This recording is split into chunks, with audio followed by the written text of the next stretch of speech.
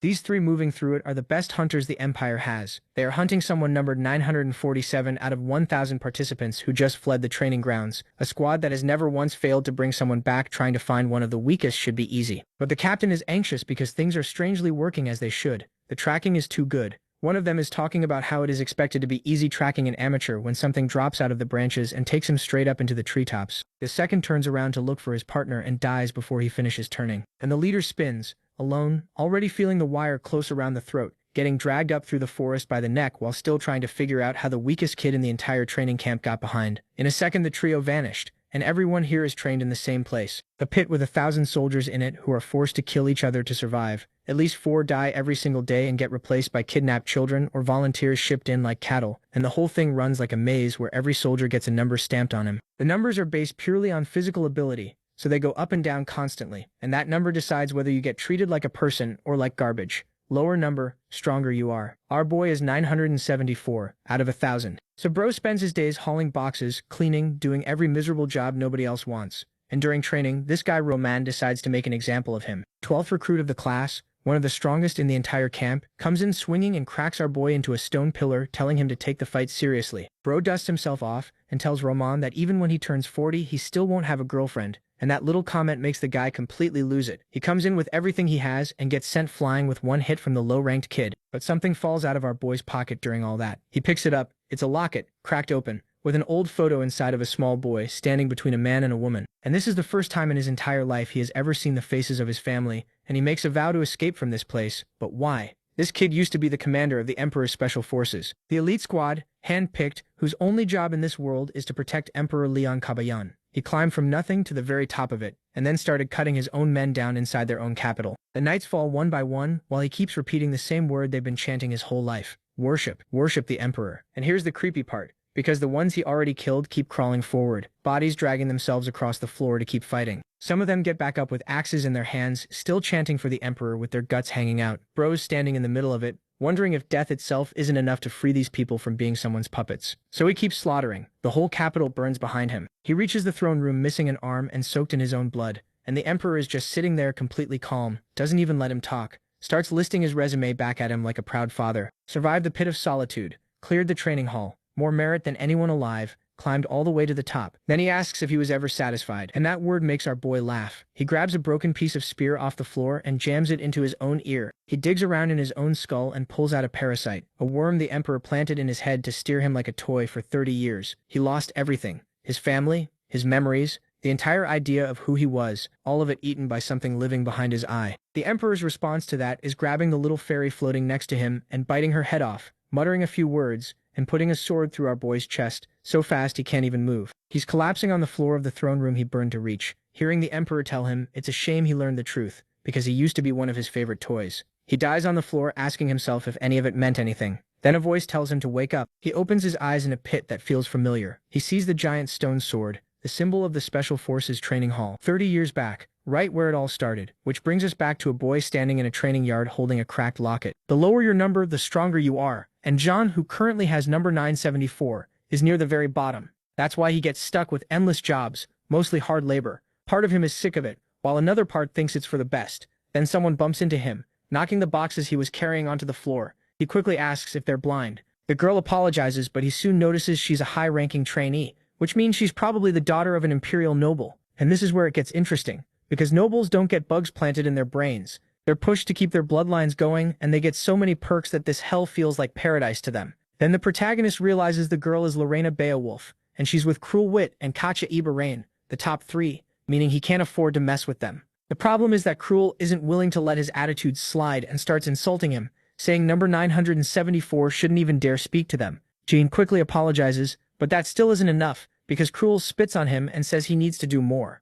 He has to beg for mercy, and all the protagonist can think about is splitting him in half. Still, he holds himself back and stays quiet until Cruel gets bored and leaves. Then Katja picks up the boxes, and that could have been the end of it. But when Jean goes back to work, he realizes someone is waiting behind the door of one of the storage rooms with clear killing intent. It's obviously an ambush. He wonders if it could be Roman, but he has no choice except to go in and find out. So he acts casual and keeps walking, only to be surprised that the one waiting for him is Lorena herself. Because of that, Jean remembers Blue Iron Armguard, one of the Empire's most wanted criminals, someone even the knights in his old timeline couldn't stop, A man who committed his first murder at 11, whose iron arm became a symbol of fear, until suddenly it was torn off by Laurana, who dragged him to the imperial palace as proof of her insane feat. Of course, that earned her a place among the imperial knights and the respect of the Beowulf family, one of the 4 clans that rule the snowy northern region. They openly say she has the talent to become the strongest swordswoman on the whole continent. Since childhood, she built a name for herself as the Sword Saint, so Jean frankly tells her he has no idea why she's looking for him. She only stares at him suspiciously and asks what his goal is, because he's hiding his real strength. Jean keeps insisting he doesn't know what she means, but she reveals that she saw his fight the other day and noticed what should have been a rookie match ended with a blow only a high-ranking man could use. Jan knows he messed up by being that careless, but admitting his power would only bring more trouble, so he plays dumb. It even seems like Lorena might let it go, until suddenly she hits him with the same blow she used on Roman. Jan figures she's testing him, and for that reason alone, he doesn't dodge. He twists in pain while she apologizes, saying she was sure he would block it. And poor Lorena really does look embarrassed. Jan decides to use that and make her feel guilty. He hopes she'll forget what she saw, and it seems to work. Lorena offers to help. She starts moving boxes with him and says he doesn't need to be so formal. After all, they're both still trainee soldiers. She's actually pretty kind and easy to talk to. Lorena admits she hates how lower-ranked people are treated and wants to change that when she becomes head of her family. They keep talking while they finish the work. Once it's all done, Jan thanks her for helping, but that isn't the end of it. Lorena says she'd like to be wrong, but she's not stupid. She clearly noticed his reaction. His eyes stayed on her hands, which gave him enough time to dodge. That's why she plans to keep watching him. Jan stays quiet, but starts wondering how to get her off his back or if he should kill her now before it's too late. He knows he has the skill to do it, but that would put the Beowulf family on alert and turn them against him. So the answer stays the same. Escape is his best option. With that in mind, he heads to the latrines. In his old timeline, many people tried to escape, but only one ever made it out. He was caught in a nearby forest, and Jan wonders how the hell he managed it before being killed. Before dying, that man revealed that behind a wall in one of the abandoned toilets in Area 3, there was a secret passage leading outside. In the present, Jan finds it. It's still very small, but if he keeps digging, he should be able to get out of this awful place and take back his freedom. Still, he knows he has to wait for the right moment, so he puts everything back and returns to his cell just in time for the nightly roll call. Even though he's desperate, Jan reminds himself to stay calm. As a commander, he learned that success in any mission depends on how careful you are. In the end, he'll only get one shot. Even if he escapes, a pursuit squad will come after him, and if they catch him, they'll kill him and use him as an example for the other trainees. In a situation like this, strength alone won't be enough, so he needs to prepare his hidden card, Dark Dragon Breathing, a mana circulation technique known only by Special Forces commanders. The problem is, even though he knows the method, his current body can't handle it. So he chooses an even riskier plan, Divine Dragon Breathing, which makes mana rush through his body at shocking speed, soaking every cell like a dragon itself has entered him. Seeing that much power, Jan remembers this was the secret technique of the first emperor,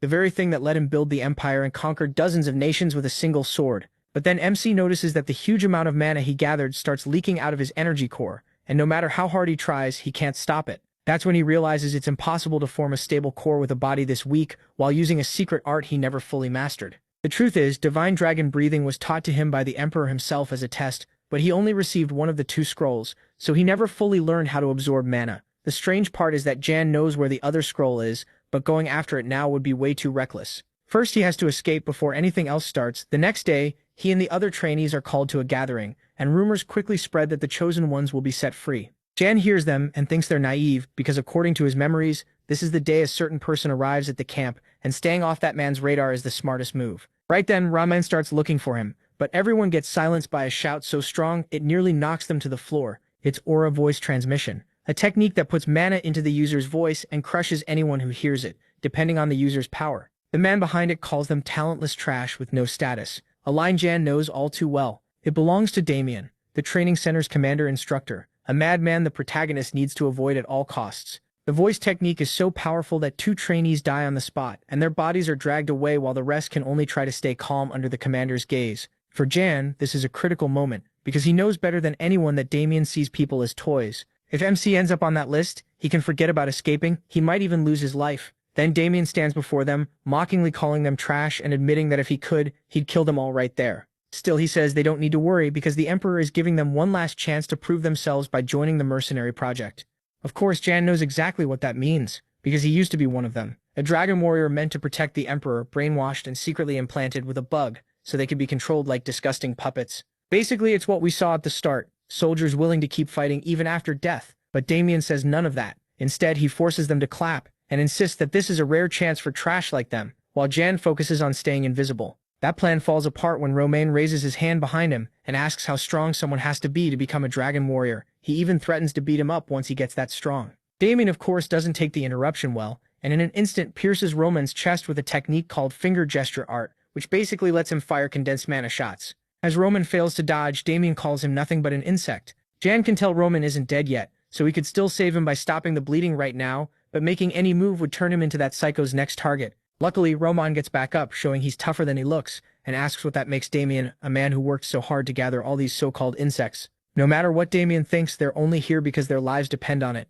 So if he really sees them as bugs, why doesn't he protect his precious emperor all by himself? The room goes silent. Damien admits Romain is a pretty stubborn insect, like a cockroach that can survive even after losing its head. Then he asks if Romain can do the same, and starts gathering a huge amount of energy at his fingertip. But just as he fires, something blocks the attack. A crystal mole, a creature from those caves with a special trait. When it touches anything, it explodes. So instead of dying on the spot, Romain is saved and only passes out from the blast. All of it, of course, is thanks to Jan, who found the mole in the bathroom and kept it in case he ever needed it. Still, he knows everything will fall apart if Damien saw him throw it. But the man only laughs, saying that was pretty interesting for a cockroach. It had a lot of luck. In the end, Damien simply leaves. Jan lets out a breath, relieved that at least for today he's safe. The problem is he couldn't be more wrong. In his office, Damien clearly remembers both boys' faces and decides he's found a pair of very interesting toys. After that, we move to Area 3 to the abandoned toilet, where Jan has been working non-stop for the last 3 days, widening the tunnel that will lead him to freedom.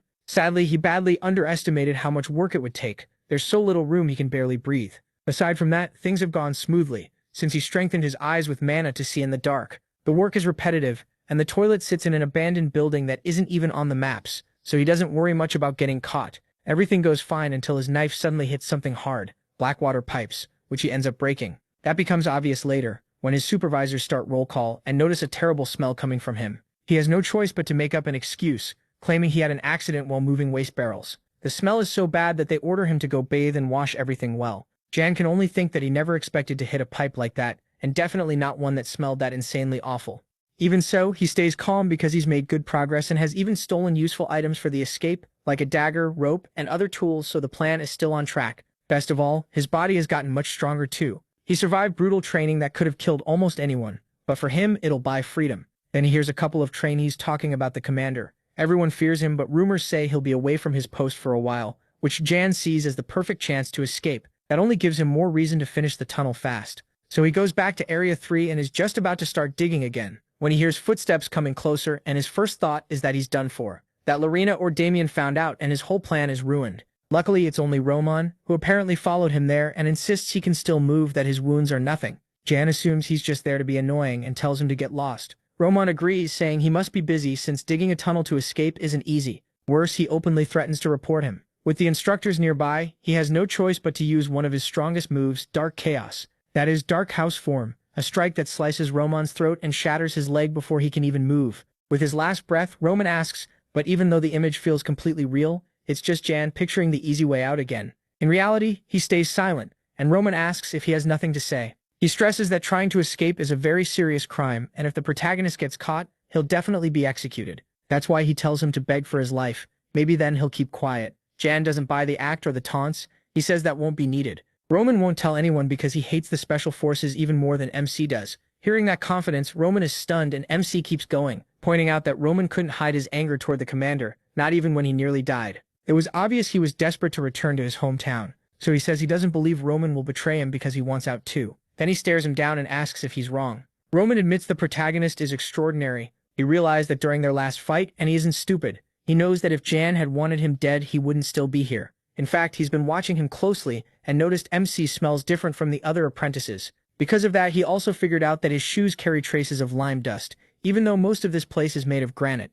He also studied the way Jan walks and checked his daily work records, which showed he was spending far too much time there. He admits Romain is sharper than he looks, and Romain asks him to explain the plan. He's not fully sure he wants in, but he wants the chance to think about it. Jan refuses. For something like this, there's no room for doubt. Romain is strong and could rise through the ranks in about 10 years, but escaping alone would still put more than just him at risk. It would endanger the family he wants to protect. In short, there's no time to think or hesitate. He has to choose now, knowing that if he joins the protagonist, by this time tomorrow, they'll be gone.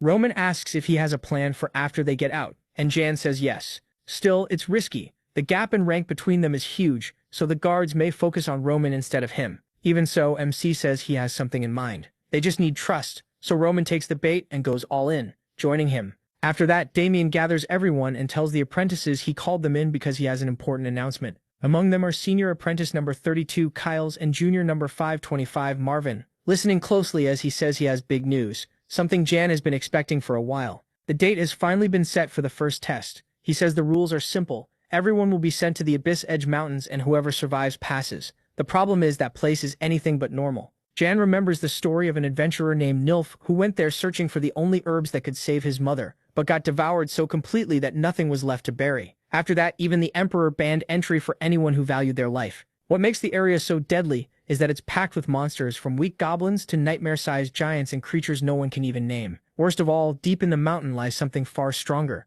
With a cruel grin, Damien asks if they're excited and jokes about betting on how many bugs will survive. Then one of his subordinates tells him he has an urgent message. He's been summoned immediately. We still don't know what it is about, but the tension is obvious. The man leaves at once and Damien is left surprised by the sudden attitude shift, but even more worried, since he knows most of the junior apprentices aren't ready to survive in a place like that for even a day. As for the noble juniors, they'll most likely get help from the instructors. While all this is happening, Lorena walks by him and the juniors step aside like she's some kind of goddess. When Jan sees her, he simply asks her to keep walking and not make a scene. She notices, and for a moment it seems like she might do something, but she only locks eyes with him, making it clear she can't wait to see what he'll do. Luckily, she keeps going. Still, knowing someone is watching his every move only makes Jan want to escape unseen even more. So he asks Roman if he has what he requested. Roman quietly says yes, and with calm confidence, he tells him to take one last look at the great stone sword. He won't be seeing it again. Jan already knows what message Damien received, because he was summoned to the Imperial Palace to report on the candidates, the apprentices, and the test preparations. That means they must use every second of his absence. That night will be their escape. A few hours later, the guard starts roll call, naming the junior apprentices one by one. When Jan's turn comes and there's no answer, he turns serious and says he won't tolerate more trouble. Then the protagonist finally replies, "I'm here." But the voice doesn't come from the cell. It comes from behind him, where a pair of hands suddenly snaps his neck, kicking off the escape plan. And the surprise is, it won't be just Jan and Roman like we were told at first. Apparently, two more apprentices join them, Jake and Toto. They insist on hiding the guard's body well to make sure no one finds it and buy more time. Surprisingly, Roman recruited both of them at MC's request, making it clear they're highly capable and even willing to die for a chance to escape. They move on until they reach a huge red door, and Jan explains this is why he brought them in the first place. He can't open it alone. To get from the facility to an abandoned bathroom in the sealed zone, they have to pass through a double door. The catch is, it only opens if two switches inside are pressed, and once it opens it has to be locked in place with an outside switch, so basically two people must hold the switches on both sides first.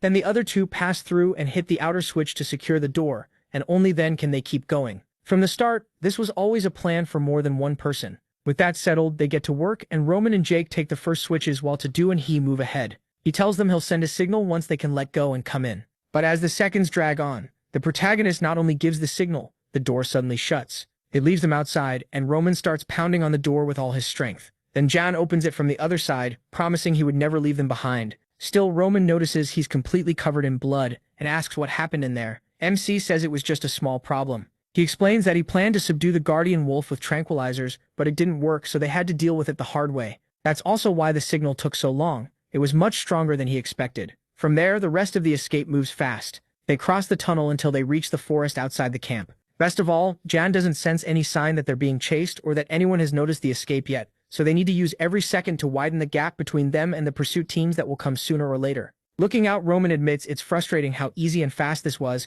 considering how many people are still trapped down there. Jan disagrees. Reaching this point took far longer than it seems. Even with the beautiful view, he warns them this is only the calm before the storm. He takes one more look at the photo of his parents, knowing this is only the beginning. Of course, he also has no time to waste, so he starts explaining the plan from here on out. They're in the heart of the great forest of Atria, a huge region spread across the Empire's northern mountain range, so vast they'll need to run for at least 2 full days to get out alive. Roman asks if it wouldn't be better to hide among the giant Sikujoa trees until the danger passes, but Jan explains the forest is full of monsters too, so staying there doubles the risk. Besides, hiding is useless. The pursuit team has around 20 people who know the forest like the backs of their hands, so the best idea he has is to run and split up. If they separate, the pursuit team will have to split too, and a 1 versus 5 sounds a lot more possible than a 4 versus 20. Roman doesn't like that plan much, since as the highest rank, he'll be the main target. Jan reminds him he's also the strongest, so he'll survive. It may be unfair, but if they stay together, they're screwed, so there's nothing else to argue about.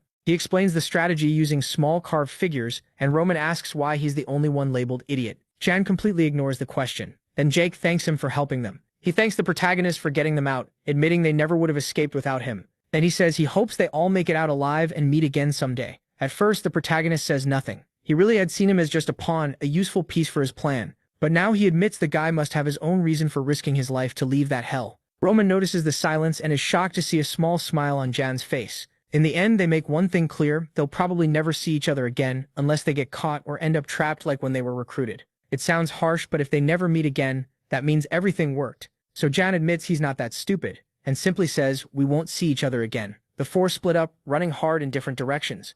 After a while, MC decides it's time to make his own move. He activates Divine Dragon Breath, using a technique called Wind Wing Flap, which sends mana into his arms and legs and lets him run at insane speed. It even launches him to the top of a tree in one move, but there's still a huge stretch of forest ahead. The bad part is his body can't keep that pace for long. He still hasn't mastered efficient mana flow, but none of that matters now. He's getting closer to his goal. Thinking about the others, he feels kind of pathetic that they had to help him so much when he was the leader of the 5th Division's Special Forces. Still, that weakness only pushes him harder to find out how fast he can get back to his prime. Meanwhile, the two Academy officials learn about the escape and complain that they still haven't gotten updates from the hunters. They need results before the Mad Commander returns from the palace. The problem is Damien shows up right then and says the madman is already back. For a second, it looks like he's about to cut the man in half, but then his expression suddenly changes. He says not to worry, he's been busy, so he'll let him do his job. This man is the head of the cadet headquarters, so he quickly promises the fugitives will be caught. Damien asks how exactly they plan to bring them back without trouble,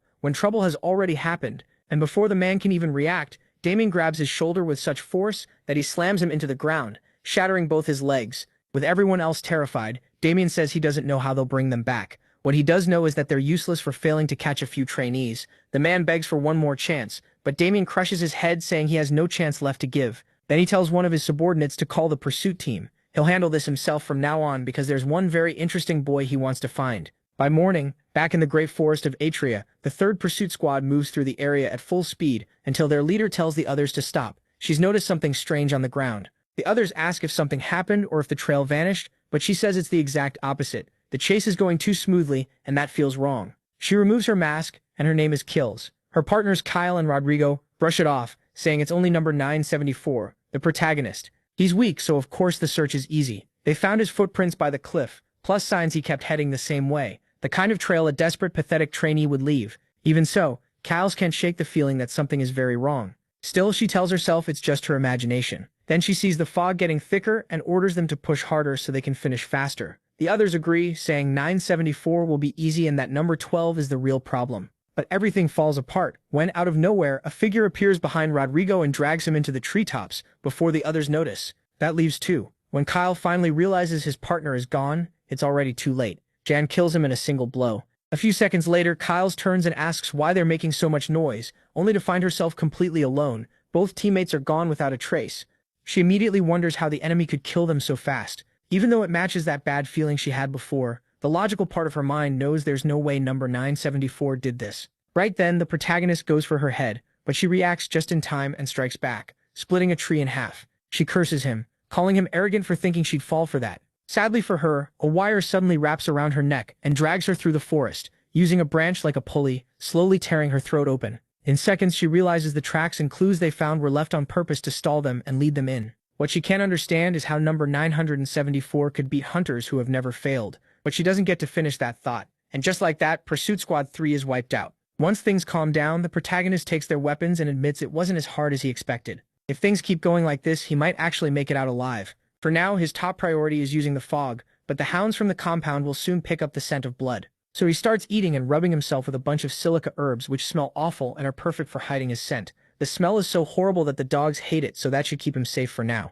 The real problem is that once they spread the heavenly and earthly net, not even a king can escape, and the clock is still ticking. Then he notices smoke rising from another part of the forest, which is a terrible sign. The pursuit squads aren't allowed to light fires, so it's probably Jake and the others setting up camp. Of course, that's a stupid choice that could get them killed, and even as he starts to go help, he tells himself this isn't the time to worry about them. After all, he only brought them here because he needed them to escape and use them as decoys, so if the hunters chase them instead, that helps him. But no matter how much he tries to believe that, his body moves on its own, and he runs to save them. The problem is, out of nowhere he feels an icy chill on the back of his neck, a bloodthirst he's felt thousands of times on the battlefield, the sense that something is behind him and watching him. At first he thinks it's just a wild animal, but then a voice behind him says, "I'm glad you took the bait." The shock is so great that the protagonist freezes for a moment while the voice adds that from the first time he saw him, he knew he'd be a very fun toy. That's when Jan realizes even the flap of a small butterfly's wings can turn into a giant storm. When he finally looks, it's Damien, walking toward him calmly. Sure, his eyes were right.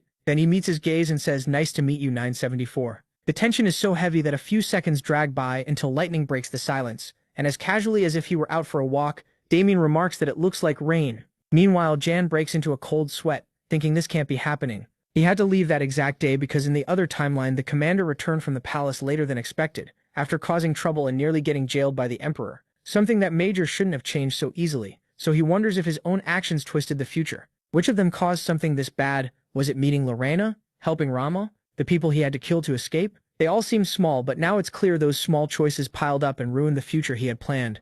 Then Damien asks if he's going to throw another mole at him, a reference Jan clearly understands, and proof that he's in serious trouble. The commander admits he was truly shocked that day, and never thought he'd recover so fast. For a few seconds he didn't even understand what was happening or how a trainee could move that quickly. To him, it was a great discovery to find that kind of potential in a place where he expected nothing but insects. Of course, Jan realizes he was foolish to think something like that would go unnoticed, and even if he doesn't know how much the future changed, this is one of the worst outcomes possible. One thing he does know about Damien is that he'll one day become one of the continent's 3 greatest swordsmen. But that hasn't happened yet, so if he wants to kill him, it has to be now or never. Damien senses that killing intent immediately and starts laughing, asking how he plans to kill him, thrilled that this boy isn't trying to run. He gets so excited that he offers him a chance, telling him to try to kill him, and depending on how he does, he'll grant him the freedom he wants so badly. The moment he says that, Jan's eyes change. That only makes Damien even more excited. He's never seen a trainee with such clear judgment, boldness, endurance, skill, and caution.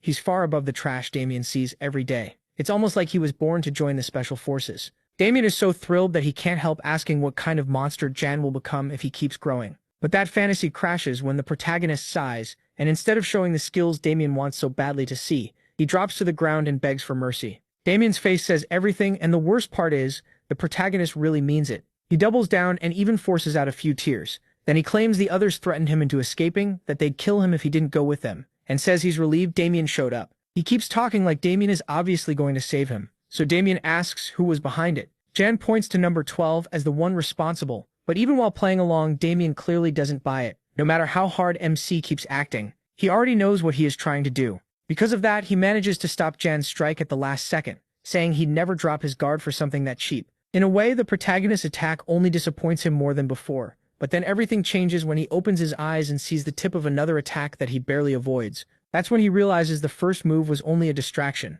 exactly the kind of trick he expected from the most promising trainee he's ever met. Then in an instant, Jan appears behind him and says this next one is the real strike, using a skill called Shadow Eraser that nearly hits him. But for some reason, the blow bounces off and Jan is the one who gets hurt. He has no idea what just happened, then notices a strange black mist covering the commander, spinning into a whirl that starts firing hundreds of random projectiles. They tear through everything nearby, and it gets worse. The projectiles start chasing Jan, so he grabs his dagger and activates Shadow Formation 5, blocking every single projectile, though the formation is left completely shattered as Damien walks toward him. Damien admits he was ready to let him go if he won, but not anymore. He refuses to lose a toy this entertaining and says he could keep playing with him for the rest of his life. Then Jan notices his clothes were ripped apart by the last hit, revealing a strange symbol tattooed on his shoulder. At first, MC doesn't recognize it, but then we jump to the past 22 hours before the escape. While attendance was being checked, Jan was also making sure everything for his plan was ready, telling himself it was only a matter of time before he could return with his answer,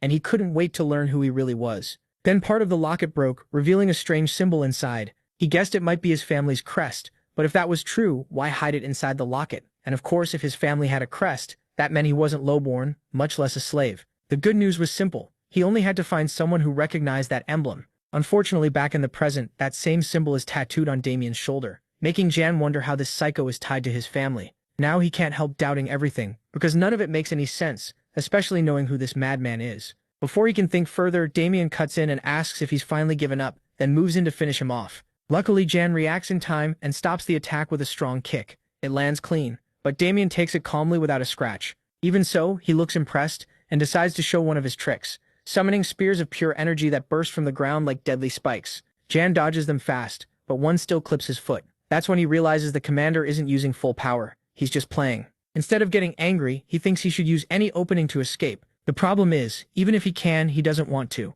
Damien isn't just a psycho. He's the only person who might know something about Jan's family. And if there's even a chance they're nobles, that information will matter a lot, because in the near future a huge uprising called the Armenia Rebellion will sweep across the continent, bringing down 10 kingdoms and wiping out many noble houses. It will grow so big that even the imperial family will be threatened. But in the end, the emperor will handle it, killing the rebel leaders and their relatives. The problem is that the leader of that rebellion will be the previous emperor's illegitimate son. Almost nothing will be known about him because every record will be erased. But that man is Damien. Back in the present, he asks what the hell Jan is thinking. But the real issue is this: Damien belongs to that family, and the rebellion will get all of them killed, including the protagonist's parents. So escaping is no longer the top priority. Stopping the rebellion is. To do that, he'll need Damien's trust, and will have to do whatever it takes. With that in mind, Jan says he's impressed by Damien's skill, and that the head of the special forces would surely respect work like his. Those words trigger an instant reaction. In a flash, Damien grabs MC by the face and throws him into a tree like a toy, wrecking part of the area as he asks if Jan is mocking him. Lying on the ground, barely able to handle the pain, he hears Damien say he's wasting his talent with that reckless mouth.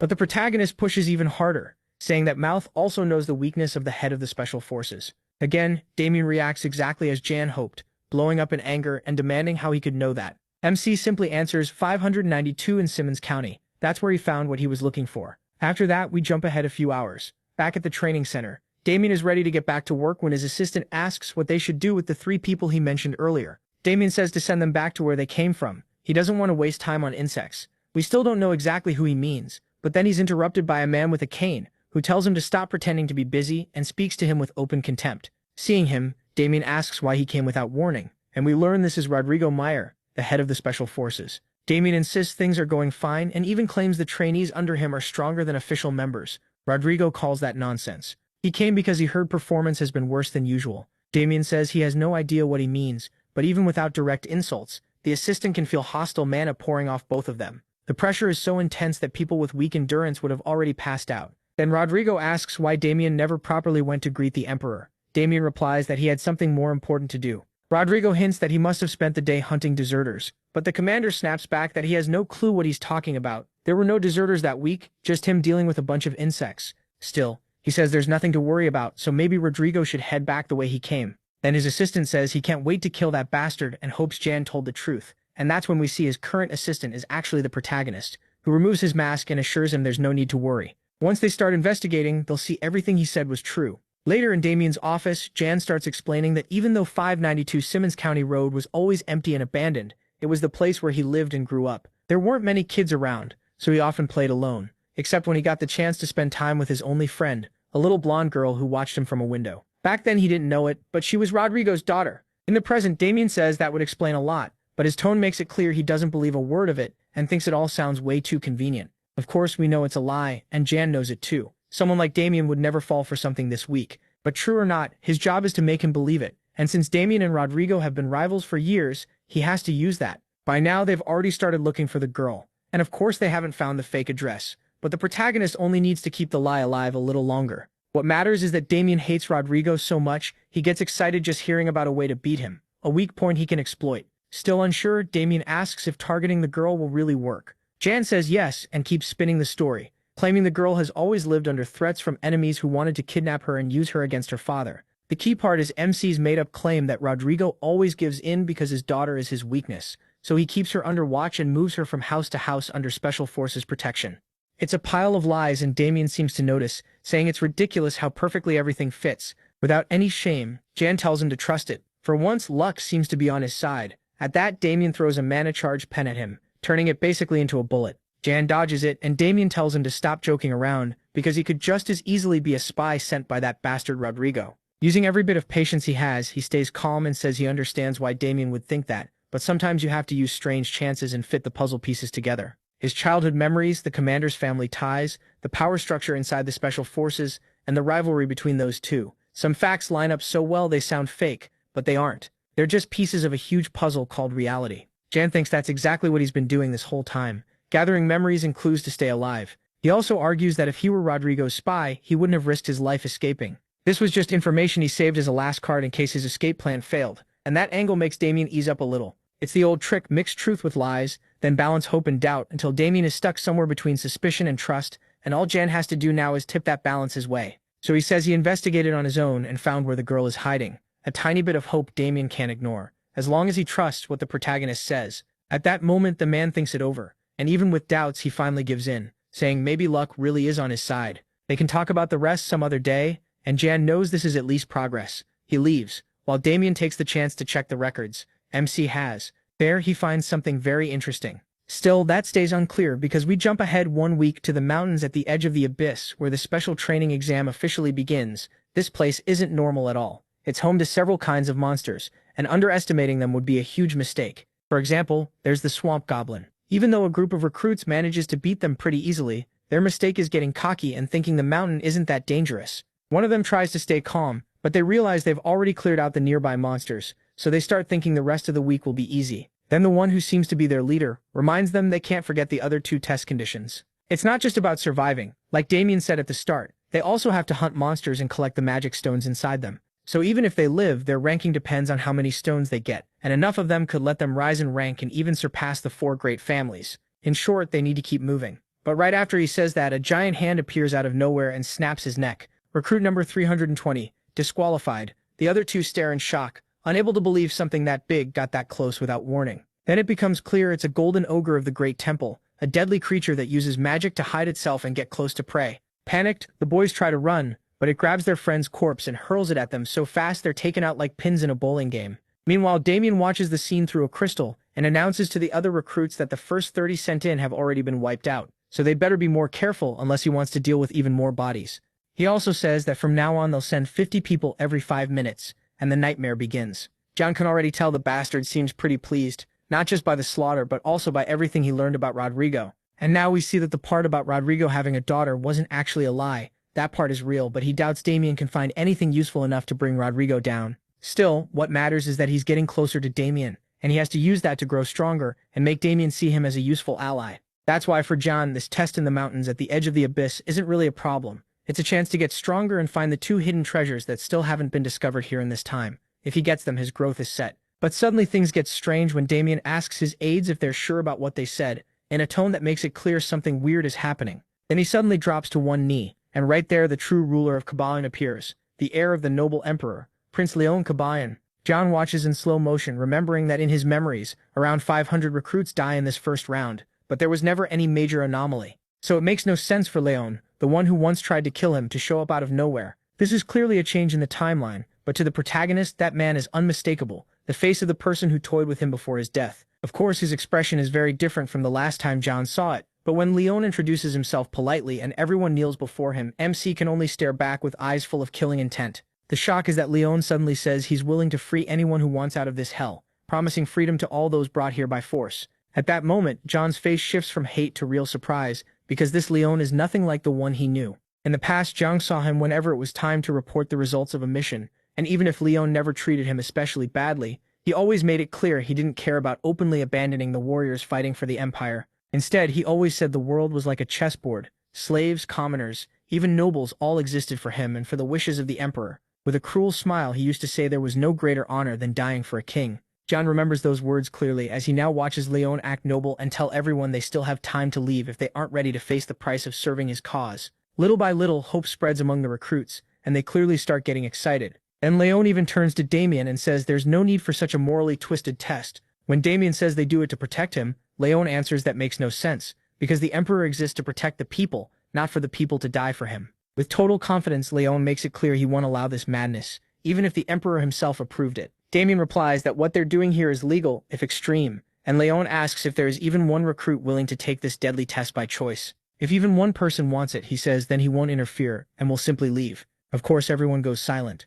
Damien thinks Leon is a huge pain, but then someone stands up. It's the protagonist, and Leon can't understand why someone ranked 974 would want to throw himself into this. He asks if he's being treated unfairly, and Jean says yes, but one thing still doesn't matter to him. No matter the number, everyone has the same right to risk their lives to move forward. After a few seconds, Leon simply says he's an exceptional recruit and keeps his word, giving permission for the test to continue under his watch. So the portal opens and everyone is told they'll be sent to different spots. When Jean's turn comes, he realizes Leon had never come here before and his behavior is completely different from before. Now Jean also has to figure out what the hell happened to him. And just like that, a moment later, he arrives in an empty part of the mountains, glad that his hands and feet are still attached, which is one of the side effects teleportation can cause. Since the area is almost empty, the first smart move is to find something he can use as a weapon. But he gets distracted by a smell, that strange mix of sulfur and the mountain's own scent, something he hasn't sensed in a very long time. Then a faint sound behind him grabs his attention. It's a monster trying to ambush him. But before we see what happens, on the other side of the mountain, a group of recruits is about to be wiped out by a cockatoo griffin.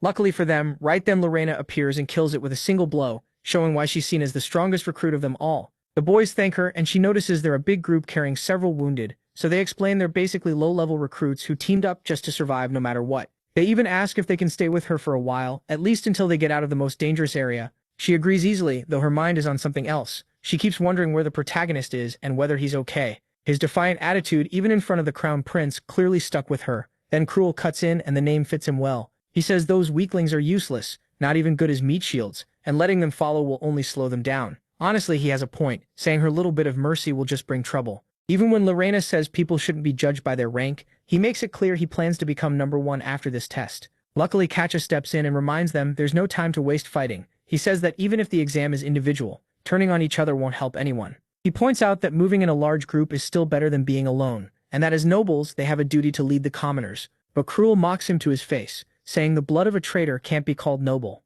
It's clearly a low blow, and Katja answers it calmly, saying that as the youngest son in his family, no one expects anything from him. Cruel quickly moves to attack, but Lorena stops him and barely calms him down before he walks away. As he leaves, he reminds himself that this always causes him trouble, and maybe he should go back to how he used to be, a lonely boy taught not to want, not to think, not to wish for anything, to live like he was already dead. But his thoughts stop when he finds a trail of blood leading behind a mountain. He stays alert, studying the situation from a distance before deciding what to do. He first assumes a monster did this, but then he finds Jan surrounded by dozens of goblin corpses, and the worst part is what he is doing. He's eating them. To get why, we need to go back a few minutes. There, Jan says he needs two things no matter what, if he wants his plan to work. The first one is, but we don't get to hear it because a goblin attacks him right then. Jan doesn't hesitate. He drives a hand through its chest, uses a skill to set it on fire, and rips out its heart at the same time. His bloodlust matches the monsters around him. A whole pack of goblins is ready to tear him apart, and Jan just thinks this is his lucky day, so he charges straight at them with everything he has. At this point in the timeline, magic stones are treated like a minor monster byproduct, mostly used for making magic items. What only Jan knows is that soon a scholar named Isaac will publish a huge discovery. He proves those stones can also absorb a monster's traits and mana. For example, goblins give resistance, trolls regeneration, ogres strength, and so on. At first, people mocked the idea, saying monsters and humans use mana in completely different ways. When they demanded proof, Isaac simply took off his robe, showing a body like a beast. After that, people started seeing monsters as a way to grow stronger, and the method of absorption was simple: eat them. That's why in the present, John starts swallowing the stones from every enemy he kills. He tries to balance the monster's mana and poison at a 2-to-1 ratio, so he gets the benefits without dropping dead from the toxic meat. It tastes awful, and eating it raw is just as risky. Still, Jean can't waste time, so he uses dragon breath to cancel out the extra poison. The only issue is the more he eats, the more he realizes this will take time to do right. But just as he's about to take another bite, he gets attacked by Cruel, who sends him flying with one hit, saying that no matter how creepy he looks, he's still just weak rank 900 trash. That confidence vanishes when Cruel sees Jean is completely fine. Jean tells him that compared to the monsters here, he's nothing. Of course, Cruel decides it was just luck, and says he's heard of savages like him who eat monsters. Even so, he'll spare Jean if he hands over every magic stone he's collected. Jean says he can't. He already ate them all, and he clearly doesn't want this to get worse. But everything changes when Cruel keeps threatening him, and after checking that no one else is nearby, Jean decides he can have some fun with one solid punch to the stomach. The beating is so brutal that Cruel starts remembering his past at the Whip Mansion, admitting that around age 12 he realized most people in the world are trash, so he thought he'd be the one to rule as the family heir. Sadly, he was completely wrong because his older brothers took that place right away and sent him to a special academy under the excuse of helping his education, when really they just wanted him gone. From then on, Cruel grew to hate his family and everyone else, seeing them as filth he'd destroy once he escaped that cursed place. But now here he is, beaten by a nobody, who a moment later drags him toward the ravine before he even reaches the monsters, using a dog collar to lead him.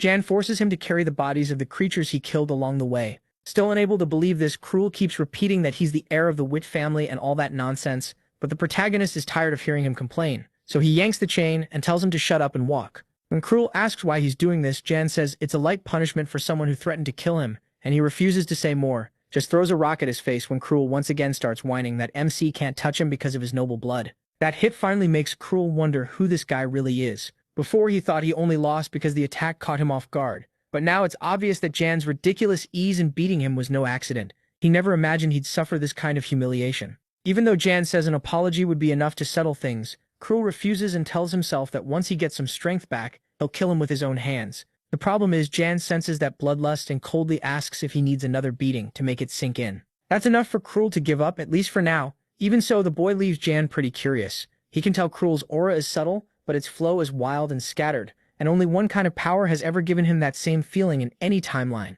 Among mana arts, there's also black magic. It uses darkness to cast curses and boost attacks, whether through weapons or bare fists, and black magic users grow much faster than normal fighters. The downside is that their minds and bodies slowly break down until darkness consumes them, and they lose all control. That's exactly what happened to Cruel, who in the other timeline was known as the Bloody Celestial, infamous for his evil deeds as he became the strongest figure in his family. Jan wonders if Cruel's unstable mana is what will push him into black magic. His thoughts are cut off when the boy asks him to remove the collar, since he has nowhere to run anyway. He agrees and says he was about to do that, because they've already arrived at their destination, a hidden palace-like place beneath the cliff. That's where the mountain's real treasure sleeps. Or rather, not a treasure, a monster. So Jan orders him to throw down the goblin corpses. Cruel obeys, still not understanding what's going on, and the protagonist tells him not to look back and to jump through the portal right now because things are about to get ugly. At the bottom of the cliff, the goblin bodies stay completely untouched. Then something strange happens. The spilled blood starts moving on its own,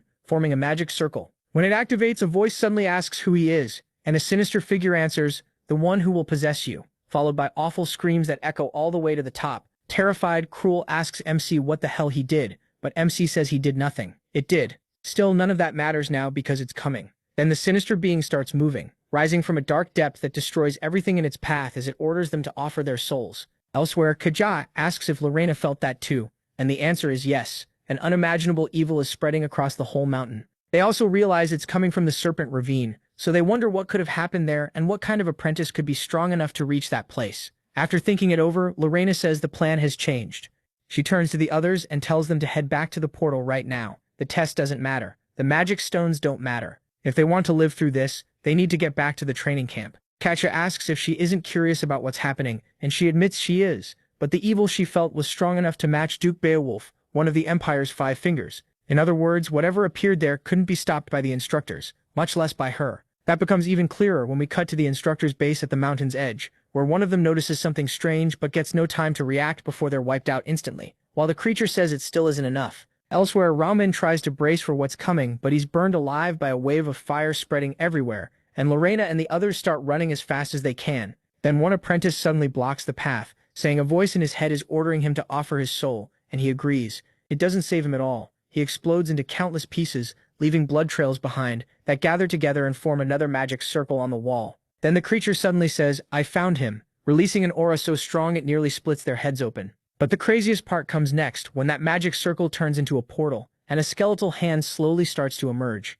The creature says it has found the one responsible for waking it from its sleep, and thanks to him it has returned. It says maybe it should repay him, but instead it has come to collect their lives. Here we learn that one of the biggest frustrations for mages is that magic is endless, but life is so short, so the greediest among them research ways to become immortal. As a result, some gave their souls to darkness, earning the chance to remain in this world as a special kind of creature, undead liches that hated all living beings. The problem is, as they watch the creature come out of the portal, Lorena realizes this isn't some ordinary lich, it's one that has absorbed countless lives. There's no reason a monster like this should have appeared here. And on the other side, we see that Roman is still alive, sprinting with Jake as fast as he can. Then they freeze when they see every instructor dead on the ground. Right away, Roman thinks about Jan, who before the test started said he wanted to do it completely alone. Still, he admitted he'd grown a little attached to Roman during their time on the run, so he gave one clear warning: head straight for the portal the moment things start getting out of hand. Roman didn't get it back then, but after seeing this massacre he wonders what the hell Jan is planning,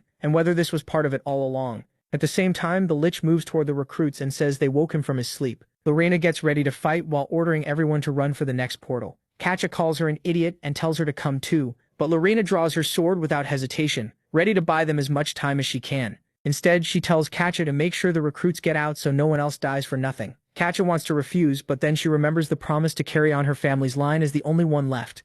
So she starts running, apologizing for giving in so easily, but she can't die in a place like this. Seeing Lorena stand against him, the Lich mocks her, saying no mortal could ever beat him. But Lorena isn't throwing her life away. She believes this fight isn't over yet. She still has two major cards to play. First, her mithril sword, which is deadly against the undead. The second one stays unknown because right then the Lich starts casting a spell called Skull Magic Missile, summoning dozens of dark mana shots and firing them at her at full speed. Even so, Lorena stays calm and charges forward, dodging every strike while moving behind him. She points out that her advantage is simple: mages can't use attack and defense spells at the same time. That seems proven when, with his last attack still active, she slices him in half like it's nothing. The problem is, even if she's right, it doesn't work here. The Lich activates a magic shield and reveals that each skull can cast spells on its own. One of them strikes her from behind, knocking away her sword, and Lorena gets caught, left completely at the enemy's mercy. Using the last of her strength, she struggles and tells him to let go, but it's useless. Her defiance only excites the Lich, who says he wants her because she's stubborn enough to stand against him.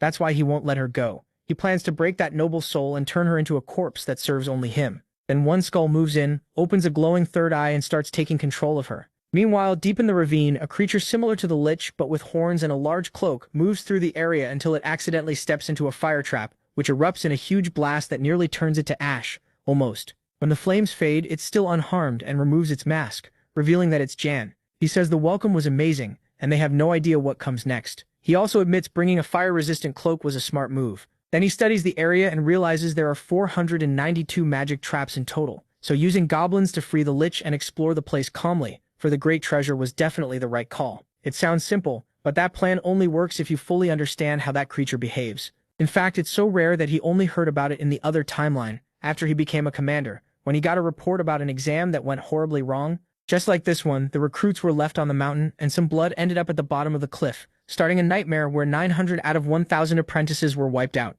It was so terrible that for the first time the authorities looked into the camp's brutal methods and launched a special investigation, discovering the place was full of incredible treasures, ancient books that could make anyone wise, and wealth beyond imagination. But among everything they found, two items were priceless: the grimoire and an egg holding all the Lich's mana gathered over thousands of years. In the other timeline, the egg was never found, and they assumed it was destroyed during the chaotic fight with the Lich, but it should actually still be here, able to give him the power he needs to draw out the grimoire's full value and completely master divine dragon breath. That was Jan's plan, the only way he has to surpass the abilities from his past life. With that in mind, he reaches the top floor, right where the altar should be, and uses what he learned from that old report to try opening the door. The problem is his spells get reflected as if the door were a mirror, revealing a special guardian with facial recognition that only responds to its master. The good thing is, that's not the only way inside, because a few meters away there's a secret passage that runs through several deadly traps, but eventually leads to the altar. Jan knows it'll be rough, but nothing is impossible for him. And he has plenty of time, since the Lich is probably busy enjoying himself right now. Back with him, Lorena doesn't hold back her insults, but that only seems to excite him more. He says he'll make her his personal toy, cut off her head, tear away her limbs, and even turn her into a zombie to devour the people she loves. Finally, she's had enough and attacks, declaring this will be his end. At first glance, it looks like Lorena has been brutally pierced, but that's not it at all. She starts laughing and shows that she managed to stop the attack with her teeth, and she's not done fighting. That bold move pushes past what the Lich can stand, so he prepares another attack to grind her to dust. But suddenly he stops and looks around like something is wrong. Lorena has no idea what's happening, until the Lich says the barrier protecting the altar has been completely destroyed. Someone had entered his domain. He gets so paranoid that he even accuses Lorena of being a decoy and asks if she's working for someone else, but she says she has no clue what he's talking about. Luckily, the enemy has no time to waste, so he slams her into the ground with a gravity spell before summoning a portal and teleporting straight to the door. 127.5.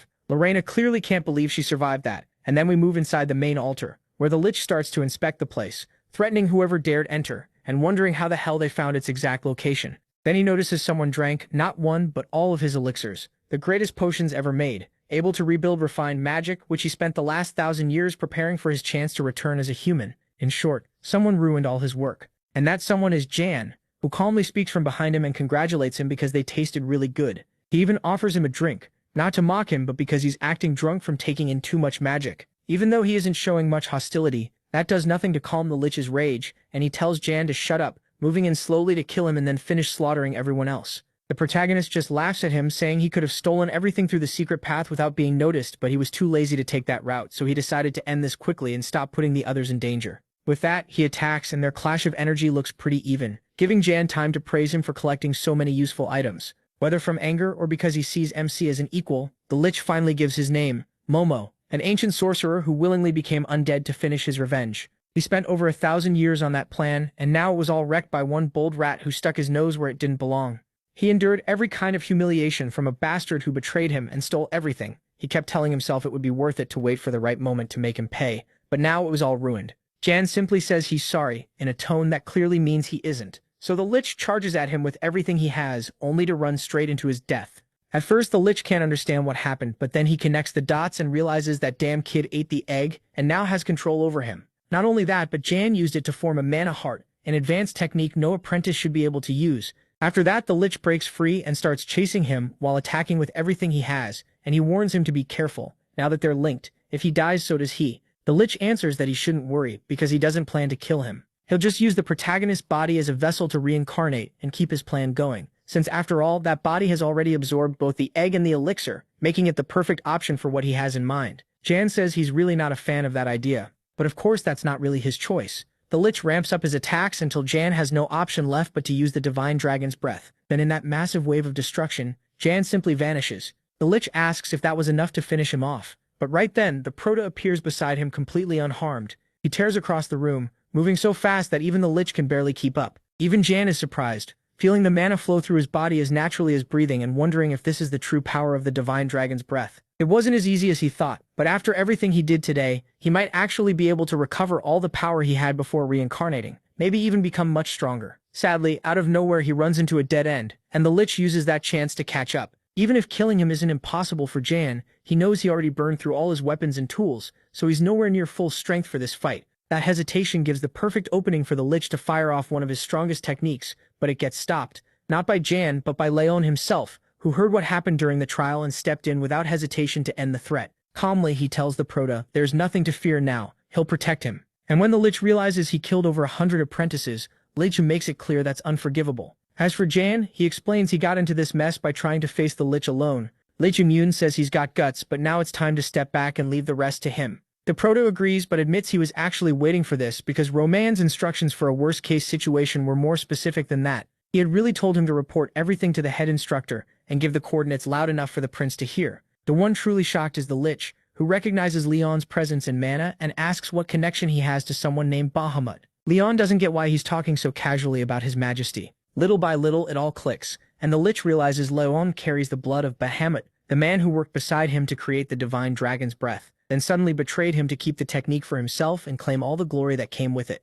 So now we can confirm Bahamut was the famous first emperor and the target of his revenge. To understand it better, we go back to the past, when Momo was still alive and one of the most respected mages of his time. He spent entire days studying the stability and flow of mana along with the explosive boost and absorption power of the mana circle, three factors that if combined could create something beyond this world. To satisfy that curiosity, Momo began testing those ideas using the body of his friend Bahamut, and the result was a success.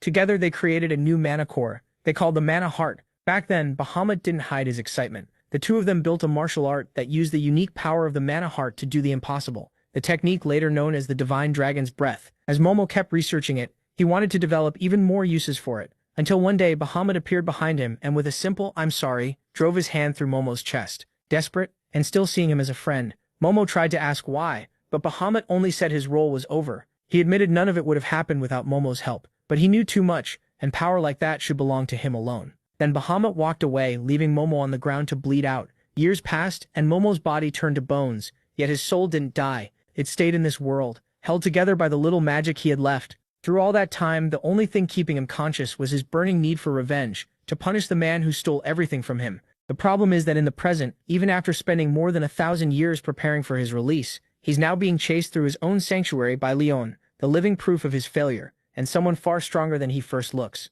The gap becomes obvious when Momo prepares one of his biggest attacks, and Leon easily destroys the magic circles. He moves with a confidence that clearly reminds Momo of Bahamut, and even so, Momo refuses to quit and keeps attacking, using every small opening to form new magic circles. The prince may look impressed, but Leon only needs to drive his sword into the ground to unleash a huge wave of mana that shuts down all of Momo's moves. In the end, both of them prepare to launch their final blow. A brutal clash of energy erupts and the Proto watches from afar, saying that fighting the Lich on equal footing just proves Leiron is on another level. Then he notices Leiron's sword takes the shape of a dragon and wonders if it's tied to the divine dragon's breath. He plans to use this chance to study the true power of his enemy, even though part of him knows he might have to fight Leon someday. The other part says the smart move is to run, but he says that out loud, and someone behind him hears it and asks where the hell he thinks he's going. It's Rodrigo, who grabs his shoulder and says this is where things are finally getting interesting. Jan immediately thinks he messed up by forgetting about that guy, and it gets worse when Rodrigo asks how someone as low-ranked as him in the 974th always ends up right in the middle of everything. For a few seconds, the Proto has no idea what to say, but luckily Rodrigo shifts his focus to the fact that he isn't using honorifics, and launches into a long lecture about how to speak to superiors. Still, he also explains that even though Damien tried to cover up the escape, he had already gotten a full report from one of his informants, who told him that 3 of the 4 fugitives were caught in the forest without much trouble.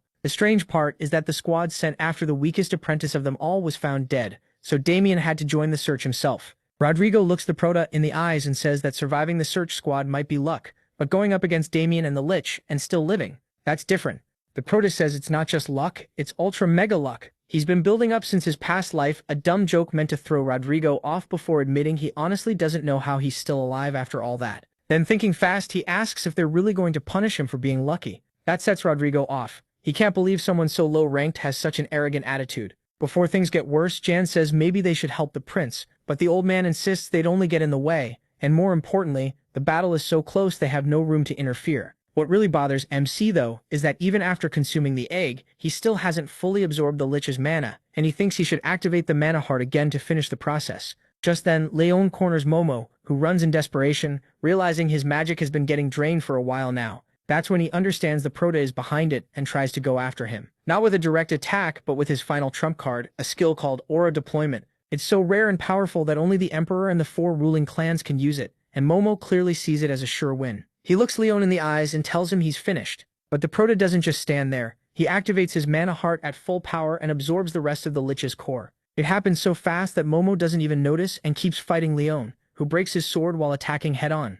Momo tells him it's useless, but the prince only needs to say one word for the broken pieces of the sword to come alive, striking from every possible angle before joining back together like nothing happened. Little by little, Momo starts to fade, refusing to accept that his plan would end in such a stupid way after everything he worked for. In those last moments, he sees his old friend in the boy's face and asks why he betrayed him when he would have gladly given his life for him if needed. Then he disappears. Leon admits that if Momo had fully used that aura deployment, he wouldn't be alive to talk about it, which only proves he's still too weak. Rodrigo and the Proto walk over and praise what he did, but instead the prince worries about the Proto, asks if he's alright, and tells him to go somewhere safe. Jan agrees, thinking things went even better than expected, and in his mind he says all of this was thanks to Momo, without knowing that deep inside the sanctuary, a small part of the Lich is still alive. After that, we move to a much nicer room, where the Proto relaxes, reads a book, and enjoys some wine, a taste he picked up in his past life, but for obvious reasons hasn't had many chances to enjoy. Finally getting to rest makes everything that happened with the Lich feel far away, but it still doesn't change how shocking it is that a place like this exists in the recruit dorms. Compared to where he was before, this is on a whole nother level. A big bed, sofas, a shower, and tons of food. This will be his new home. It was all because of the exam's final results, even though the test had been interrupted by what everyone called a sudden accident. In the end, the prince stepped in. Nothing got out of hand, and the exam resumed without trouble. Still, the real shock came when they announced the scores and explained that ranks 1 through 10 would be labeled superior, ranks 11 to 100 would be average recruits, and everyone else would be classified as lower rank. That also meant the groups would be reshuffled, and each person would get a new dorm based on their results. There were other perks too, like free access to the Imperial Treasury. That treasury is a giant storehouse filled with weapons, treasures, and spellbooks collected since the country was founded. So people say it holds hundreds of divine swords, and its spellbook shelves are as huge as a castle. The top 10 could enter the 3rd floor, ranks 11 to 100 could go up to the 2nd, and everyone else only got the 1st floor. But the biggest surprise came when the rankings were read. Ramen took 5th place, Cruel got 4th, Katja came in 3rd, and Lorena was 2nd. At that point, everyone was stunned, saying there was no way anyone could have done better than her. Lorena stayed quiet, thinking the ranking meant nothing when she couldn't even stand against the real monsters. If anything, the test only reminded her how much stronger she still needed to become. Cruel quickly used the chance to mock her for losing 1st place, and Katja stepped in to defend her. But he brought up a rumor spreading through the halls that she never fought the Lich at all, and instead begged for her life so it would spare her. He meant it to shame her, but Lorena calmly answered that the rumor wasn't that far off, because the truth was that she had no chance against an enemy like that with her current skills, and if she was still alive it was only by luck. Cruel didn't stop there. He asked how someone so weak planned to become Duchess of Werewolf, when everyone knew she wasn't worthy, even if her older brother's death had left the title open. Then Cruel went even further and asked if she had killed her own brother to clear the way for herself, and that was finally too much for her. She threatened to kill him, and the two got ready to fight when someone suddenly stopped Cruel by grabbing his ear. The crazy part was that this person pulled so hard it almost tore off. As Cruel demanded to know who dared treat him like that, the announcers revealed that first place belonged to none other than Jan. That news caused even more outrage than Lorena losing the top spot, because nobody could understand how number 974 had suddenly jumped to first out of nowhere. Hurt and shocked, Cruel swore he wouldn't show mercy, but Jan only gave him a cold look and asked what exactly he could do against him. Lorena noticed that exchange right away. She greeted him warmly and talked to him like an old friend while thinking she had known it. Someone who could take first place and scare a martial arts expert like Cruel that badly was clearly no ordinary person. She could also feel a strange energy inside him, like it might burst out at any moment. Even with so many things she wanted to ask, she only pointed out that Cruel had been insulting him and told Jan to keep punishing him. Back in the present, he relaxes in his new room while reading the only book he took from the Imperial Treasury. Then he notices someone coming and tells them to enter. The door opens, and the visitor is surprised Jan noticed him even though he had tried to hide his presence. It's Damien, and he says they still have a few things to settle between them. The protagonist quickly hands him a second glass, making it clear he expected the visit and prepared it in advance. Jan also asks about the Crown Prince, since Leon seemed worried about him after the test. Damien says it was probably just passing curiosity, but the truth is, once Leon has noticed him, he can't just kill MC and brush him off as some ordinary trainee anymore. The problem is that Damien has just received a new report from his personal search team, and they found nothing connected to Rodrigo in Simmons County, so Jan's lead was useless. He says the old man is too clever and must have erased his tracks the moment he realized he was being followed. Damien tells him it isn't his fault, but if Jan can't give him useful information,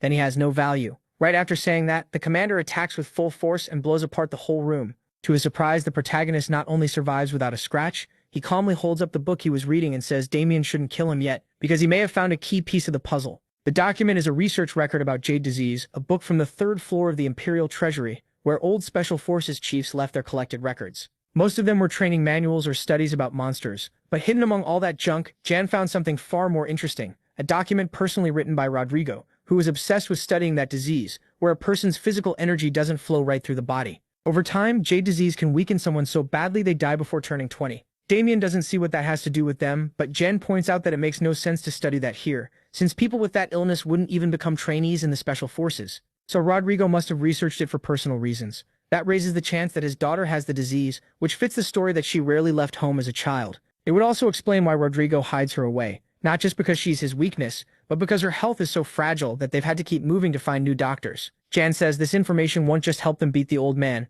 it can let them control him. Treating a patient with that disease costs so much money that not even Rodrigo could pay for it with his own funds, which suggests bribes and other dirty dealings. For now, the plan is to find proof that he diverted money from the Special Forces and hit him where it hurts most. Jan admits it's still only a theory, but there's nothing to lose by investigating that path. It's also safe, and it gives Damien a reason to dig into the unit's private affairs. Damien thinks it over for a moment, then says the idea is actually solid, and tells Jan to learn more about jade disease while he handles the missing funds. Of course, MC agrees because none of it was a lie. Rodrigo really was involved in corruption to pay for his daughter's treatment, so it's only a matter of time before the whole puzzle starts to come together. What's interesting is that Damien seems impressed. Jan ignored the Treasury's weapons just to dig into this matter, so he rewards him by taking him as his personal disciple. As he heads for the door, Damien admits he likes Jan more than most of the useless insects in that place.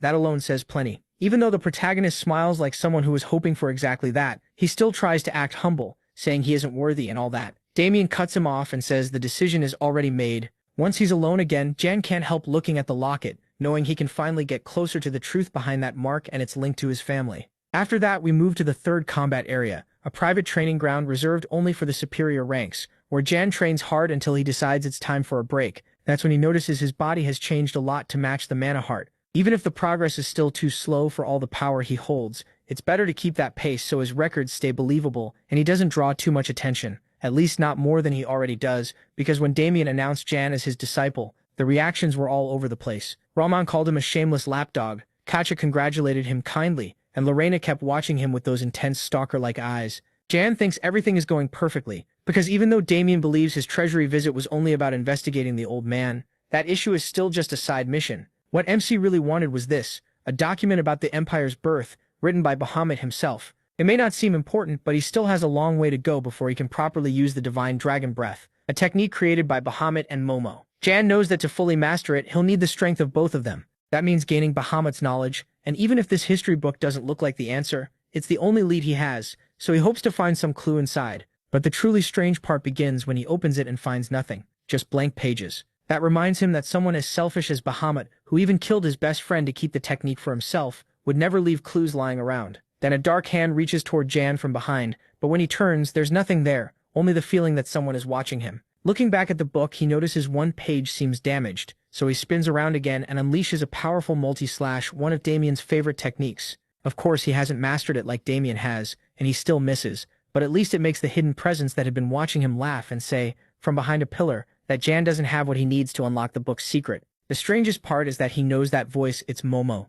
Momo steps forward and reveals he's still alive. Their last clash taught him something important. Even the smallest insects can become a real nuisance, so the best option is to kill them at once. With that, he lunges at Jan, fully intending to murder him and steal his body. But what shocks the protagonist is that Momo no longer looks like the leech the protagonist once knew. Now she looks like a white-haired girl, and even though he's seriously confused, he reminds himself that he can't be fooled by appearances. She's still one of the strongest enemies he's ever faced, so Jan gets ready to fight. The strange part comes when Momo attacks and nothing happens at all. Her body passes right through him, making it clear she's become a mental being, basically a ghost with no physical body. Even so, she's still a huge pain, so he asks what the hell she's doing here and why she came back looking like that. Momo just laughs and says she recovered the human form she had back when she was a mage, making it clear she was always a woman and someone as strong as her wouldn't vanish that easily. That's why she's back, and she plans to keep going with her revenge by destroying him, Bahamut, his legacy, and that whole damned empire. The protagonist asks how she plans to do that when she can't even touch him, and has so little mana she's basically a tiny chibi version of herself. Then Momo surprises him by saying it's his fault. The truth is, she could only keep that spirit form by drawing mana from the protagonist's heart, and since he still hasn't brought out all his potential, she has to settle for being this weak. He confirms it himself when he feels a faint flow of mana moving toward Momo, and the fact that there's an open link between them means she can interfere with him too. That's dangerous because Momo is the greatest mage in all of history, so he needs to get rid of her before she grows stronger. She mocks him and asks how, but Jan says he only has to cut the bond between them, and from her reaction, he's clearly right. Right now, she's like a parasite that will disappear the moment he sharply reduces the amount of mana she's getting. Jan bluntly tells her to get lost already, and that makes the mage start to panic, because that's not a fitting end for someone like her. So as a last resort, she says he needs her, because she can help him decode Bahamut's book. That definitely gets his attention. She tells him to cover the pages with blood filled with the divine dragon's breath, then add a small burst of mana. That will make the blood turn into words, and in the end it works, revealing a line that says, "Light and darkness are one and two." Of course, Jan and Momo have no idea what that means. But the real surprise comes when the letters rise out of the book and join together into a whole new sentence, which enters his body and gathers around the heart of mana. Not only that, it passes through it, almost using that power to create a new heart of mana right above his navel. It's an incredible sight, but then, out of nowhere, it vanishes so completely that Jan wonders if it was an illusion, until he feels something inside himself that's changed. Those words really did rebuild his own heart of mana, and the fact that even Momo doesn't fully understand what happened makes it clear Bahamut's secrets are far deeper than he thought. Still, Jan knows the mage could become his best ally, so he asks her to follow him. He'll help her find a new body so she can keep going with her own revenge. Naturally, Momo gets excited, thanking him for the sudden change of heart, though it's all fake. Even if she has no mana right now, the moment she gathers enough, she plans to wipe him out. After that, we move to the edge of the training grounds, where the morning calm is broken by the sharp force of the protagonist's fist. With every move, he leaves behind a powerful trail of energy. His movements are impressive, but Damien watches from afar with such cold indifference that he barely reacts. Then, just when it seems like Jan is finally about to throw a strike worth noticing, the commander answers by summoning a sword made of pure dark energy, and without saying a word, he attacks, destroying the stone pillars and even the forest around them. What's really shocking is that even though he tried to hold back a little, he was still fully trying to kill the protagonist, who barely made it out alive. So Jan asks him to stop praising his luck and teach him how the hell to block attacks like that. Only then will he be able to face him someday. Privately, he admits that if he hadn't found the book, he'd already be split in half. At that point, Momo reveals that Damien seems to control the Dark Dragon, so she asks who he is. He doesn't look like a commoner, and there's something familiar about him. Jan says that's because Damien is the current emperor's illegitimate son, a descendant of Bahamut. Hearing that, Momo lunges at Damien, but since she's so weak, all he feels is a strange heaviness on his shoulders. Even so, that madman admits that a light training session with his dear disciple is enjoyable, and while the protagonist has no idea what part of this is light, Damien explains that what he just used was the first dark dragon technique, the sword. The creepy part is that no other disciple has ever seen the second technique, because they all died before surviving the first. It sounds like a tragedy, until Damien admits he couldn't be more excited. He can't wait to see how many techniques MC will be able to endure. Faced with that, the protagonist thinks only one thing: I'll survive. Then he smiles and says he doesn't know how many there are, but he's willing to learn all of them, making Damien laugh and call him arrogant. Jan keeps pushing, saying Damien doesn't need to worry about him or how many techniques he can show him. He should worry about what happens once he masters them. And like that, blow after blow, the protagonist slowly starts to manifest dark energy, and time keeps moving until 2 full years pass. Then we cut to all the apprentices gathered in the main hall of the training grounds, as the latest exam results are announced. There, Jan is named for first place, which leaves Lorena pretty confused. Ever since he started his special training with Damien, he hasn't shown up to class with the others, yet somehow he still beats her every single time. She actually hasn't seen him in so long that she honestly wonders where the hell he's been, and she promises herself that the next time they meet she'll prove who the real best one is. That brings us to the third combat arena, where the final exam is held to decide who gets into the special force and who doesn't. The test is a one-on-one match between apprentices and mentors, which feels pretty boring for someone like Lorena, who long ago surpassed every teacher there. In fact, it's been a year since any mentor could even compete with her. But even so, nobody is allowed to skip. That's where the only real excitement comes in for her and the other apprentices. Because even Jan, who hasn't shown his face in the last 2 years, has to appear. Then the current fight gets interrupted when the acting mentor says he's seen enough to judge the participant. But the guy refuses and keeps attacking, saying this is a real battle.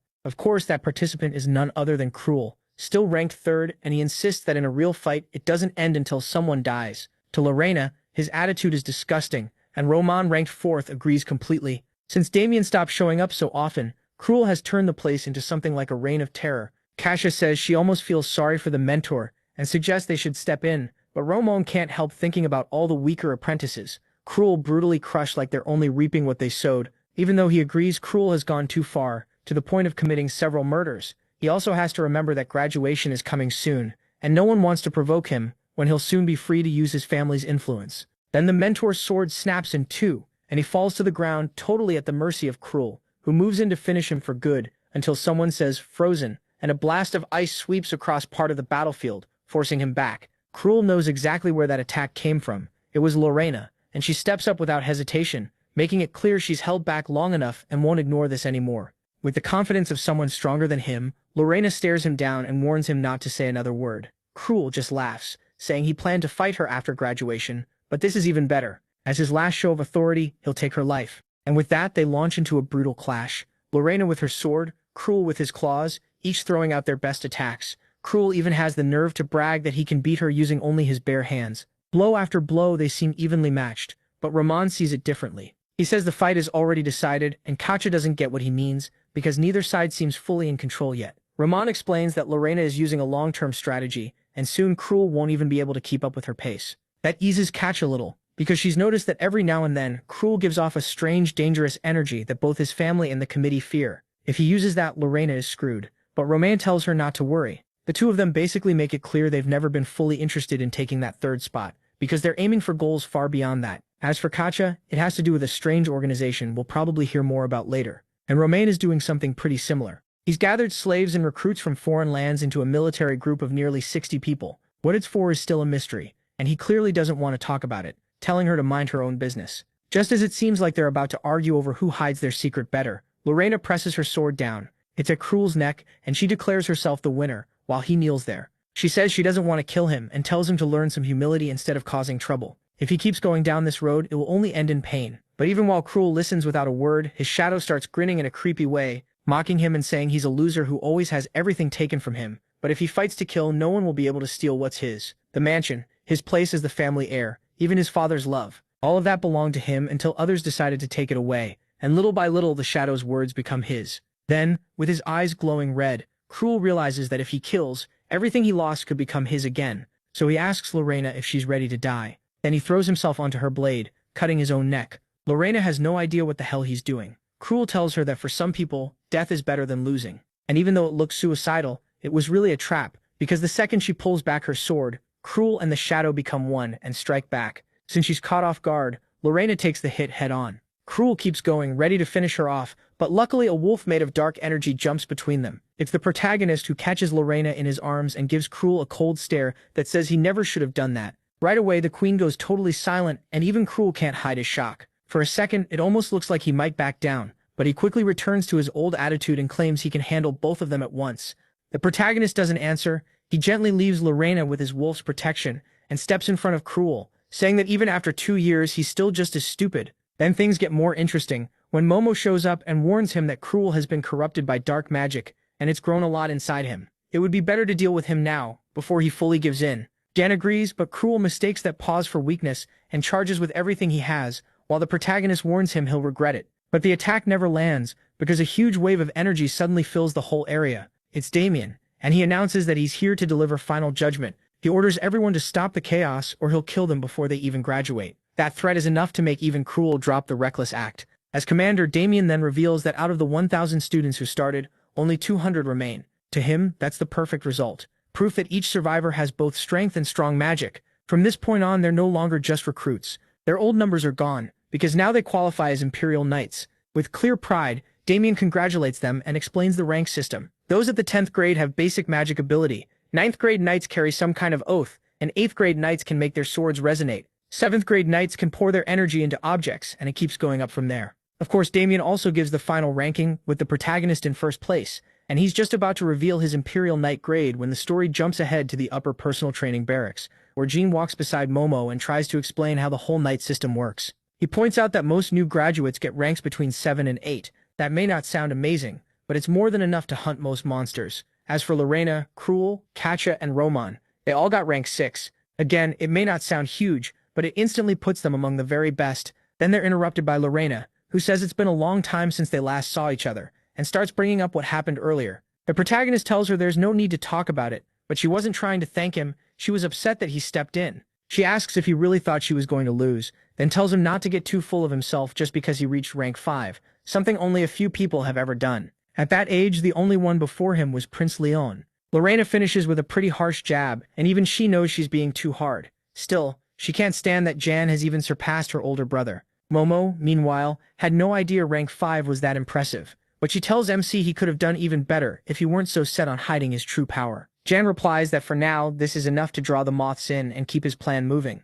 As for Damien, he admits he never expected the protagonist to be this strong. One instructor says maybe he gave him too much leniency, and Damien basically tells him to screw off and mind his own business. That ends up being the final proof he and the other instructors needed to decide Damien's judgment can't be trusted. Maybe it's time to get rid of him before it's too late. Later in his room, Jan is sleeping peacefully when Momo climbs on top of him in a very questionable position, saying she's finally gathered enough power to take that bastard's body for good. Without wasting a second, she casts a mind break spell meant to control him once and for all, but it doesn't work. The protagonist opens his eyes and with one word, beats her, warning that if she ever tries that again, he'll erase her without hesitation. Their argument gets cut off when someone knocks on the door and it turns out to be that same instructor from earlier. He tells Jan to come with him because the commander wants to see him. He leads him through a market alley, while Jane keeps saying it makes no sense for Damien to call him this late. The instructor says absolutely nothing, so Jane presses harder and demands the truth. He wants to know what the hell this is really about. That pressure makes the man attack with killing intent,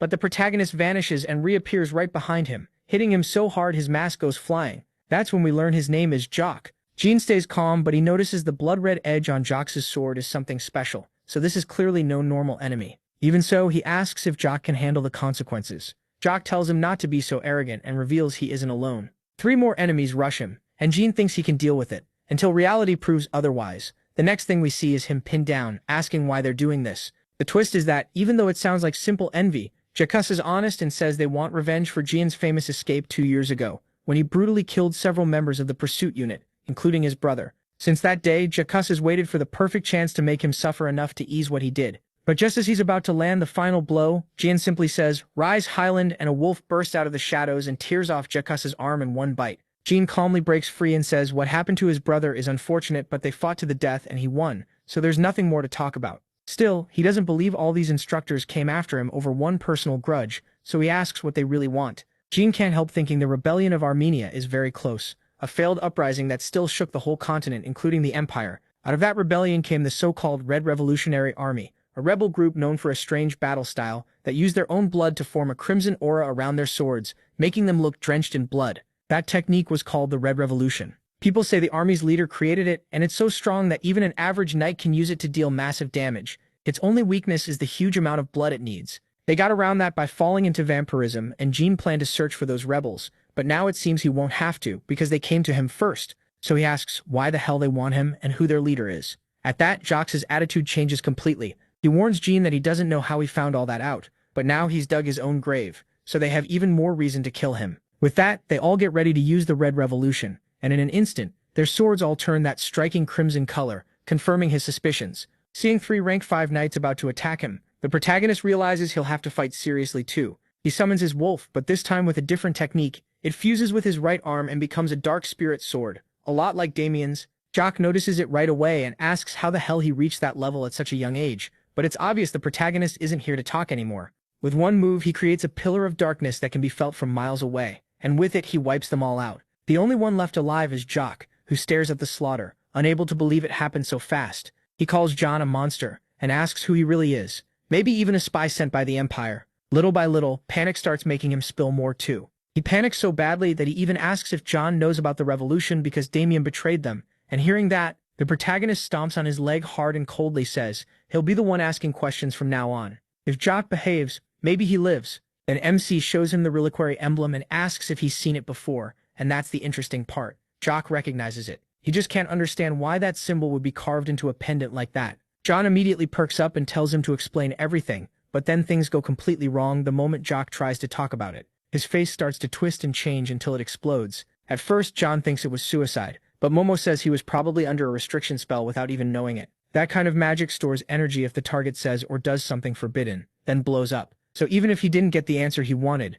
it's clear Damien and the rebels are tied to that emblem, and powerful people are behind it. Whoever they are, they don't want the truth getting out. What's strange is that Damien was probably the one who sent those men after him, but Jan doubts it was to kill him. Right then, Damien shows up behind him, so the protagonist asks if he wanted him to wipe them out. Damien just smiles and says they needed to be taught a lesson. Then he tells Jan to get some rest, because starting tomorrow, he'll be sending him on secret missions, and things are about to get messy. With that said, we move to the Northern Transcontinental Railroad of Beowulf, where a worker walks through the cars checking that every passenger has a ticket. One of them is Jan, now officially a 4th-class soldier in the Special Forces. After the worker checks his ticket, MC goes back to enjoying the ride, making the most of the last quiet moments before reaching the North, where he'll carry out his first mission. Of course, he isn't the only one. After graduation, all the recruits were accepted into the forces and sent to the 4 battlefronts spread across the continent, around the Empire, and Kasha, along with 80 of her followers, was sent to the land of the undead in the south. Another group was assigned to the west, an area full of monsters, while 60 more were sent south to help in the non-stop fight against pirates. Jan, named leader of the 1st Department, was assigned to the barbarian lands of the north, a region so brutal that they only sent him with 3 other beginners. And that brings us to where he is now, wondering how he ended up in such a terrible team. For this mission, he's stuck with cruel Lorena and an 8th-class knight named Chari. So the peaceful trip he wanted turns into a nightmare, with Cruel constantly trash-talking Lorena, who mostly ignores him, while Chari does her best to stand up for her, showing how loyal she is to the girl after Lorena protected her in the Abyss Edge Mountains. Chari says that the day Lorena saved her, she decided she'd follow her all the way to hell if she had to. So if Cruel has something to say, he should just spit it out. Even so, Jan figures Cruel doesn't really care about Lorena anymore. The real reason he volunteered for the North was to follow him and get a chance to kill him, because he can't stand that a nobody managed to humiliate him and get in his way every single time. His bloodlust is so obvious that Jan just glares at him and asks how many punches he's ready to take. Cruel is so thrown off that he blurts out, "1." The protagonist answers with a punch so hard it nearly knocks him out. Meanwhile, Lorena thinks she never expected to return home so soon, and remembers the last thing the head of her family told her, that if she ever spoke that name again, she'd be exiled too. Since then, she left home without looking back, and now she fears it still isn't time to return. Jan notices the way she's acting and thinks her eyes will soon be forced open. But all of that gets pushed aside when they announce they're close to Avalon, and the Jan overhears a grumpy old man talking with his assistant. At first, they don't seem important, but the old man is Gokor, famous for being the teacher of the current emperor and the crown prince. They even call him the Empire's sage. He's the reason MC chose to come north, a commoner with no skill in magic or martial arts, yet respected across the Empire for his genius and philosophy. He was even named a count recently. In the other timeline, he became a key figure when he tried to guide the Emperor toward a more humane response during the rebellion, to the point that he shed bloody tears for 3 days and 3 nights before the Emperor finally chose to kill him personally. That won't happen until much later, but right now, one of the train workers escorts him to a private room. Jan notices the man signaling to some of the other workers, and he also realizes that in just a few minutes, the train will enter a tunnel, and he's sure that's when they'll try to kidnap Gohar. History already proved Gohar would risk his life for the Empire and its people, but he wasn't blindly loyal to the Emperor either. That made the revolutionary forces see him as someone they had to remove, and seeing the train worker make a rebel hand sign confirms that it's all about to begin. Right then, an announcement says the train will stop because of mechanical trouble, which means they'll use the chance to attack. Jan's plan is simple: save Gohar, make direct contact with him, and strengthen his own position. So he tells the others to stay sharp and explains that this train is already under enemy control. Most likely they'll go after the man in the VIP car when they pass through the tunnel in an hour. He doesn't know how far the enemy's influence reaches, so they have to assume the whole crew and even some passengers are involved. But just as he's about to give orders, Cruel cuts in and asks why he should listen, earning himself a second punch. Still, it's a fair question, so Jan says these are secret orders from the commander and the real reason they were sent north. They also can't say openly who they're really dealing with, but the protagonist knows they belong to the revolutionary forces and their current goal is to kidnap the VIP. After that, the train keeps moving. And sure enough, the entire crew is in on it, drugging the regular passengers with a sleeping agent and locking them inside the cargo car. Now the only loose end left is getting rid of the Special Forces team. But the second one of them reaches for his sword. Lorena strikes. She asks why a train worker would need weapons, then with one move freezes half of his body. He and the others recognize the technique as the mark of the Beowulf family, but Lorena ignores that and realizes from their reaction that Jan was right. The problem is, once they see she's a Beowulf, the men get excited and say they can sell her on the black market for a high price, which only digs deeper into Lorena's pain as she reveals that the revolutionary forces destroyed her family and drove her mentor into despair. That's why she joined the Special Forces to find them and make them pay. As she gets ready to fight, the men ask if she knows anything about her family's sins. For decades they say the Beowulfs enjoyed the wealth of the North while everyone else survived on rotten trash. Lorena argues that the Beowulfs follow the path of the sword to protect the North, but that doesn't stop the fight from starting. It gets so intense that the whole car is wrecked, and at the same time, other rebels realize they haven't been able to contact their allies in the front of the train, so they rush over to see what's happening. They're stopped by Cruel, who's thrilled to have found some decent punching bags. How that fight went is left unsaid, but the result is clear. The rebels are wiped out, and the white-haired idiot is enjoying his blade and the bright red blood on it. Then the moron promises himself he'll do the same to the Jan. But the really important part happens on top of the train, where Momo warns MC that she senses a strange magical energy and tells him to stop jumping into trouble. He says he has no choice, this is the moment to save Gofor. Luckily, everything is going according to plan. While the others block the main routes, Jan will enter the VIP car from the inside. Momo admits that even if Cruel is useful, he's a time bomb that could blow up in their faces if they aren't careful, especially if this Gofor really is that important. He insists he is vital. If he wins him over as an ally, the rest of the plan should go smoothly. Meanwhile, the rebels' plan has already started, and Gore is tied up roughly while Hala, the third disciple of the commander of the 7th Revolutionary Army, asks if he really is the Emperor's teacher. She also wants to know if he can understand ancient languages. It sounds serious at first, but then she asks if he speaks dog. Garena actually starts barking along with her joke. Jan and Momo hear all of it from above, so the mage asks if this man really is the genius everyone claims or just a fake, but the protagonist is sure, because Garena's scariest trait is how easily he can throw away his pride when it matters, or when it helps the Empire. In fact, even with Hela mocking him to his face, he thanks her for not killing him, which is clearly too soon, because she says that was fun, and gets ready to attack. Not him, though. The parasite watching them in silence. With one strike, she tears open the roof, and at that point Jan has no choice but to reveal himself in front of them, telling the old man that he's here to rescue him. Naturally, Hela doesn't take that well at all, saying they'll make him squeal like a pig. Like a pig. While that happens, Momo takes the chance to read her magic and warns Jan. This woman is level 5, and even worse, her sword gives off a strange one-of-a-kind aura. Still, MC had already guessed that much. It feels a lot like the power of Erectus, the divine sword master who probably trained her. That means she's dangerous, which matches how confident she is. But he doesn't even get the chance to fight, because Varys suddenly shows up, grabs Gore, and threatens to kill him on the spot. Jan turns to Momo, totally confused because she swore there were only 2 people in the room. She says it was a mistake, but the protagonist has no choice except drop his weapon and surrender before things get even worse. The problem is, Hela couldn't care less and attacks anyway. While elsewhere on the train, Lorena is handling most of the enemies and turning the whole place into an icy nightmare car after car. At first, it looks like she has everything under control until she starts coughing up blood, a sign she pushed her power too far, and if she keeps going, she won't be able to use it again for a long time. To make things worse, a mysterious man appears with scars all over his face,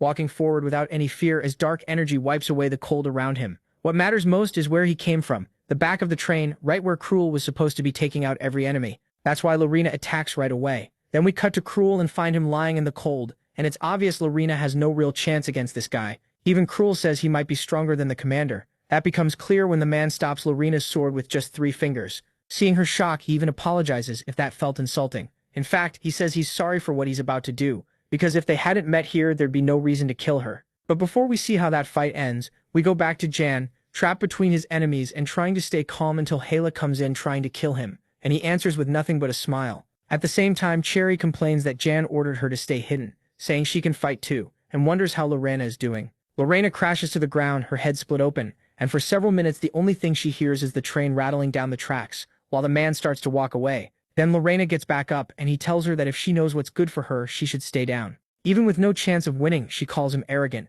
He tells her to be realistic. What could she possibly do in her condition? But for Lorena, this isn't about living or dying.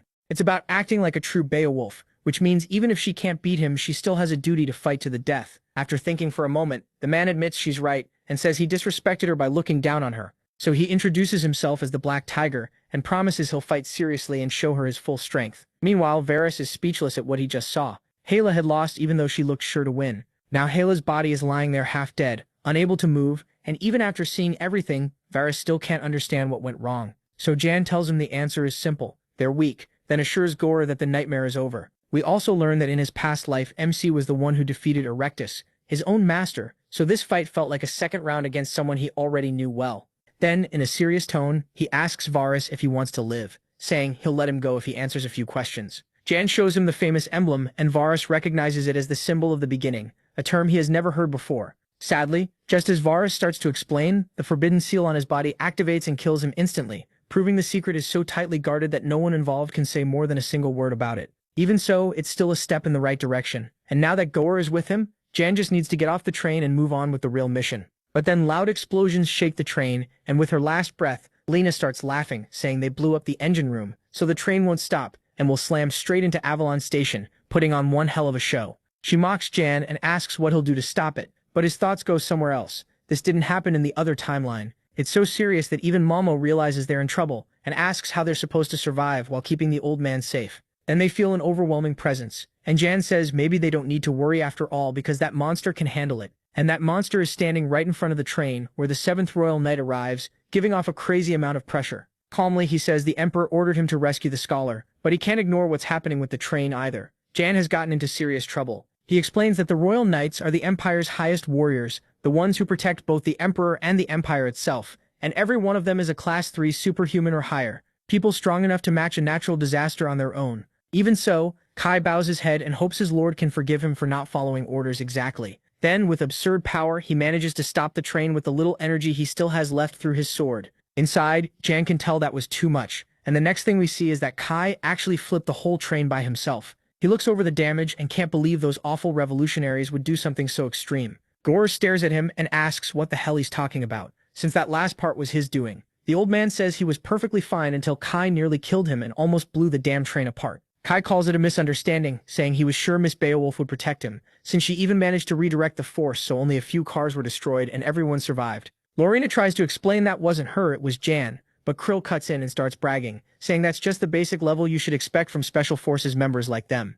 Seeing how confident he is, Kai feels relieved they have capable people around. Still, what matters most is Lorena telling him one of the attackers was the Dark Tiger, a Moro, an elite killer who reached level 3 10 years ago, which means he's now likely one of the strongest fighters in the world. He was probably hired by the rebels and ran as soon as he sensed Kai coming. Kai says the important thing is that they're alive and that surviving a fight with him is impressive. Meanwhile, Jan focuses on treating his wounds after the train disaster, unable to understand why things keep happening that never happened in the other timeline.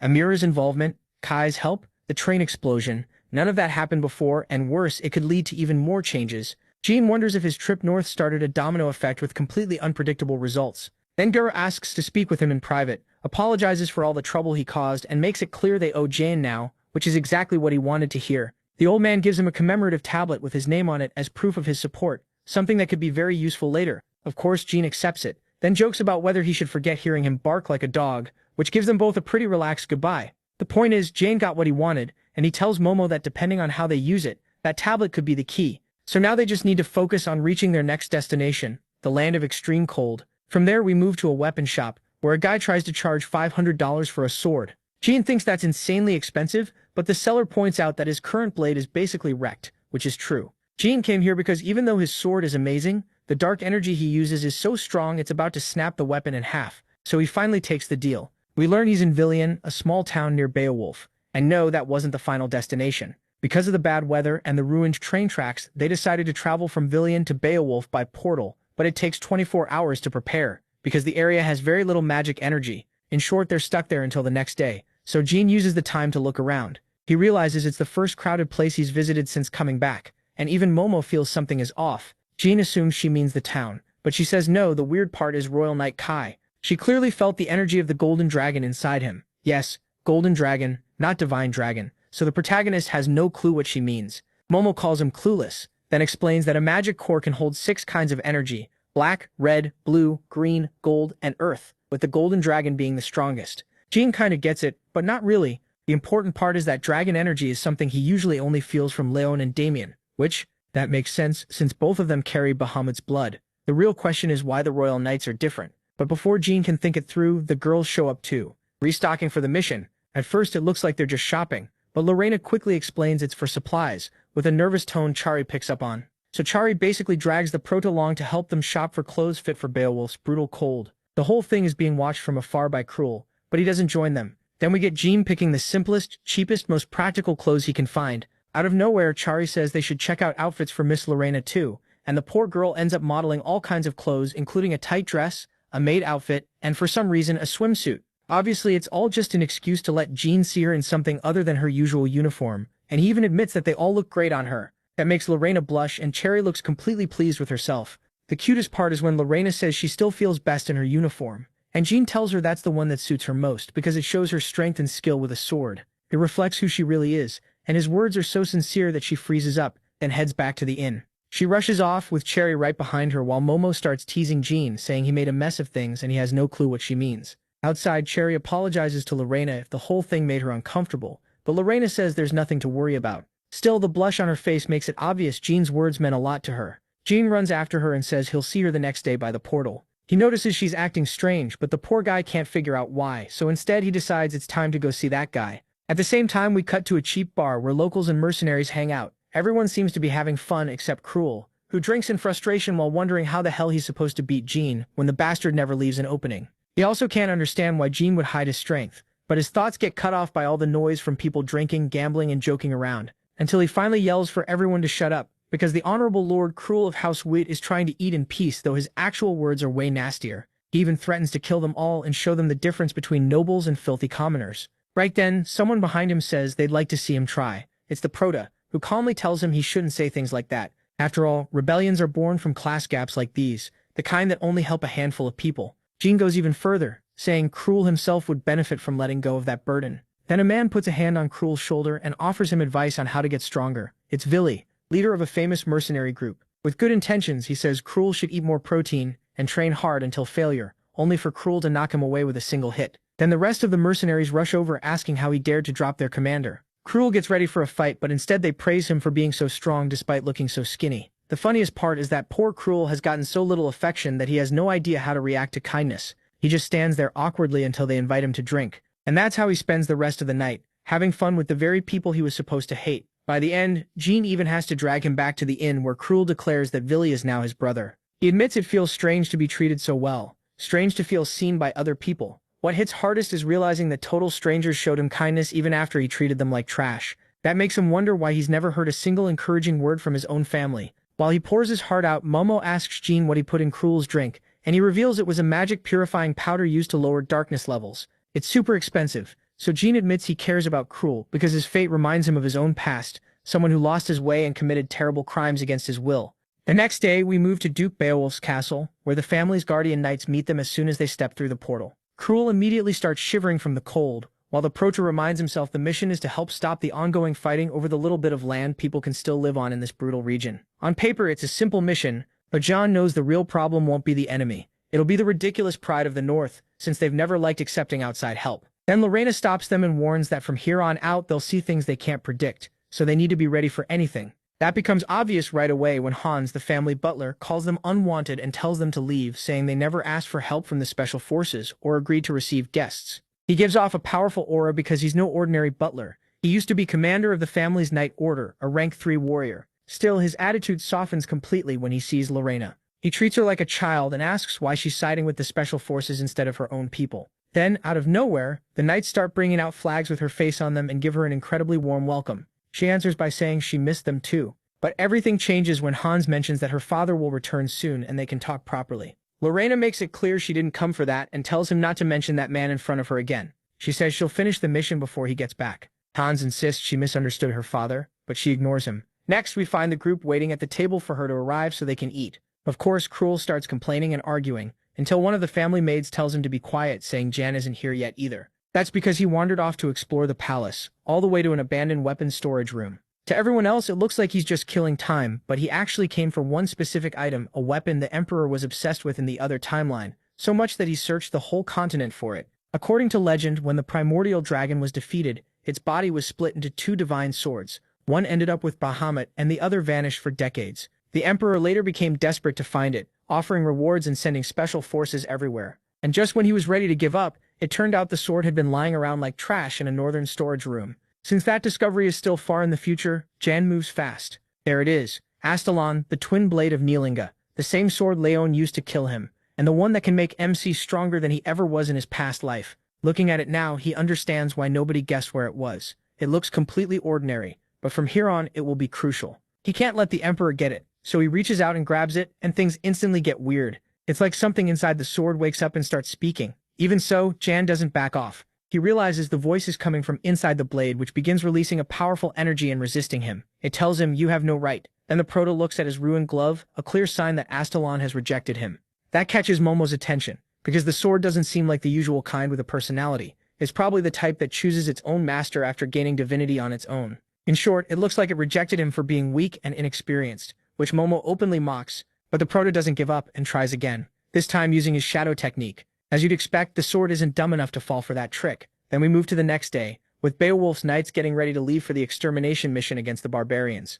Hans keeps telling Lorena over and over that she shouldn't go. This time it's not pride, it's caution. He admits it's too dangerous and they can't afford to lose her. But she asks if he really sees her as someone useless, someone who can't even do her own job. After everything she's been through, she doubts collecting 10 barbarian banners could be harder than fighting a lich. Hans warns her not to underestimate it. The barbarians believe their ancestors' souls live inside their tribal banners, so they'll fight to the death to protect them. In the end, Hans realizes nothing he says will stop her, so he only asks the others to protect her. He makes it clear that everything has to go well, because this is her first mission as a member of the Special Forces. Just then, a shadow spreads around them. It's the Proto, arriving late with his arm completely wrecked and apologizing for the delay. Seeing him like that, Cruel mocks him, but he ends up with his face smashed in. Momo says that's what he gets for being arrogant and that he should learn to accept no for an answer. Lorena walks over and quickly says he shouldn't get the wrong idea. She's only wearing the special unit uniform because this is her first mission. Jan just stares for a second, basically thinking, okay, sure. He clearly doesn't get why she felt the need to explain it,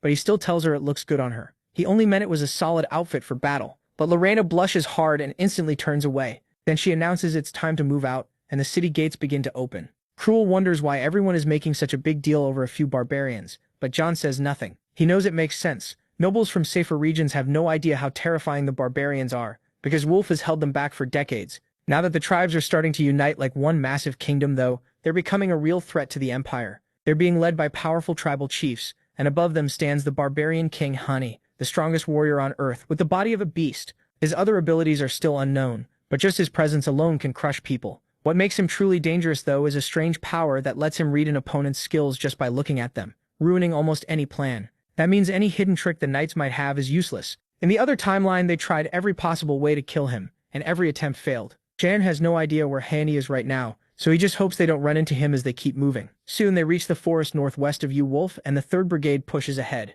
Cruel complains, asking why the hell they're walking instead of riding horses. Jan explains that in weather like this, it's easy to lose your way, so going on foot is safer. Lorena laughs at them both and says, "This place looks like this all 365 days of the year, nothing but snow, emptiness, and cold that freezes you to the bone." Still, that just proves how tough the people here are, and the group can't help admiring them. Her words hit the knights hard, and they feel even more fired up to fight to protect this land. For now, the plan is to meet up with the rest of the army when Jan notices red smoke. It's the scout's signal that they've found a barbarian group. Like a total maniac, Cruel gets excited that things are finally getting interesting. Sub-Officer Sabo asks if he'll still be that confident once he sees the brutal reality of war in the north. Of course, Cruel shrugs that off. He says they've already fought monsters so strong that barbarians seem like a joke by comparison. Sabo answers with silence, and they keep going. But soon they learn that none of their training could have prepared them for what's waiting ahead. Pure cruelty. As an order of knights slaughters a small barbarian village. They kill the elderly, children, and anyone still moving.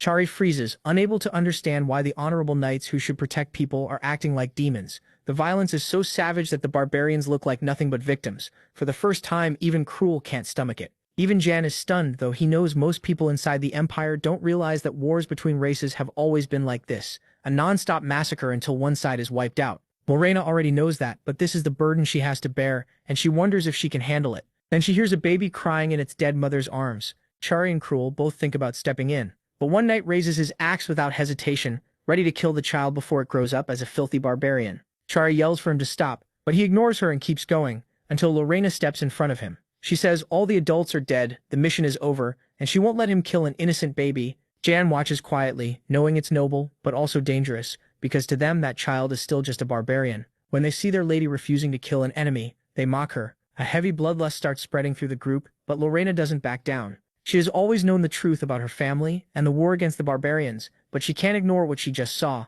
A mother in thin rags, far too light for the northern cold, protecting a baby wrapped in layers of fine fur. That image, a mother ready to give everything in life and in death, is enough that even knowing how things have been done for decades, Lorena decides she'll take responsibility for the baby. The knights immediately argue that leaving even one barbarian alive, no matter how innocent it looks, could cause terrible trouble later. Seeing the other side with Lorena, they ask if they really plan to go this far for an enemy, betraying them and the very orders they've always followed. From a distance, Jan watches and thinks this reaction was expected. This is a war with so much bloodshed that ethics and logic barely matter anymore, and forgiveness is impossible. Then everything is cut short when the protagonist feels a huge presence rushing toward them. Out of nowhere, a man drops right into the middle of them, smashing the ground with power that can only belong to the village chief.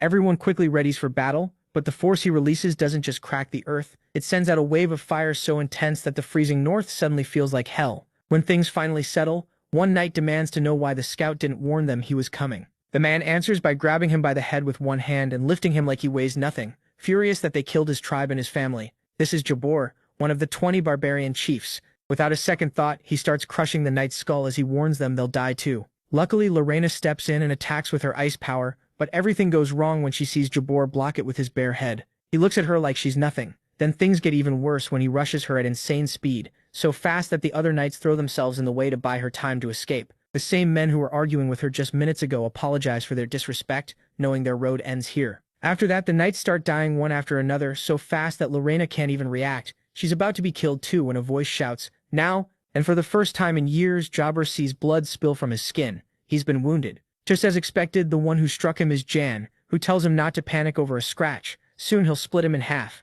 Here we learn that barbarian tribal shamans tattoo Gimun symbols on their bodies, letting them use Dantian, a technique of their people that controls mana, with the tattoos acting as power points. Those marks work directly with the skin and muscles, creating a fierce burst of physical strength. With the right method, the result becomes unbelievably destructive. And that's proven when Jan attacks again. The tattoo on Jabber's head lights up and completely repels the blow. MC realizes he's stronger than expected, and the bald brute swears he'll kill him. Lorena and Cruel jump into the fight too, swinging their swords with such terrible teamwork that they almost get in each other's way. Jabber tosses them aside like lint, calling the rookies pathetic. By now, though, not even Cruel is crazy enough to keep thinking these enemies are weak, and Cherry says the baby is hidden somewhere safe, so they decide to focus on stopping Jabber before it's too late. Slipping back into his manic mood, Cruel says they should cover him so he can attack, but Lorena says she'll handle that part herself, and as usual, they start arguing until John shuts them up, saying this is no time for that. And in this fight, both of them are just getting in the way. That only starts another argument, and it ends only when Jabor forces them all to focus again,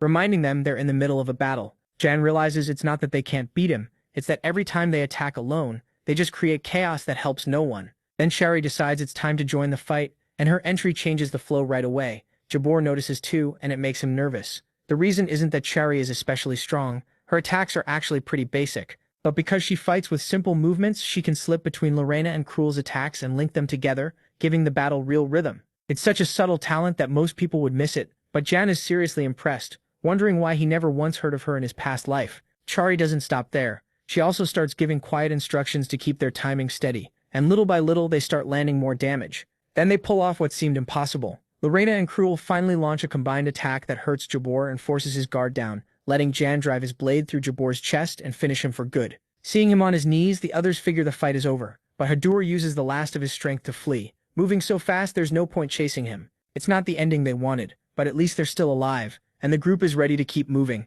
until they realize Jan is gone too. With that, we cut to Hadur, telling himself this wound is nothing, and that he has to live to avenge his people. But then he's caught off guard by Jan, who says running was the right choice. Honestly, Hadur was so fast that he barely kept up, and he makes it clear he doesn't want to kill him. He says he'll let him go if he answers one question. Has he heard anything about Han? Jan already knows the answer is yes, but what matters now is where he is. Hadur drops any thought of helping and just tells him to shut up, shouting that a Donati like him has no right to say that name so lightly. His rage is so intense that he almost recovers from his wounds and attacks the protagonist like he wasn't just beaten, saying the protagonist is way too arrogant for someone who needed a 4-on-1. What stands out most here is his loyalty to Hannah. He swears he'll kill anyone who tries to harm him, while remembering the words of the man who like a leader asked them to build a better world for their people together. In the end, Jan realizes Hadar won't talk, so he launches his next move, a wall of stone that brings the end, and he even grabs Hadar by the shoulder, ready to finish him. But then Momo appears, saying she was his ace in the hole and attacks, piercing him with a single motion of her hand.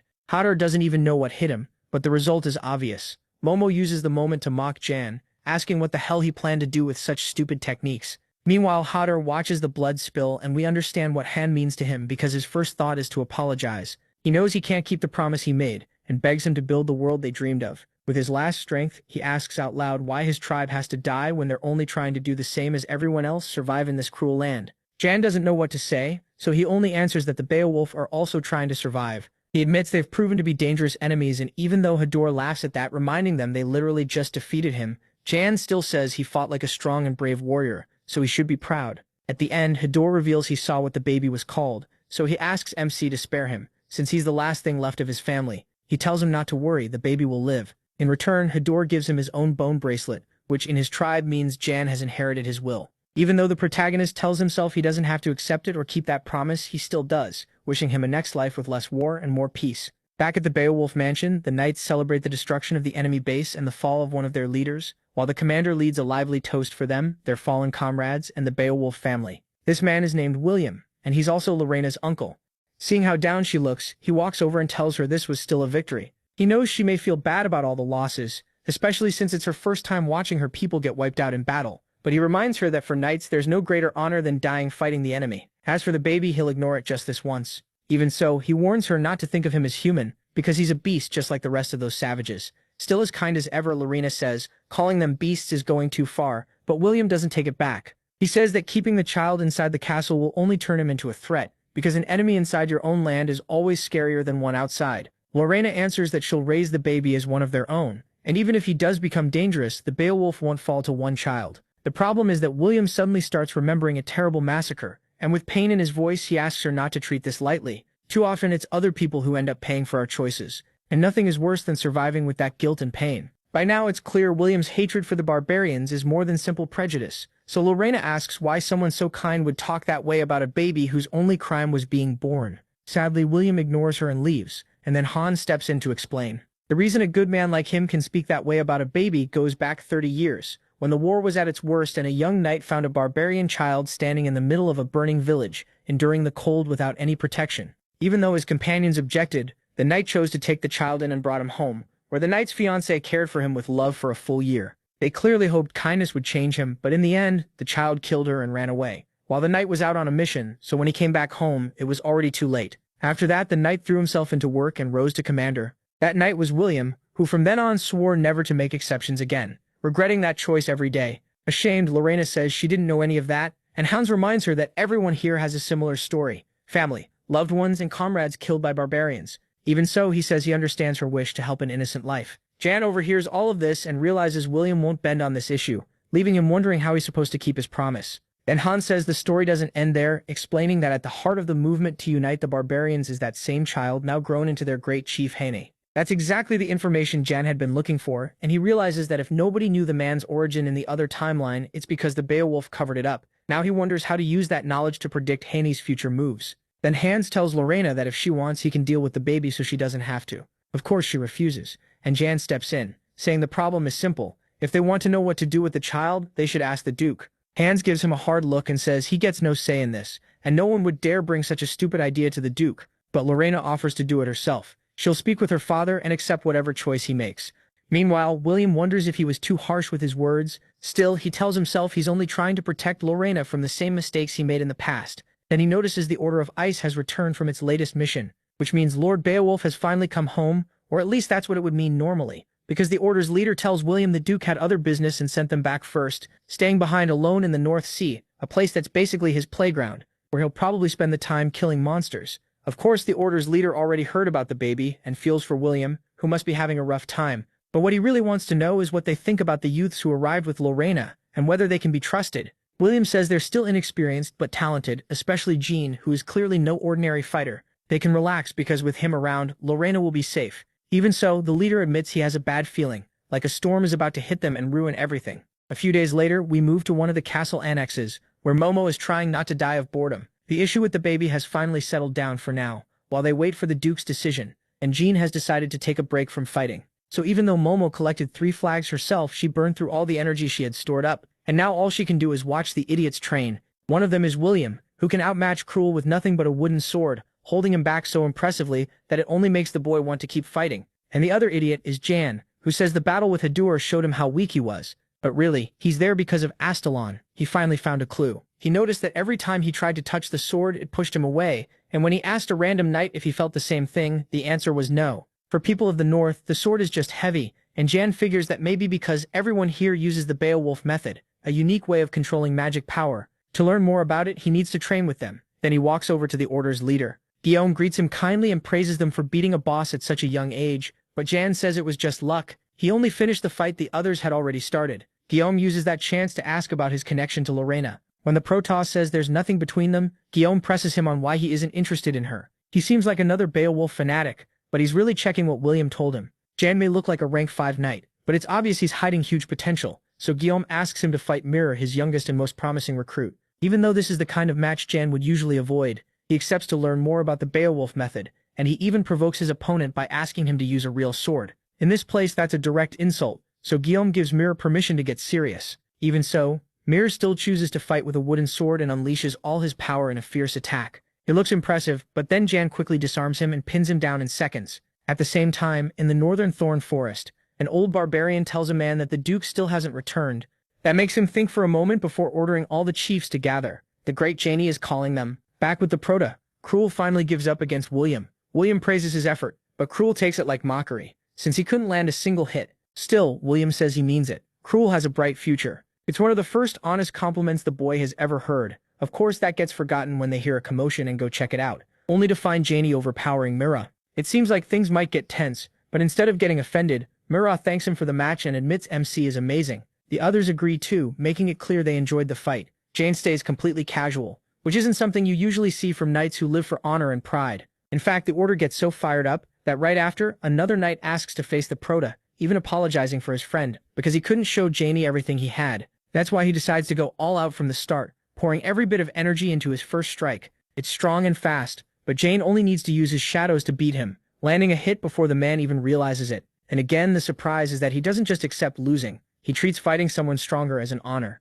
After that, they all start lining up for their own turn. From a distance, Guillaume admits William was right. Janie is on another level. That also shows how incredible Damien's training has been. To both of them, it's obvious his talent is being wasted in the capital, and Guillaume can't help thinking how useful he'd be if he stayed in the north. But of course, that would also mean more time with Lorena. The problem is, just as Janie is about to, a horn blast fills the whole palace. It's the kind of alarm that should only sound for a regional emergency. At first, they think it must be a mistake, until Hans arrives in armor and announces they're under attack. That man has finally come, and suddenly one of the main gates is smashed to pieces, letting in an entire barbarian army led by Great Chief Haney. Unlike everyone else, the most shocked one here is the Prota, who wonders why the timeline changed again. But there's no time to think, especially when they realize the enemy has already passed the third wall of the fortress, and now all they can do is gather their forces to protect the second. The problem is, the enemy numbers are so huge that even defending looks impossible. There are about 30,000 of them, and somehow the spy team never noticed a thing. Then they learn why every scout was wiped out.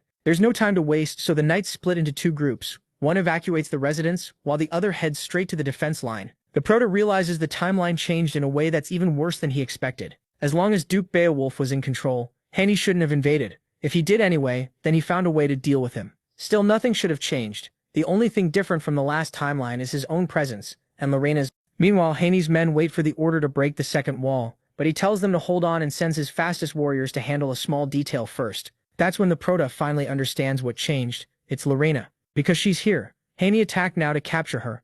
At the west gate of the second wall, the knights do everything they can to hold the enemy back, repeating again and again that they just need to last until the Duke arrives. Sadly, nothing they do is enough. The barbarians are more fired up than ever, with Haney repeating that they fight for their fallen comrades, and that tonight they will become the rulers of the north. Meanwhile, Lorena and Sherry protect the civilians from any enemy that gets close enough. But when it becomes clear things will only get worse, the white-haired girl tells the little one to evacuate the rest while she holds the area. Then a barbarian attacks from behind, shouting that he found her, but he doesn't even get the chance to start fighting, because the Proto appears and takes him out, then drags Lorena away, warning her that she's the target. She's the Duke's only weak point. Clearly, Haney plans to use her as bait against her father. So even if everyone else dies, tonight's top priority is for them to escape, because as long as she stays safe, the Duke can face anything head-on. But Lorena refuses, saying she could never run away alone. Then one of the castle's main towers collapses toward them, and the Proto lets go of her hand to shove the whole tower aside, something that shouldn't be humanly possible. On the ground with an injured leg, Lorena starts calling for him, but the one who answers is Haney. Just his presence puts out a crushing pressure. She can only compare to her father's. Even so, she can't give up and tries to attack before it's too late. But Haney sees it coming, and in a split second appears right in front of her. It happens so fast that Lorena doesn't even see him move, wondering if this is the Great Chief's power. Haney tells her that if she stays still, he won't hurt her. She's too valuable to damage. By instinct, Lorena looks ready to strike, and Haney reacts instantly, blocking the attack. The twist is that it wasn't her, it was the Proto, who seems to get brutally impaled by the enemy. Or at least that's how it looks, until Haney's smile vanishes when he sees it was only an illusion made with magic. Behind him, Jan says if he keeps relying only on his eyes, he'll fall for simple cloning magic again. What's even crazier is that he already has Lorena in his arms, saying it's nice to meet him, but this is definitely not the best time. Lorena tells him to put her down, just as Haney warns that it won't even take a minute to tear him apart, which is true. Still, Jan asks if he really has time to waste on that. If he fights him, his target might disappear. Haney says that makes no sense. His target is right in front of him. The protagonist answers that he doesn't mean the bait, but the real goal. Haney didn't come for Lorena, he came for Astalon's mythical sword. With that in his hands, conquering the Empire would stop being a stupid dream. And with the calm of someone who really doesn't care what Haney plans to do to the Emperor, Jan says he can give him the sword's exact location as long as he doesn't touch Lorena. The deal is simple. Let them leave alive in exchange for the sword. Confused, Lorena asks if he's sure that's the best choice, and the Proto tells her he has to do this for her. It sounds sweet, but really this is something he already planned for, back when he learned about Haney and the Beowulf's shared past. With Haney's eyes, there's no way he missed the sword's magic power, so offering it is basically dangling perfect bait in front of him to pull his attention away. But then something strange happens. Just hearing its name makes Haney angry. He says Astalon is a stupid name they gave it, when really it was the legendary sword of King Transmedia in his tribe. From there, Jan knows his only move left is to keep provoking him, so he says that while Haney wastes time arguing, the Knight Order is probably already moving to safety, and the Duke won't be far behind, so he has to choose right now, Lorena or the sword. Haney replies neither. What he wants right now is to kill Jan, then take both. In an instant, he rushes at them with absurd speed and says, die. At the same time, he releases a burst of magic strong enough to blast them in opposite directions. Startled, Jan tries to call out to the girl, but Haney attacks him again and admits he was smart to try for trying to make a deal, but says that same boldness will make him beg for his life. Jan dodges again and notices Haney pulled back at the last second. MC teases him, asking if he suddenly got soft, but the truth is, Haney spotted Havru's bracelet hanging from his waist. Jan explains he has it because Havru himself gave it to him when he promised to carry on his will, the last request he made before dying. Haney is shocked, though part of him knows it fits, since Havru was a warrior who only cared about his tribe, so he tells Jan he'll spare him as Havru's heir if he gives up the sword's location. It sounds like the deal the protagonist wanted at first, except now it means saving only himself and leaving the others behind. Haney says that's only fair, reminding him he doesn't even belong to that family, so they aren't worth dying for. After that, we don't hear Jan's answer, we only see what happens next. Lorena wakes up just in time to see Haney place his hands on her while admitting he really wants to see the Duke's face when he finds his daughter like this. Then, weirdly, a voice yells, idiot, and Lorena starts to break apart, revealing one of Jan's usual tricks. He did give Haney the sword's location, but when he saw Haney would never let Lorena go, he decided the best move was to escape with her, betting Haney wouldn't waste time chasing them. Of course, the trick works so well because Momo agreed to help, and she praises him for leaving Havru's bracelet visible to mess with Haney. But now they need to wake Lorena and go after the sword, because Jan never planned to hand it over. He'll use the fact that the sword won't go with just anyone to buy time and claim it for himself. At the same time, Haney reaches the warehouse and really finds the sword there. He celebrates, sure that with it in his hands, neither the Duke nor the Empire can stop him. The problem is, just like Jan predicted, Astalon doesn't submit easily. It releases a huge burst of power and declares, "You have no right." Still, Haney treats the whole thing like a challenge, grinning as he asks why some damn sword is making such a fuss. Then the barbarian chief grabs the sword hard and demands that it stop resisting and recognize him as its owner already. Surprisingly, for some reason the sword obeys and Haney feels it starting to yield. Until out of nowhere, Hans bursts in with his own sword, smashing through the warehouse wall and attacking with everything he has. The problem is, Hannah catches the attack with his bare hands. At the same time, Jan brings Lorena to a shelter under the tower and tells her to wait there until he finishes the job. She insists she can fight too and can't just sit still while her people are under attack, but he tells her role in this battle is even bigger. In fact, there's something only she can do to stop Hannah. Of course she's shocked, but says she'll do anything, and Jan tells her he needs the most valuable thing she has. Only then can they beat the enemy. The problem is that wording sounds pretty strange, so she blushes and assumes something completely different. Even Momo notices it sounds like he asked her to do something dirty, so MC has to clear up the misunderstanding. What he really wants is the union spell. He can't explain why yet, but without it, they can't stop Hannah. That may sound reasonable, but she asks if he's lost his mind. They're talking about a secret spell passed down in her family for generations. She seems ready to refuse, but in the end, she only makes him promise not to tell anyone else.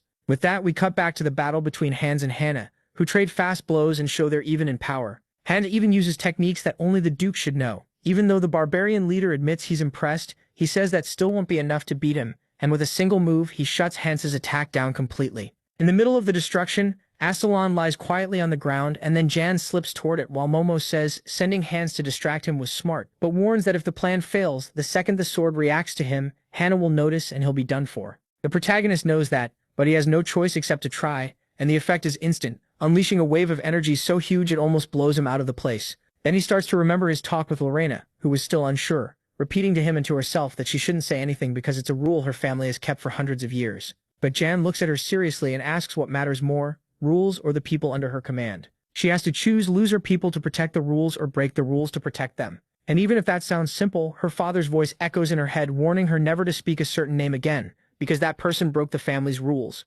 Even so, she admits she can't just stand by, so she takes MC's hand and places it on her chest, saying she'll trust him with everything. MC immediately blushes, but this time he's the one reading it wrong, because she tells him to focus and feel the flow of mana inside her. Then he must make it turn as she repeats the words, "Ice is the height of calm. If you reach stillness, even in the cold snowstorm, the soul will bloom perfectly." Back in the present, the sword's power turns bright white, and symbols begin to circle around them. The same union spell marks that came from the first Emperor's book. They swirl for a moment, then sink into his body, announcing that he has finally gained the mighty dragon sword, Astalon. And that's not all. Because it has basically accepted him as its partner, the sword changes form and becomes far more imposing. On the other side, Hans falls to the ground, unable to understand what kind of monster he's facing, or how Hans keeps reading his moves so perfectly in the middle of battle. He even asks if the man has no limits to his strength or mana, as if he's never met many people this powerful. But when Hans says Hans will die here, both of them freeze when they feel the sword's overwhelming energy. This time, though, it's very different from what they felt before. So Hanu realizes it's coming from John and explodes in rage when he understands the bastard tricked him. Han sees that distraction as his chance to strike, but Han once again stops the blade with one hand, then shatters it into pieces. Still, he doesn't stop there. He throws in Hans's face that if he hadn't interfered, John never would have taken the sword, and then he goes for the kill. But where there should be the sound of flesh being torn apart, there's nothing, because Han is stopped at the last second by powerful chains of ice, a freezing spell no one in the castle should be able to use. No one except the one person who always manages to do the impossible, Jan, walking toward them with a brutal aura. Han instantly starts cursing him for taking his king's sword, but he ignores him, stunned that he can use that much power just by swinging it. Even holding it has boosted his ice magic to an insane level, so there's no doubt the sword is incredible. But what shocks Han even more isn't just that Jan could wield it, it's his body, because he wasn't an original and still had full control of 3 mana circles inside him. The protagonist is annoyed that Han saw that so easily, but worse, Han doesn't seem worried. In fact, seeing the sword's power only excites him more, and he says the sword chose MC, so all he has to do is kill him and take it. With that, he gets ready to fight, gathering a huge amount of energy in his palm until it forms a sphere of pure mana he calls Great Black Sun, then hurls it straight at him. He answers with one of the most basic sword moves. The difference between the protagonist and any other knight, though, is that one simple swing creates massive destruction, splitting part of the castle in two. It also cuts down Han's Black Sun and slices his chest open cleanly. Sadly, the barbarian leader's body is on another level, and even after that he still manages to launch his attack and drag Jan across the battlefield. In the brief calm afterward, he admits it's been a long time since he was hurt like that, and once again the fight only excites him more, because this may be the only sword able to tear his muscles and survive his best combat technique. In general, the sword can cut mana, which pairs perfectly with him since he can see mana. But Jan corrects him. Astalon isn't that simple. Astalon is the flow of mana itself, and can stop it completely. But Han's brain can't grasp the difference, so he says he'll figure it out when he uses it, until he notices his foot has been completely frozen. Then he feels it, the shadow of death, that brutal cold only a few in the north ever experience. The power of a white-haired man behind him, asking what a savage like him is doing in his home. That white-haired man is none other than Duke Beowulf himself. After hearing Han's answer, he starts walking down toward them, on stairs of ice. He makes himself, it's an unbelievable sight, and just like that, Han's bold attitude is gone. As the Duke summons a huge ice dragon, he asks again what the hell Han thinks he's doing, and tells him to choose his next words carefully, because they might be his last. Han shakes off the shock and introduces himself as the Great Chief, who united the barbarian tribes. The Duke doesn't care. To him, a common barbarian's name means nothing. That arrogance matches his power. Han realizes he has never seen mana this dense, but even that doesn't stop him from charging in, saying they were always meant to fight. The Duke cuts him off. Someone like Han shouldn't throw around his name so lightly. Without lifting a finger, he unleashes his domain expansion, the final seer hold ritual, Eternal Ice. With it, he can freeze every enemy for miles around him. To the knights, especially the veterans, this is the sign that their leader has arrived, and they can finally breathe. The battle is over. After that, the Duke asks MC if he's all right, and MC says yes, admitting that even after all these years, the Duke's domain still feels overwhelming to watch. It's even more amazing because it instantly shut down Han, the enemy who had been overpowering everyone. The Duke brushes that off,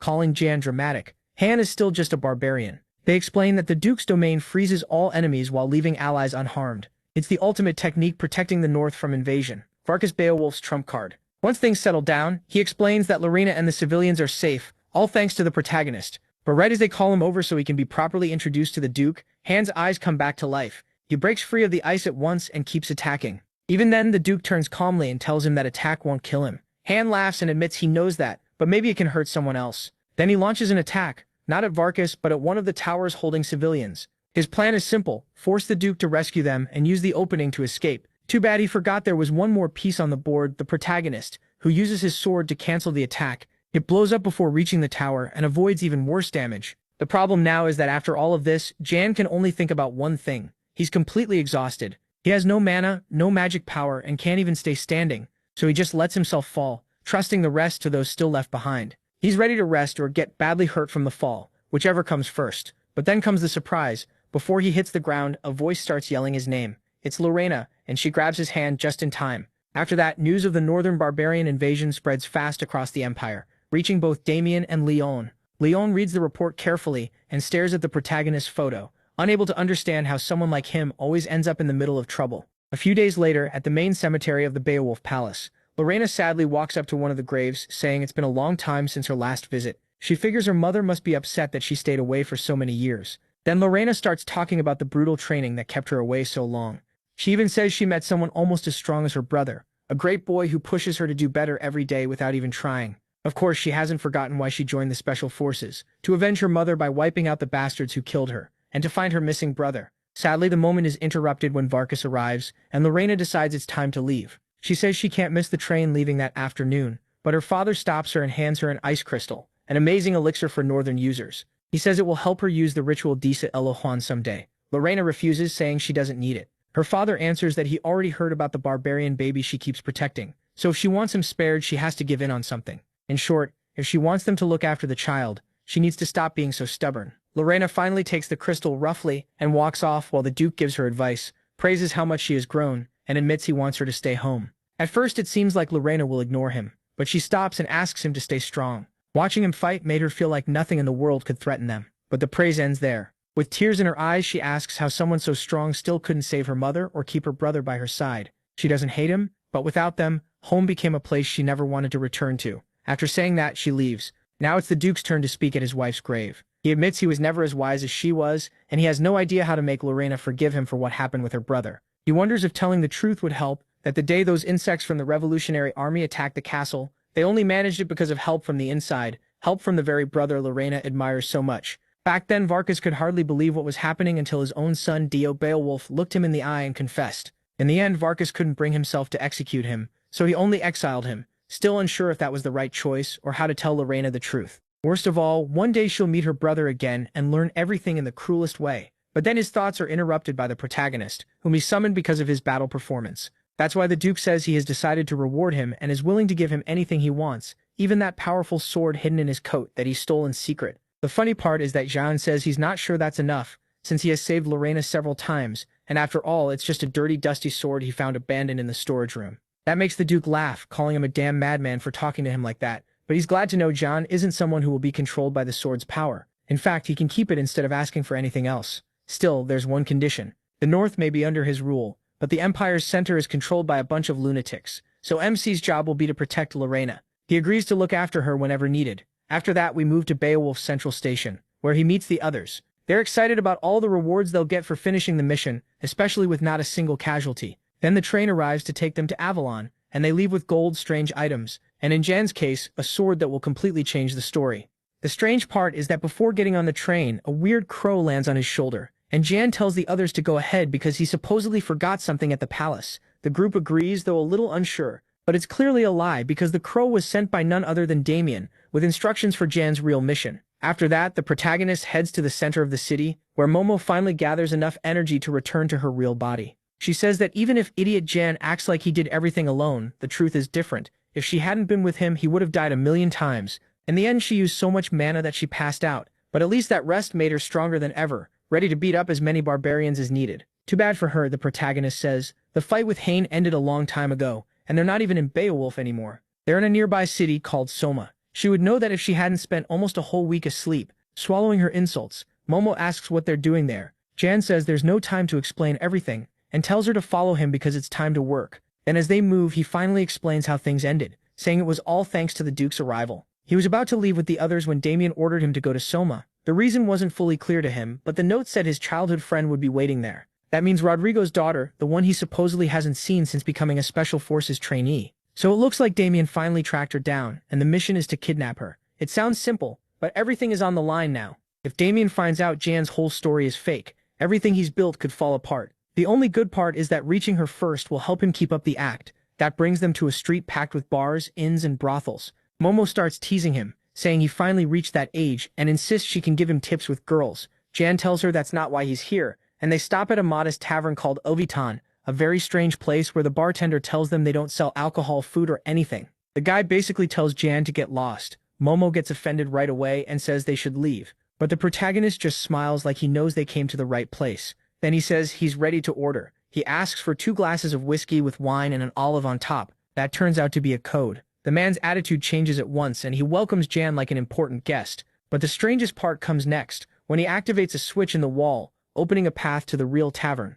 At least that's what it looks like. In truth, this isn't a normal club at all. It's a spy network. And what they really sell is information. At this point, the network is still small, limited to Soma's back alleys, but Jan knows it will soon spread under the name Beggar's Guard. At the end of the hall, a voice welcomes him. It belongs to the leader, Bella, and she asks why he came. Jan says he's looking for someone he knows only by name, Bella, meaning her. She's instantly shocked and asks how he knows her name and who the hell he is. Jan warns that in this world, curiosity can get you killed. Without waiting another second, Bella hits a button on the edge of her desk and triggers a trap. Dozens of arrows slam straight into his back. With a sigh, Bella says he was just a foolish kid who met a bad end. But she's the one left stunned when Jan stands there completely unharmed. He says it's time to talk business. And while Bella still can't figure out how he stopped the arrows, she plays nice and wonders if he's some mercenary hired by a noble. Jan says he came only to make a deal. More exactly, to buy something. Her. Of course, both Momo and Bella take that the wrong way, so he quickly explains that he values her talent for gathering information and exposing nobles' biggest secrets without fearing payback. In short, he wants her to work for him, and Bella admits she could consider it for the right price. She mostly says that to test him since she doubts a boy his age could pay enough. Jan simply tells her to name the price, then drops a bag filled with 100 pure gold coins. That alone is enough to pay for her services. Still, Jan makes it even more tempting. He offers to raise the amount to something beyond anything she imagined or hand it over to the many enemies she's made over the years. In the end, they strike a deal for 400 gold coins, enough to feed thousands for a full year. Even then, Bella thinks he probably wants something shady and expects her body too. Jan shuts that down at once by showing her the contract and telling her to read it carefully before signing. He says they'll meet again soon. Once she's alone, Bella can't believe she almost agreed to work for a total stranger. Then she starts laughing because no way is she serious about it. Her plan is simple: take the money and betray him the first chance she gets. The problem is, the moment she thinks about breaking the deal, her head starts hurting so badly it feels like it could burst. Then the contract moves toward her and highlights one key clause: if she breaks the agreement or tries to harm Jan, her head will explode. In other words, she's now bound to him like a slave, and her yelling can be heard outside, where Momo praises MC for the idea. That's when we learn she helped him cast the binding spell. As for the money and the storage space where he kept it, that was a small gift from Duke Beowulf. More importantly, bringing Bella to his side is only the beginning. Meanwhile, later that night, several instructors arrive at a mansion deep in the woods where a young blonde girl is being kept, apparently Rodrigo's daughter. After that, we move to Verdine Forest, where Jan finds traces of a road and figures they're about 3 days ahead, so he knows he's on the right path. Even so, Momo starts fading in and out, and Jan explains the mission is still to rescue Rodrigo's daughter. That sounds strange, since Rodrigo leads the special forces and he works under him, but he assumes Damien wants to use her as leverage in the faction conflict. They've now spent 3 full days following a huge road packed with escorts, so Jan starts wondering if this really is Rodrigo's daughter, or if they've mistaken her for someone else. Then a group of villagers finds him and assumes he's lost. They invite him to spend the night in their village. The young man's excitement doesn't go unnoticed, and the others start teasing him, but Jan refuses and asks them to just point him the right way. Instead, the girl offers him a lantern so he can keep going safely. That's when things get weird, because out of nowhere, Jan summons Astalon and, with one swing, cuts the girl in half. The other villagers panic, and even Momo calls him crazy, until Jan tells her to look at what came out of the lantern. It was a self-detonating firestone used by the Special Forces assassin unit. He says they put on a decent act, but this is where it ends. The fake villagers confirm he's right, pulling out their weapons and attacking. Jan reacts just in time and wipes them out on the spot. News of the attack reaches Tiburon, the Special Forces secretary, who quickly connects the dots and decides it must be Commander Damien's personal dog. The informant says Jan is near Sector 4, so there's still some time. Tiburon orders the rest of Unit 2 into the forest, while Unit 1 stays behind. Then the informant offers to protect the daughter personally, but that's when everything flips. Tiburon strikes her from behind. He says the disguise was sloppy, and she almost fooled him, if not for one of Jan's wolves ripping off his arm. The protagonist steps forward and asks where the girl is. Tiburon, desperate, starts screaming, but it's pointless because the whole assassin unit has already been wiped out. He doesn't want to believe it, but finally gives in and reveals that Rodrigo's daughter isn't there, all they have are test subjects. Then something darker happens, his head suddenly explodes. That catches Jan's attention, because a binding spell that strong isn't normally used on someone that high-ranked. It means a major secret is hidden here. They were never guarding a sick girl, they were covering up something far worse. So Jan heads deeper inside. It's the same mansion we saw earlier. At first it seems ordinary, but everything changes when he enters a large hall and finds an unconscious girl bound over a stack of magic circles. Jan immediately sets her free and notices she looks strangely familiar. Still, he's not ready for what happens next. The moment he removes the blindfold, she opens her eyes and releases a blast of power so strong it sends him flying across the room. The hit is so heavy that Jan suddenly remembers that face belongs to someone he knew in his past life, one of the 3 great calamities of the continent. In that timeline, not even the strongest knights could subdue her. So the real question is, what is the Witch of Oppression doing here? We learn that since the Empire was founded, it has produced countless superhumans and powerful figures, but even the strongest among them stayed within human limits. The 3 great calamities were the exception. The first was the Eternal Flame, the second was Despair, known only through survivors who faced it, and the third was so dangerous that the Emperor himself ordered everyone to ignore her and avoid any fight with her at all. She was a monster so overwhelming that no matter what anyone tried, the ending never changed. That was the Witch of Oppression, a name born from fear and awe in everyone who saw her power. Now that she's right in front of him, all the clues Jan has been chasing finally start to fit. The assassin unit guarding the area, the extreme secrecy, and the mention of test subjects. Rodrigo wasn't hiding his daughter. He was creating one of the strongest beings alive. For now, it looks like they still have her under control, but it's obvious that in the other timeline, they failed badly. That means Jan has to be extremely careful from here on out. Remembering the little he knows about her, he tells himself that if she opens her eyes, it's over, so he decides to strike first. But right then, the girl apologizes and explains she tends to lose control when she gets scared or hurt. Then she asks if anyone got hurt again. Stunned, Jan says he was sent flying, but he's fine. That makes the girl burst into tears, and MC starts wondering if this really is the famous calamity that will shake the whole continent. At first glance, she just seems like a normal girl, and that changes everything. Now he realizes that if he could keep her under his control, he'd hold the strongest card of all. The problem is how to control a power even the Emperor couldn't contain. She's like a poisoned chalice too dangerous to ignore, and Jan knows that if he wants to kill her, now is the time. Momo tells him to stop overthinking it. He has to take her, and Momo insists she can help keep the girl under control. After all, Momo stands at the top of all mages, the kind who break the laws of nature, and if anyone can do this, it's her. She reveals that the trigger can be managed, so if they protect the girl from it and use it well, the rest will be easy. With that, Momo once again uses all her power to create a collar and a special bracelet to limit the girl's strength, and Jan doesn't hesitate. He thanks Momo, though it's obvious she's also doing this for herself. The girl's power goes far beyond the rules of mana, so Momo can't pass up the chance to keep her close and study her. With power like that, even Momo might not be able to stop her. Then the witch asks where they're going, begging him not to send her back to the lab. At first that place was full of kids like her, but one by one they died from the awful injections and the daily experiments forced on them. In the end, she was the only one left alive. So all she wants is to leave that place, making it clear she'll do whatever he asks. If he promises she'll never go through that again, it hurts so badly she wished she were dead. Jan realizes that isn't so different from what he went through in his past life. So even if he's not much different from the people who wanted to use her, he still asks her to join him and promises he will never abandon or hurt her. With a smile, the witch agrees. When he asks for her name, she says it's number 1. So Jan puts on the bracelet and the collar, then tells her name is Leah, short for Elphilia, the goddess of beauty. Leah thanks him and admits she really likes it. But if they want to keep moving together, they need to make a few preparations to fool the monster. Meanwhile, in the underground prison of the Special Forces, a man desperately begs to be killed until one of the assistants tells the torturer that what he's been waiting for will arrive very soon. Then we learn the torturer is none other than Damien, who gets excited at the thought of seeing the gift Jan brought him. A few minutes later, the protagonist and Leah reach the facility, where the girl gets nervous hearing the prisoners scream in pain and asks if this place is also a lab and if he plans to lock her up again. Of course, he tells her she has nothing to worry about. He wraps an arm around her and asks her to just stay close.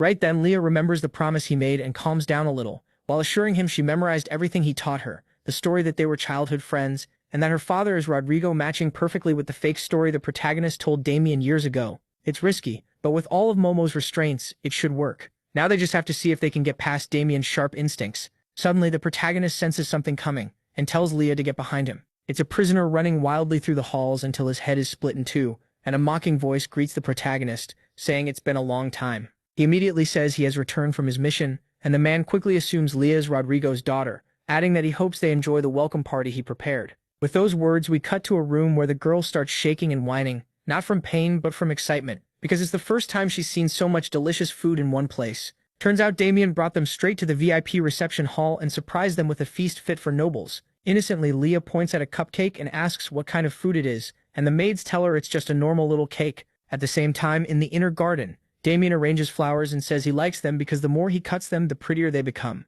Then he asks the protagonist if he really thought he would torture the girl. He stays quiet, but honestly, both he and we expected the worst. Damien goes on to say torture doesn't work on kids since fear ruins how reliable the information is. Either way, he congratulates him for completing the mission with results beyond all expectations. He not only stopped the Imperial Counselor's kidnapping and a terror attack, but also helped silence the nobles opposing the project. So as a reward, he says Jan may use the royal armory freely. The protagonist then asks what he plans to do with Leah. They both agree she has no valuable information, and for her age, she even seems a little foolish. The good part is Rodrigo must already know his daughter was taken, so he's probably desperate, trying to strike back or find proof of what happened. For now, Damien only needs to remind him that she's in his hands while keeping her completely hidden, and the best way to do that is to erase her existence. In short, Damien plans to kill her. The protagonist expected that, so he asks Damien to hand her over to him, saying he has 3 reasons. First, killing the girl is a waste, because even if she has no information, she could still be useful later, especially as a hostage.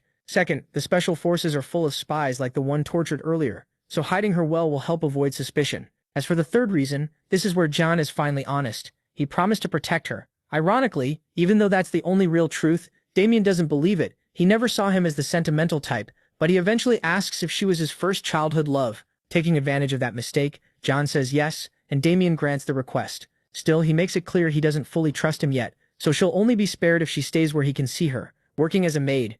What's interesting is that in exchange for granting the request, Damien wants a small favor. Go east and support the squad led by Kecha. It was supposed to be an easy mission against a few undead, but now the whole squad has vanished. Normally they'd just be assumed dead, but this time it's different. Crown Prince Leon heard what happened and ordered a rescue.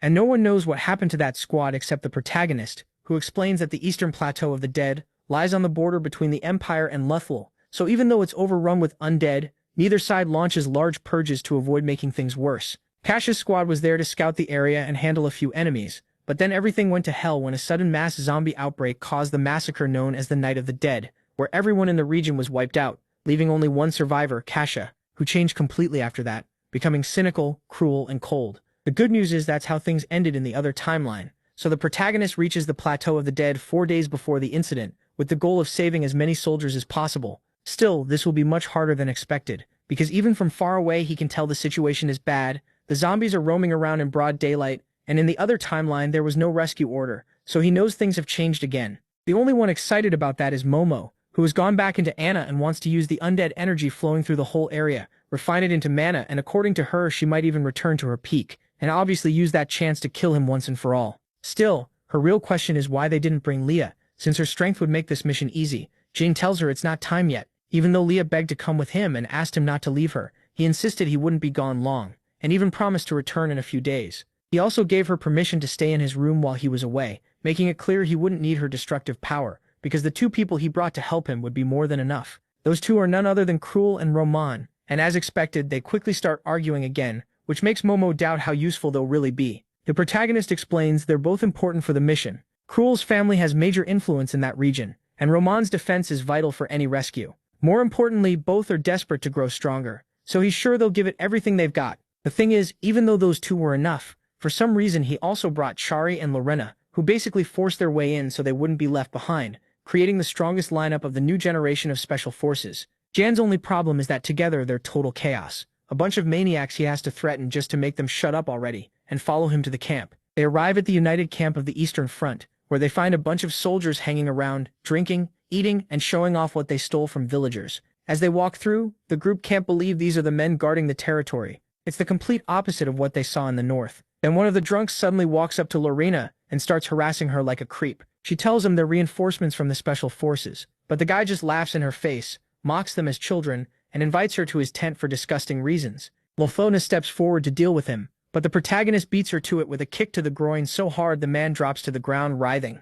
As a complaint, she says she had it under control, though her blush makes it pretty clear she didn't mind being protected at all. Still, the really interesting part starts when they go looking for the commander of those troops, a man Joan remembers well from his past life as the first one to be the one who refused to rescue Katja in the first place. So in the end, he's partly to blame for the slaughter of every Special Forces member on this front. That man is Viscount Heron, and honestly, he's no different from the troops under him. While they complain about cheap booze, their commander just lounges around, drinks the best whiskey, and sleeps with as many women as he can. At first it sounds like empty gossip, until we find him sprawled on a couch with 2 girls bragging that there's nothing to fear from the zombies. Then one of his men interrupts, warning him that visitors have arrived and he needs to meet them. Joan and Lorena introduce themselves, and even though they try to stay polite, the Viscount shows his true nature right away. He sneers that the last group they sent was just a bunch of useless brats who couldn't do anything. From that alone he can tell he's the usual rotten noble who bought his rank with money and doesn't even bother pretending to be capable. So Joan tries to keep things calm and explains they're here to check on his troops and see how things are going on this front. The problem is, Heron starts laughing in his face.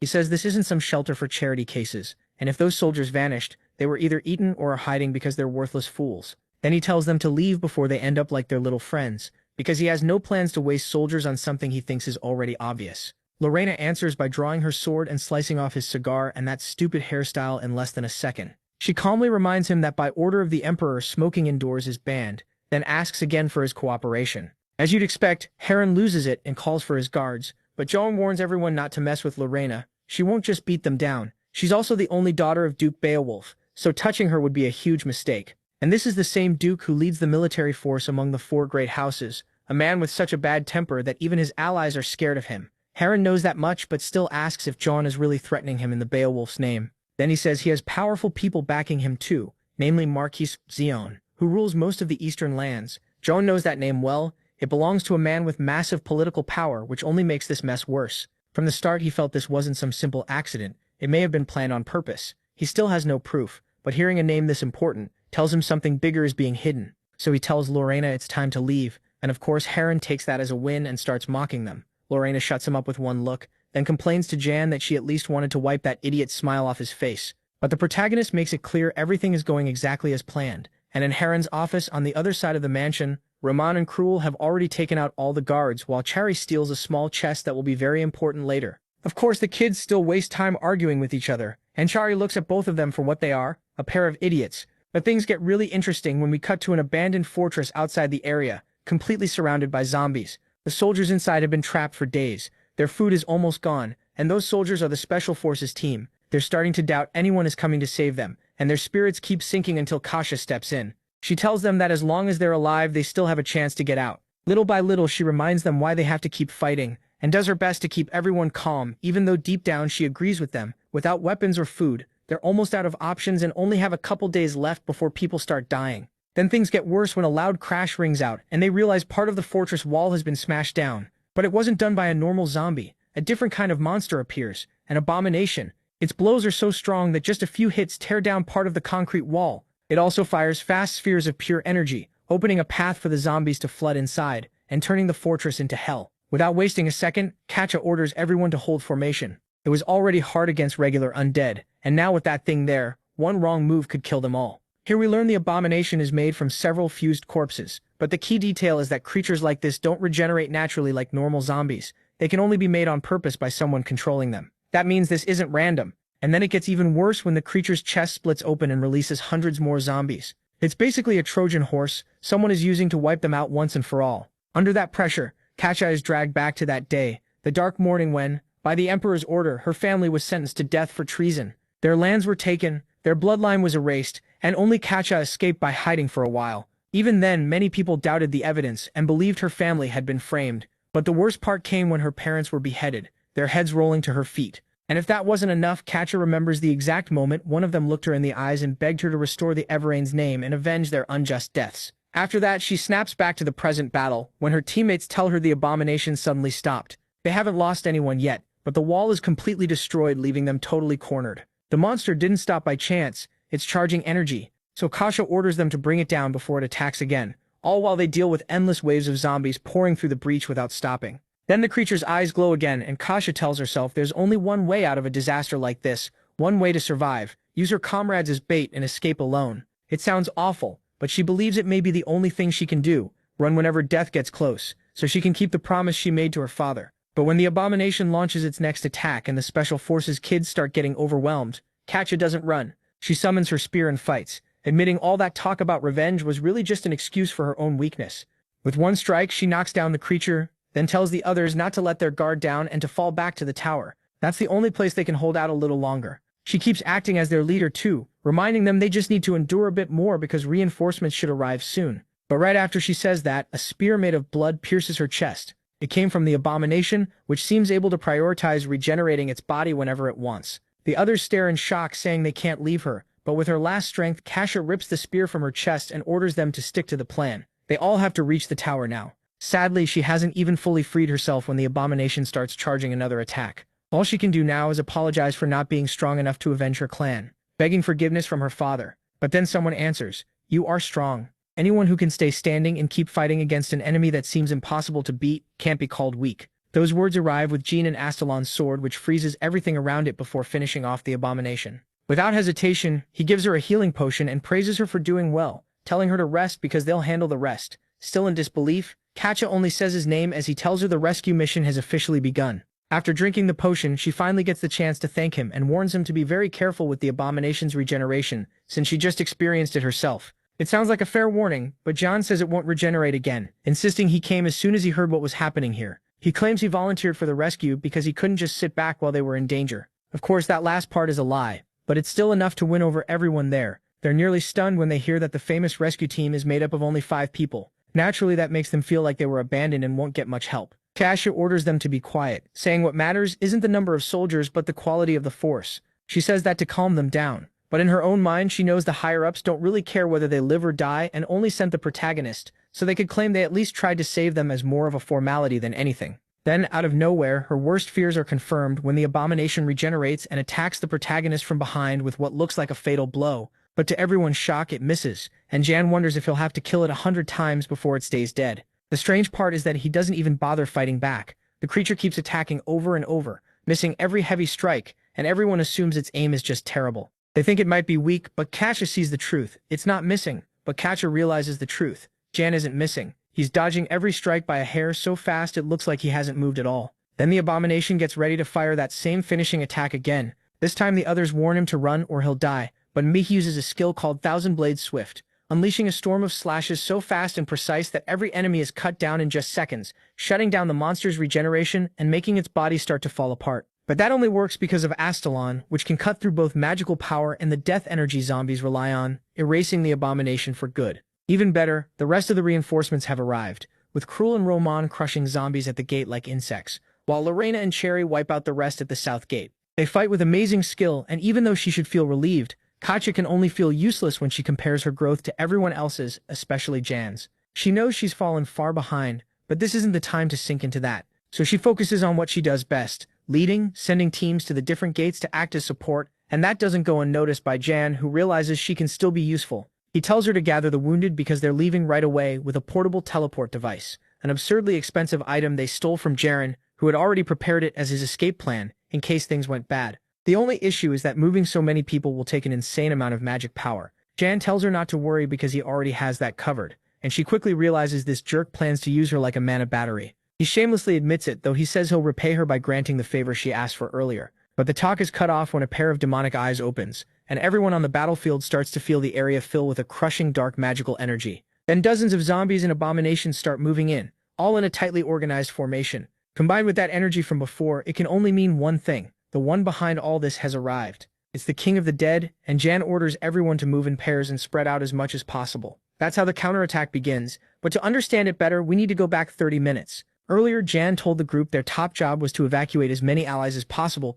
because he could feel a huge death aura about to awaken there and it would be dangerous. They also had to take down the abominations up front because the death aura gathered by those creatures would become the power needed to charge the portal. In other words, this fight is part of the escape, so Cruel, Lorena, and Roman must wipe them out while Cherry evacuates the weaker ones so they don't suffer a single casualty. Then Katya says she can fight too, insisting she needs to earn merit if she ever wants to rebuild her family, because she made a promise. She even asks Jian if she can fight at his side, and he agrees, but says he'll collect that favor later at a very high price. He also gives them flasks of holy water to strengthen their weapons, saying that if they can't kill the abominations, they at least need to hold them off while he handles the rest. How? By defeating the King of Corpses. As long as that guy exists, the army of undead will keep reviving again and again, leaving them at a clear disadvantage. Even with how confident he sounds, the others insist that's not something a rookie can do, but he doesn't even listen anymore and gets to work. That brings us back to the present, where Roman uses his body-strengthening technique to give his fists enough power to stun an abomination with a single blow,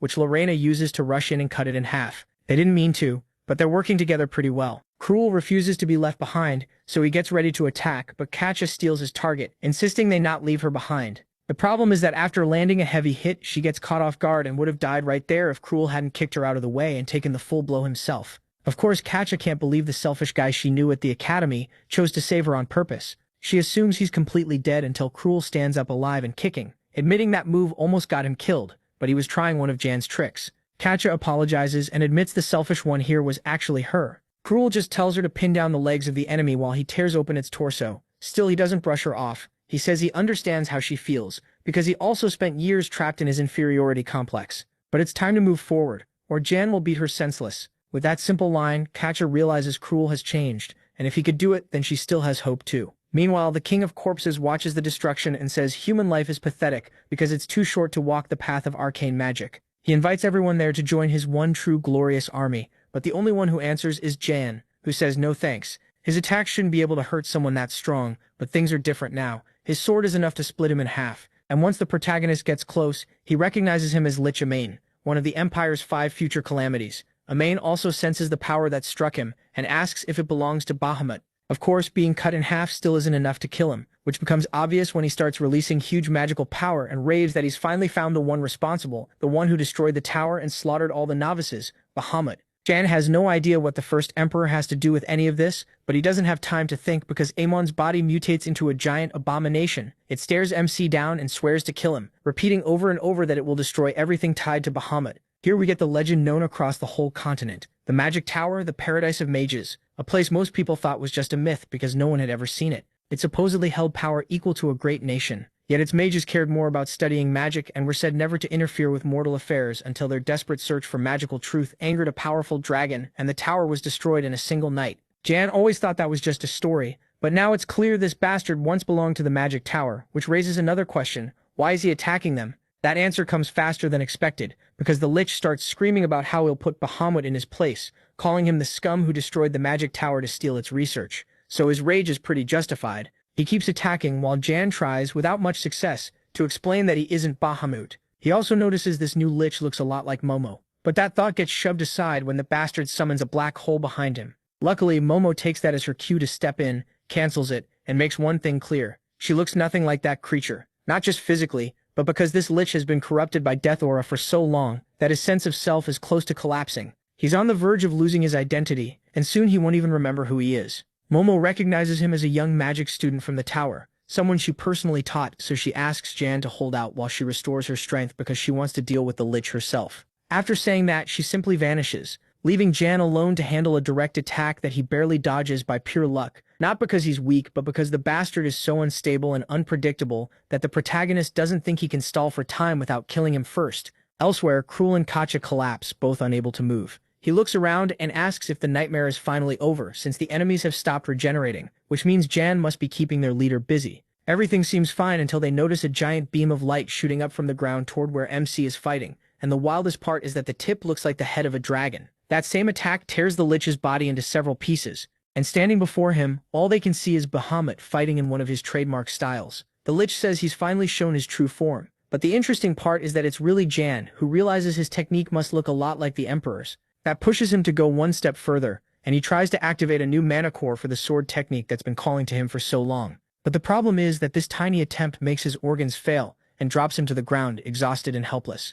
That's proof enough that it's still too soon for him. Worse, he burned through all his mana, which the lich uses as his chance to prepare a final attack meant to bring justice for himself and for all his comrades from the tower. His long-awaited revenge, powered by a mix of every technique he knows, magic missiles, an ice storm, a wall of fire, acid rain, lightning. He throws out his whole arsenal. All of it together is beyond anything Momo has shown before. Without hesitating, he yells, "Die," and that should have been the end of it, but Momo cuts in and tells him to be quiet. In seconds, she erases the missile and the ice storm, the wall of fire, the acid rain, and every magic circle he made. Then she tells the Prota he never should have tried to get clever. She still hasn't gathered as much power as she wanted, but she has no choice now. She has to step in. After all, she's a master of the magic tower, so she has to take responsibility for the disasters caused by its members and students. The moment she starts to show her real strength, something cracks in the sky, and Jan realizes she even recreated the body she had when she was alive. Of course she can't keep that form for long, but Momo doesn't care at all. It's worth it if he gets to see how she looked at her peak, when she became the leader of the entire tower.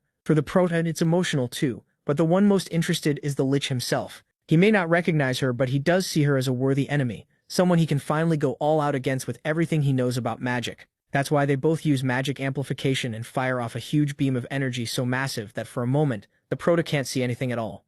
Several seconds pass, and Momo shows no sign of life, making it seem like he actually hurt her, until she calls his attack pathetic. She stopped it by summoning a magical beast that can devour mana. Then she says she's disappointed that a student of the magic tower really thought he could win with such a basic set of spells, pushing him so far that he starts hurling rocks and debris at her instead. Momo admits that switching to brute force when magic stops working isn't a bad idea, but it's still predictable. Just like his magic circles and all his earlier attacks, it only shows his sad lack of creativity. She's offended that one of her students really thinks a body corrupted by evil energy could ever reach the peak of magic. That finally gets to the lich, and he says he's willing to do anything, even corrupt himself, if it means rebuilding the magic tower. That's his goal, not just destroy those who ruined it, but also revive his friends, bring back his teacher, and keep uncovering the secrets of magic together. His words hit Momo hard because she had many chances to return to the magic tower, but ignored them all, blinded by her own need for revenge. Because of that, she left them behind, and the tower met the tragic end. Everyone knows, so in some way it's partly her fault. Then everything changes when the lich reveals that a certain man came to him with that mark, offering him a crazy amount of power so he could do whatever he wanted.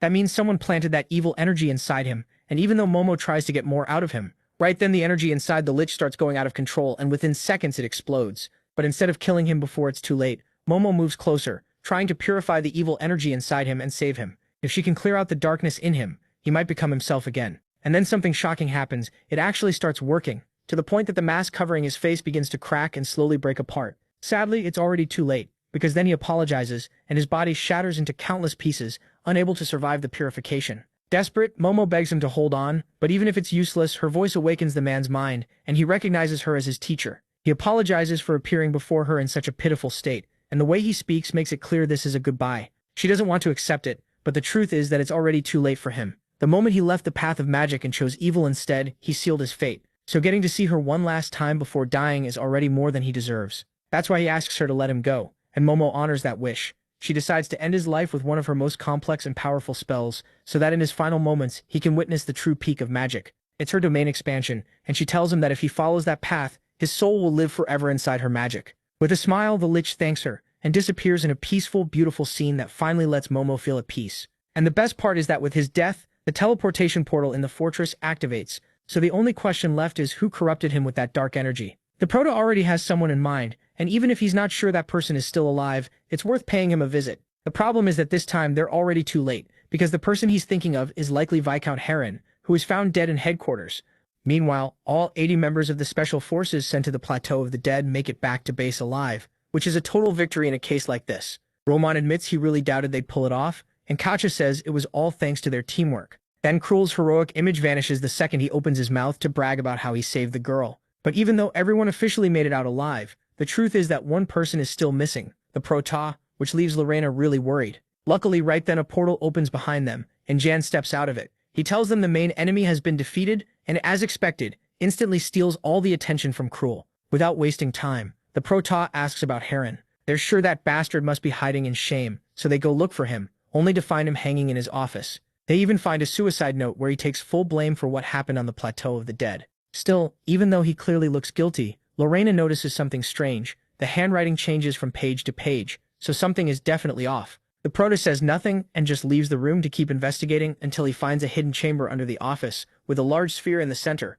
Momo then appears as a floating jellyfish-like thing, because she ran out of energy, but she keeps insisting they still need to get revenge for what was done to her student. The Proto tells her not to worry, because Heron was clearly not working alone, and that sphere is Heron's personal communicator. He checks it and finds hundreds of calls with Marquis Saga, remembering that the man was one of the big shots backing that bastard. So John decides to call him. A moment later, the image of the Marquis hanging a woman appears in front of him. With a nasty tone, the man asks who the hell he is and why he dares call. The Proto replies that he's a member of the Special Forces, and apologizes for interrupting him like this. Shamelessly, the man says he was only disciplining a rude bastard girl, then orders the poor woman to leave, clearing the way for Jan to explain that he's calling about Baron Heron, who confessed everything and named him as his superior and backer. Of course, Heron never confessed, but he sounds so sure that Sion falls for it, and the old man's face twists with pure hatred. He's not stupid, though. He only admits that he had been taking bribes from Heron, calling him a very generous man, carefully speaking in the past. Worse than that, he shows no regret,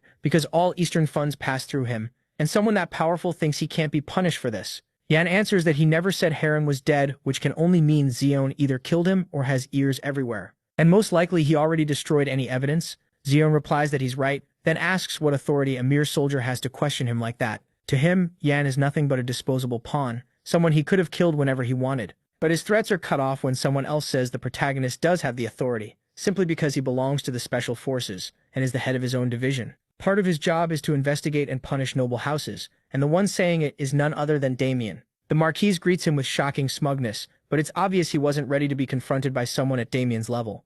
Out of nowhere, he says he has other business, and if they have more questions, they can come see him in person. Just like that, he cuts the call. The Proto thanks Damien for promoting him, but Damien takes the title back, saying he obviously only used it to back him up. As for why he's there, Damien says he had a feeling Jan would cause trouble, and he was right. He also warns him to be very careful with the Marquis, since his influence reaches across the Empire. If MC acts rashly against him, he'll pay for it. What matters now is that Damien didn't come only to watch over him. He tells him to get ready to leave with his little group because Crown Prince Leon has personally summoned him to Avalon, the capital of the Empire. Elsewhere, on top of a high cliff, a hooded figure laments the Lich's death, which means the plan will have to change. Still, what bothers him most is seeing that brat use the Emperor's style. And remember, his name is Jan. That's a name he'll need to remember from now on. Back with the protagonist, he arrives at the gates of the Imperial Castle, and the images in his mind blur together between the beauty of the present and the destruction he left behind in the other timeline while trying to kill the Emperor. And we already know how that ended. That's why he just stands there, staring. The others take it as a clear sign that even if he won't admit it, he's nervous. For him, it's hard to believe he ever came back to that place again. The city he once burned to ashes and the city that destroyed him too. As they keep walking, the others admit they're just as shocked, because they weren't only invited to pay their respects, they're also joining a huge banquet. Cruel mocks them, saying a place like this clearly isn't for commoners like them. Then they notice another castle towering above the rest, and the surprise is that it doesn't belong to His Majesty, but to another member of the imperial family. Still, that's not so strange, since Jan explains Avalon is split into 8 sectors, all built around the imperial palace, 3 for commoners, 3 for nobles, and 2 for military and government use. and the only way to reach the palace is through the noble districts. So they move through streets packed with wealth and luxury that amaze Roman so much, he blurts out that the emperor is basically just some rich guy. Honestly, it sounds like something anyone might say, except Kasha shuts him up right away, warning him that Avalon has eyes and ears everywhere, and Damien himself already told them one mistake could cost them their lives. And Roman gets why she's worried, but that still doesn't stop him from biting her for grabbing him like that. Meanwhile, Cherry starts daydreaming about finally getting to attend a ball like the ones in books.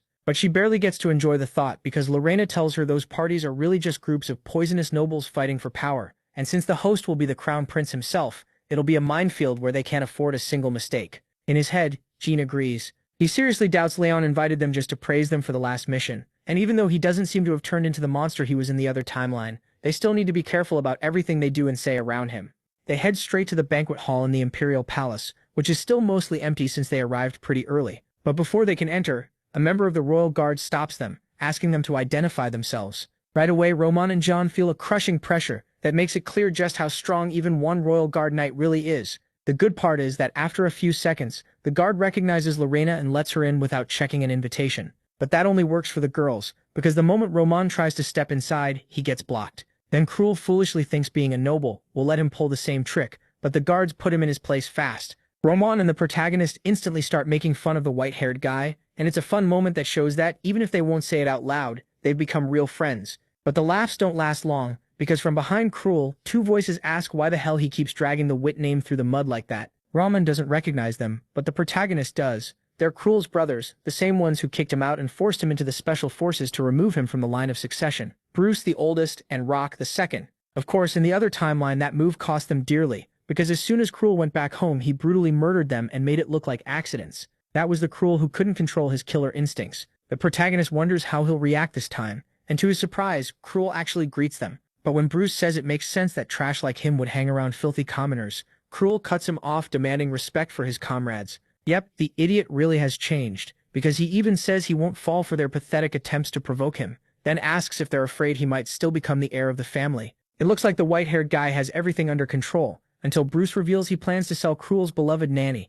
and says his arm already hurts from beating her so much. Since she's getting old, the best thing to do is sell her to a tavern while she's still useful. At that, Cruel instantly remembers all the times she comforted him, and he lunges at his brother, ready to beat him. But the shock is that he doesn't even get the chance, because the protagonist moves first and smashes Bruce's face with a kick. At the same time, he also has a bad feeling about this whole gala, but he calms himself by thinking there's no way the group could cause trouble this fast. Sadly for him, he's wrong, because that idiot Bruce hits the floor like a pig, and demands to know what the hell the protagonist is doing. He answers that it should be obvious he's smashing his pathetic face. In fact, he's about to hit him again when hundreds of magical swords surround him, and a voice warns that it won't allow this kind of mess in front of the palace gates. Luckily, he recognizes the protagonist. It's that same royal guard knight he met during the train incident on the way to the north. Of course, the others are shocked to see he has connections like that, but it still doesn't get him out of trouble, because Bruce insists he must be punished for attacking and insulting a noble. Kyle says he may not even be able to help him out of this. Then the surprise comes when Jean insists he didn't insult him at all.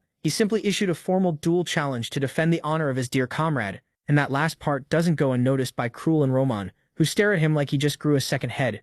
Still, the plan works, because the Founder's Law says a knight can challenge anyone to a duel, no matter their status, as long as it's to defend their honor. Bruce immediately says he won't waste his time fighting a commoner, and Kyle tells him he's free to refuse, but first he should look around, because if he backs down in front of all these nobles, his reputation will take a hit, and nobody wants to be known as the weakling who refused to fight a commoner. So Bruce accepts. Next, the two stand face to face ready to fight, while dozens of nobles watch. Kyle takes the role of fair judge, notices the protagonist has no sword, and offers him his own. But Jean says he doesn't need it, and that becomes clear when Bruce attacks without warning, and one simple move is enough for Jean to dodge. Shouting angrily, the blonde warns him not to let his guard down and keeps pressing with fast attacks that slowly start slipping past Jean's defense. First he slices Jean's clothes, then a few strands of hair, and before long the crowd starts saying this is exactly what they expected from the eldest son of a family famous for swordsmanship. Overall, it looks like he has the advantage, and most of them think Jean has no chance, except Ramen and Cruel, who see through the act and know the protagonist can handle this and more.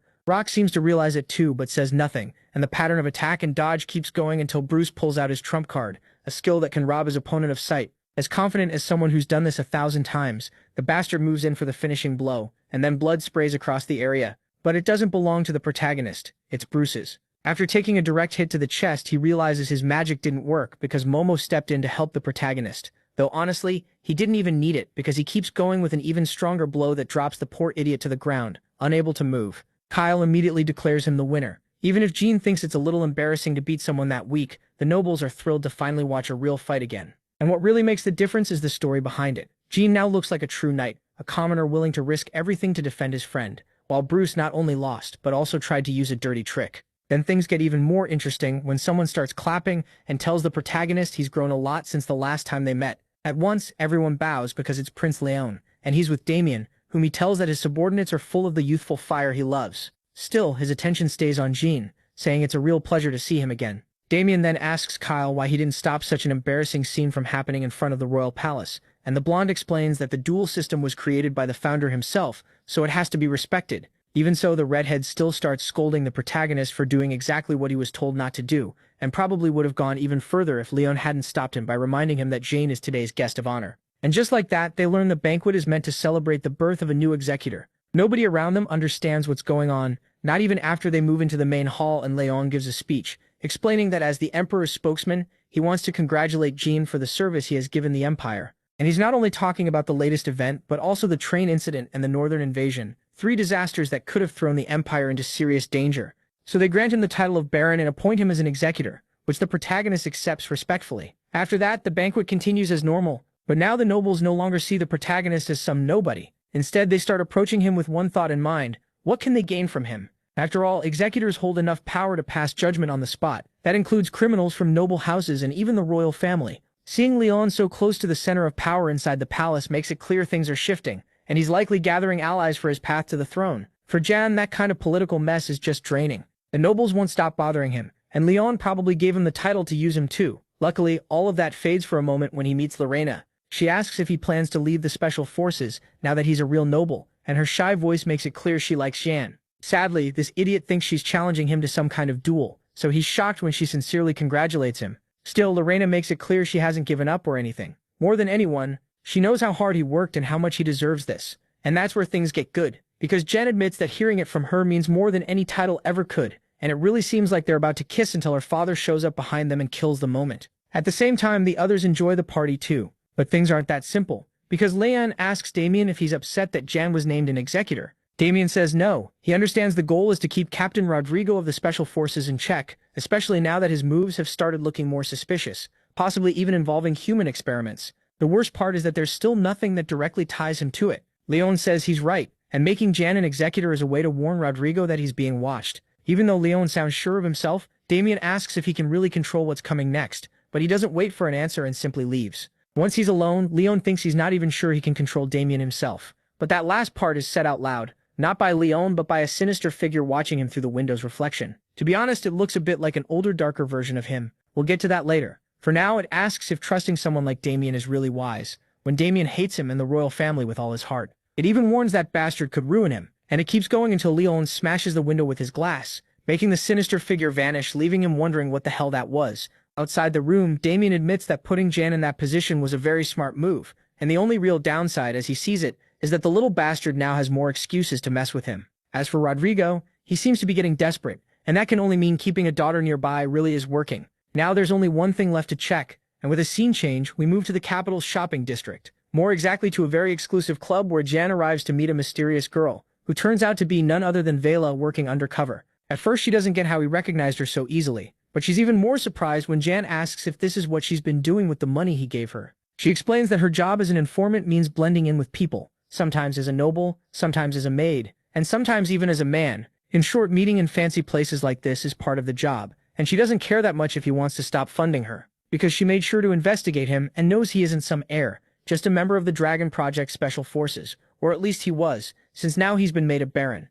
Jan admits that finding all that out is impressive, but tells her to focus that effort on something more useful. His tone sounds so threatening that she's sure he's about to attack her or something, but instead the protagonist tosses her a bag full of money and tells her to stop wasting time on side jobs and overly complicated fake identities. He wants her focused on everything he asked her to investigate last time. She thanks him right away, but insists he shouldn't look down on her like that, because she already has all the information he wanted and hands it over in a small but packed folder. Without hesitating, Jan starts reading, and the first report is about the activities of the Special Forces captain, who recently began attending private meetings with many nobles, people who are unhappy with him. Most importantly, the key figure in all this, besides Rodrigo, is Marquis Xian, which leads straight to the second report. Vela found that several facilities in Xian territory are being used for biological experiments, confirmed by the absurd number of mages moving in and out every day. Of course, Jan is shocked they want to go even further than the madness they pulled with the Witch of Oppression, but he praises her and puts her back in charge of his intelligence network. Before he can leave, Vela stops him because there's one more thing he needs to know, and it's about that symbol from before. She says she searched for a long time with no luck,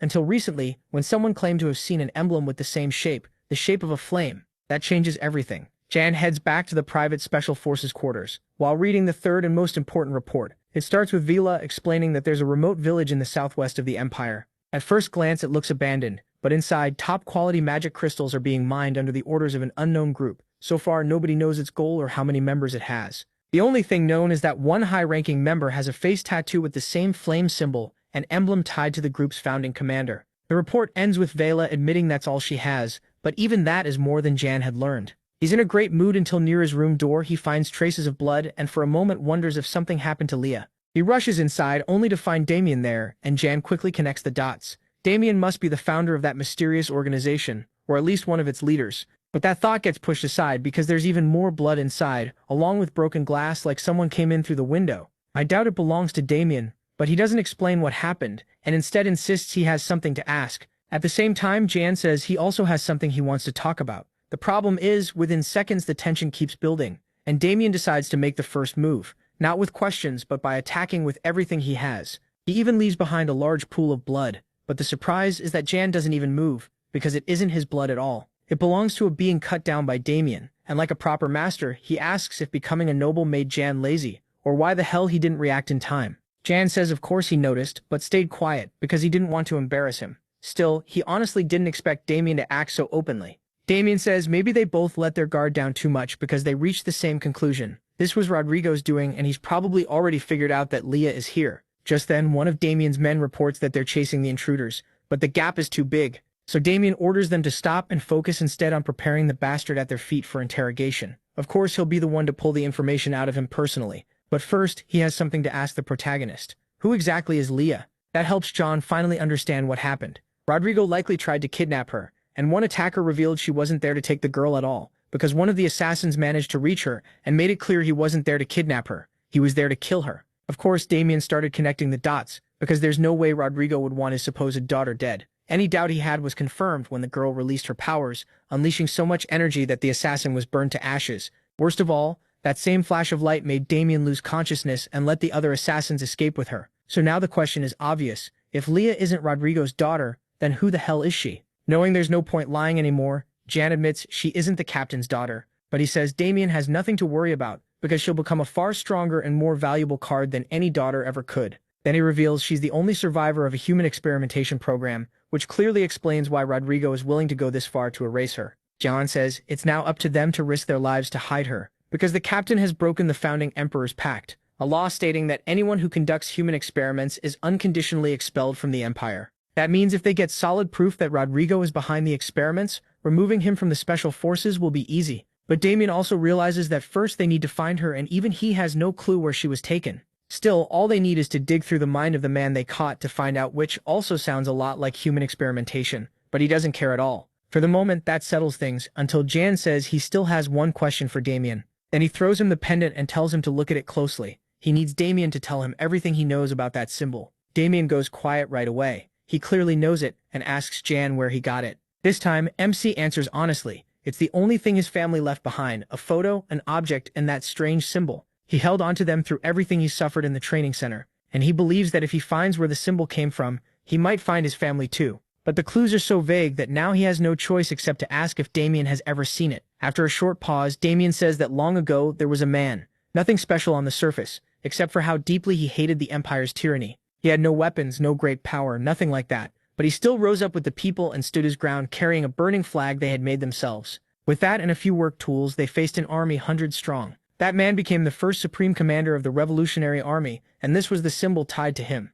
As for Damien's link to all this, it started on the night of his 7th birthday. Out of nowhere, his mother told him to run far away so no one could hurt him, because too many people were after him. Back then, she was accused of high treason against the Empire and killed right in front of him. The whole thing was so cruel that he swore he'd take revenge himself. After that, little Damien ended up living on the streets, kept going only by a cold, deadly rage that caught the eye of a man proudly carrying the Revolutionary Army's flag. That was Damien's first time meeting the commander, who saw through him and immediately warned that revenge solves nothing, though it does feel satisfying. All young Damien could think was that the guy talked way too much, so he told him to just leave him alone. Still, the commander already knew a lot about his situation. He wondered if Damien was the son of those fools tied to the coup. After all, he'd heard the boy had escaped, and without waiting for an answer, he went to get him food. He was surprised to find that even as the son of a noble family, Damien had strong values, and his mother had raised him never to take advantage of others, and to always help people who had less. So the commander insisted he wanted to show him something fun, how to turn the empire upside down. With those simple words, he was basically asking Damien to join the rebellion. And while Damien admits he didn't trust him, he did want to see what he could do to bring the empire down. So from then on, he followed him. But Damien was shocked to learn the man's plans involved helping the elderly and building orphanages. One day, Damien asked what the hell any of that had to do with toppling the empire. And the commander said, "Not much. Still, a revolutionary can't ignore people who need help." Over time, Damien realized he wasn't just a smooth talker. He was a madman who somehow became friends even with people who hated him at first. Little by little, more people joined him, and before long he had built his own rebellion. That also makes one thing clear. The man we saw earlier wasn't actually the leader. The man fighting soldiers with only tools was just one member of the rebellion, following the commander, who was also its founder. In the middle of that battle, the commander didn't just fight. He rallied everyone around the goal of ending the people suffering under Serva's rule, and in the name of the Revolutionary Army, he made the first official declaration of liberation. By his side, Damien was already a teenager and had clearly joined the revolution, which is why he explains to Jan that every founding member has that same symbol tattooed on their body. But the biggest shock is that Damien even remembers the pendant. It was a gift from the commander to his son, which means the commander is his father. Deep down, he had already guessed his family was tied to the rebels, but not that closely, not the founder himself. Damien then asks if that doesn't bother him, knowing he's part of the special forces. The protagonist says he doesn't care. What feels strange is realizing that, in a way, Damien is more his father's son than he is, because Damien actually knew him. Damien shoots that down. He could never be the commander's son because to that man, family meant everything. That makes it pretty clear things between them didn't end well. Of course, Jan uses the moment to joke a little, and says Damien should show him some respect as the commander's son. Damien counters with a question. Doesn't he want to know more about his father, like where he is right now? MC instantly thinks yes, because that's what has kept him going all this time. Even so, there's something more important first, saving Leah. Everything points to them working together, so Jan tells him to get ready. There's something he needs Damien to do. After that, we get a short time skip. Then we cut straight to the headquarters of the Special Forces, where Damien shows up in a ridiculous hat with a gift, insisting he's come to apologize to Rodrigo, all while thinking he'll kill Jan for putting him through something this dumb. At the same time, in the central office of the Inspectorate, the director, Diana, gets word that the commander-instructor of the Special Forces has arrived in the capital, though they still don't know why. But what matters most to her is finding Jan, the famous new executor, because she sees him as high risk. And she's not stupid. The center of almost every major incident hitting the Empire lately has been him, his motives, and the mystery around him. Then things get strange when she enters her office and finds a red envelope with a letter, asking if she plans to hunt the Black Dragon, in other words, Rodrigo. Basically, it's a clear warning that the old man is involved in something dirty. But the real surprise comes when she says out loud that if someone has something to say, they should say it to her face instead of sending a letter. She isn't talking to herself, of course. Jan finally steps out, admitting he never thought she'd notice. Still, he makes it clear he didn't come to cause trouble. He came to deliver that message himself, because it was too sensitive to risk being intercepted. In his head, he figures Damien has already reached Special Forces headquarters. So while Damien keeps Rodrigo distracted, Jan faces Diana and reveals his goal, to tear down the Special Forces from the ground up, and he needs her help. He's found out that the key to bringing Rodrigo down is somewhere near the center of the capital, but unlike Diana, he can't pinpoint the exact place. For her, this is the perfect chance to take back control over the Special Forces. Diana doesn't even let him finish before refusing. As far as she's concerned, there's no reason for the Inspectorate to step into what looks like a faction fight inside the Special Forces. The risk is huge, and the Inspectorate gains nothing. Jan tells her she does have something to gain and asks if she doesn't want to know who was behind her husband's death. That leaves her frozen in place, and the protagonist thinks about how she has always carried deep hatred for the Special Forces, because they were the ones responsible for killing her husband, to silence him while he investigated corruption. Tied to the commander, there was never hard proof the Special Forces did it, but it didn't take a genius to figure it out. And now that she finally has confirmation, her reaction is instant. Diana releases an absurd amount of energy, and without hearing Jan out, attacks him. But we don't get to see what happens next because the scene shifts. We move to the outer edge of the capital, where in the basement of an ordinary house, Leah is sitting inside some kind of magic circle. At first it looks like she's alone, quietly repeating Jan's name as if waiting for him to come save her. Then one of the assassins tries to attack, only to get a nasty surprise. The circle is actually a kind of force field around her. He can't get even an inch closer, and even worse, his weapon shatters completely. From a distance, the others tell him to give up. He has no chance. That's when we learn they're the trio of demon assassins, a secret unit that works directly under the captain of the Special Forces, Rodrigo. They handle the organization's dirtiest, most immoral jobs, so they look at each other and agree on one thing. The goal is to kill her, no matter how they do it. Then the green-haired one says it's his turn, because there's no way that power lasts forever. They just need to wear her down until she hits her limit, and for that he plans to hit much harder than before, so he activates a skill called Blood Typhoon and attacks. But shockingly, the strike doesn't go at Leah. It tears into one of the tunnels behind her instead. The assassin yells that they need to deal with the rat that's been watching them first, and demands to know how the hell that person got inside, when every entrance was supposed to be guarded by the Special Forces.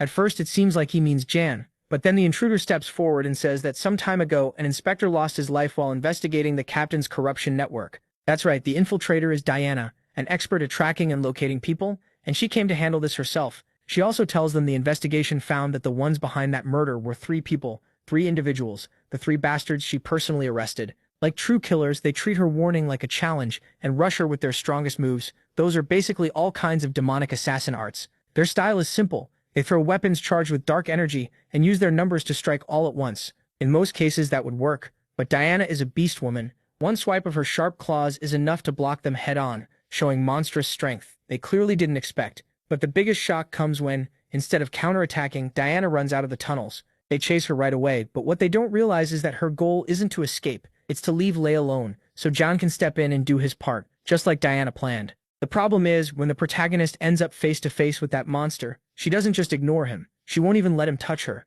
At first, Jan thinks she's upset because he failed to protect her, but it's much worse. She's still unconscious and can't control herself. Even worse, with the seal around her, he can't even get close. Then Momo shows up and points out that the restraint device they made has failed. The protagonist instantly blames her, but Momo makes it clear the tool was only meant to keep her power steady during emotional swings, not an extreme case where her life is at risk. And of course, an attempted murder and kidnapping is intense stress. If he wants someone to blame, he should blame himself for getting careless, because that carelessness let the assassins reach Leah, and he admits she's right, then honestly asks what they can do now. The problem is, right then he gets hit by a wave of shurikens that keep changing direction no matter how much he dodges until they finally cut his skin. Right away, he realizes there's only one group that uses throwing weapons like that. Momo thinks he's overreacting since they're just a few scratches, but she's wrong. Within seconds, he panics and drops to his knees, unable to stand, and a voice in the distance explains it's because he was just injected with hydra poison, a deadly toxin.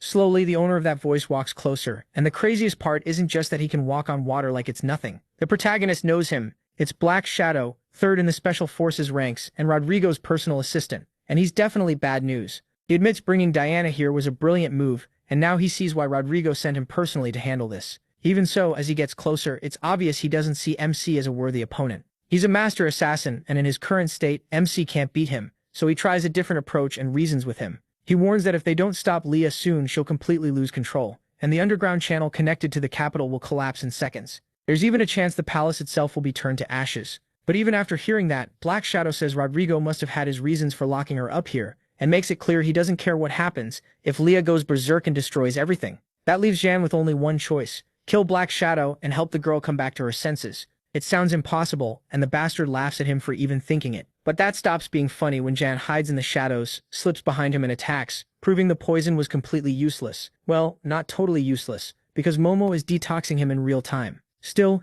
the enemy doesn't need to know that, and he gets ready to strike again when Black Shadow admits it might be time to fight for real, and suddenly tears open the stitches on his eyelids and opens his eyes for the first time in a long while, because he's about to show Jan the true art of assassination. To understand how dangerous this guy is, we need to look at a secret mission where the Special Forces were ordered to kill Count Grandolph, who was hiding inside a maze-like castle with hundreds of guards around him, and after several failed attempts, the mission was labeled Maximum Difficulty. Then they gave it to Black Shadow, and he cut off the Count's head before the guards even noticed. Over the next few minutes, he wiped out everyone else in the castle. That's why Black Shadow is called the best assassin alive, a man strong enough to fight head-on, but who still chooses surprise attacks because he enjoys them more. Momo immediately notices Jan getting nervous and asks if he wants her to handle it, since one shot of her magic would be enough to kill the enemy. Of course, she doesn't know everything this monster can do, so the protagonist says that'll be their last option. He also needs her to save energy to break Leah's gravity field and free her, and hearing that she's his trump card makes Momo's huge ego grow even more. Jan doesn't care because he's too busy thinking that not even in his past life did he ever have to fight Black Shadow. That's exactly why he has to use every advantage he can, so he strikes first, only to watch his sword pass straight through Black Shadow's body like mist. That's when he realizes the man already activated one of his most famous techniques, Shadow Escape, which basically turns his body into a shadow he can move at will, letting attacks pass through while he keeps attacking. Using that, he appears behind Jan and says he's pretty disappointed, because honestly he expected much more from one of Damien's students, but MC moves like a complete amateur. Then the bastard dives into the shadow under Jan's feet and pops back out seconds later with a weapon, slashing from head to toe. It happens so fast that he barely manages to block, and Black Shadow tries to press the advantage by pulling out another weapon, launching a storm of cuts that should have given him the edge, but then he realizes Jan is using the same technique to cancel his attacks. He's so shocked he doesn't even block when the protagonist smashes him in the chest and knocks him back. Now it's MC's turn to say he's disappointed that a supposedly seasoned fighter relies so much on shadows. That technique has a weakness. Direct attacks from weapons can be blocked, but that doesn't work against spread-out impacts like punches, so beating him is easier than Jan first thought. He just needs his fists and body-strengthening techniques. Thanks to that, he manages to take the upper hand for a few seconds until Black Shadow starts to panic and activates Black Domain, a move that spreads his shadow across the whole room until it covers everything. But the worst part comes next, when he uses it to fire shurikens from every direction, pushing Jan to the limit, while at the same time, back at Special Forces headquarters, Rodrigo finally agrees to see Damien. He says he almost felt bad watching him make a fool of himself, but Rodrigo isn't stupid and sees through Jan's plan right away, telling Damien it's useless and won't work. Even worse, Damien says he brought a gift too and hands over a report with every detail of Project Destroyer, the evidence Rodrigo knows they were after. Even then, Rodrigo makes it clear that something like this won't be enough to beat him, and tells Damien to get out already. But Damien doesn't back down, basically showing Rodrigo isn't working alone, and the surprise comes when Damien attacks one of Rodrigo's men and demands that he introduce this famous ally. Rodrigo says nothing, but a new voice asks if he really wants to meet him, then steps forward, shocking Damien because it's not a stranger at all. Judging by his face, it's someone he knows very well. But first we cut back to Diana, who manages to split one of the assassins in half without changing her cold expression, which is honestly terrifying. Of course the fight isn't over yet, because two are still left, and they chase her through the tunnels until they realize her plan is to lure them out and kill them one by one. Even then, they're too arrogant to run, and instead they decide to use Beastman's instability against her by trying to make her lose control. And yeah, their idea is to insult her dead husband, calling him weak, a coward who didn't fight back when they killed him, saying he even begged for his life while licking their boots. And the worst part is, it works. Diana drops her careful strategy and starts attacking head-on with a brutal strike. The bastards dodge it, then use the opening to wrap her arm in silver threads. At first glance, it looks like they caught her because Diana stops moving, and one of them uses that moment to attack with everything he has. But it backfires. He's met by a clean slash from Diana, who tears off the threads in one motion, and it all happens so fast the guy doesn't even understand what's happening until his vision splits, and he realizes Diana's cut was deeper than he thought. Just like his partner, he's been cut in two, and now only one is left. He doesn't waste a second before stabbing her through the paw. The last assassin stabs Diana in the back. Sure, he's won. He's so full of himself that he starts bragging about finally tasting her blood. But Diana doesn't even bother turning around. She just takes his head off. Her hair moves like a blade, and with that, the third and final assassin drops dead. It's the ending she wanted for a revenge she carried for years. Then the wound in her chest closes on its own,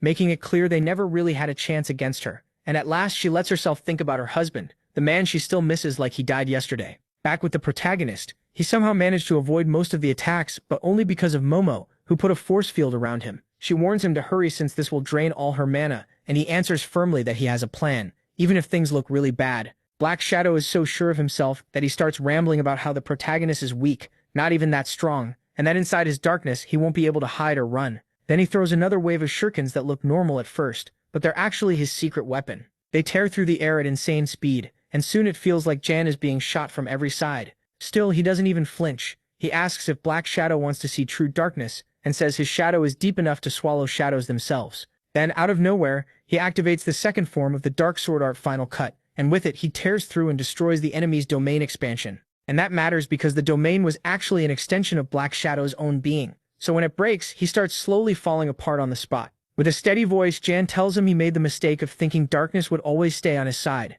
That should have been the end, but it's already too late, and a sudden quake shakes the tunnels. Right away, the protagonist realizes it's the sign that Leah has finally lost control. And of course, it's not just a few tremors. She starts releasing so much energy that it rips through the tunnels and forces its way outside with brutal force. At that point, there's only one priority: stop her. The protagonist's first instinct is to run to her, but Momo stops him right away, warning that stepping into that gravity field with just his body is a terrible idea. Without wasting a second, she also uses her magic to cancel the waves around him, so he doesn't get thrown across the room in an instant. She insists the only smart choice now is to retreat. For a moment it seems like he might listen, but the second he can, he starts walking toward Leah. He doesn't care if it costs his life, he promised he wouldn't leave her, and he means it. So Momo begs him to at least take a new distraction device, which should help keep Leah under control. With that he keeps moving and shouts for her not to give in to that power. More than anyone she deserves a normal and happy life. But sadly with every second that passes, the girl's energy keeps growing, until he realizes that not even she can survive it.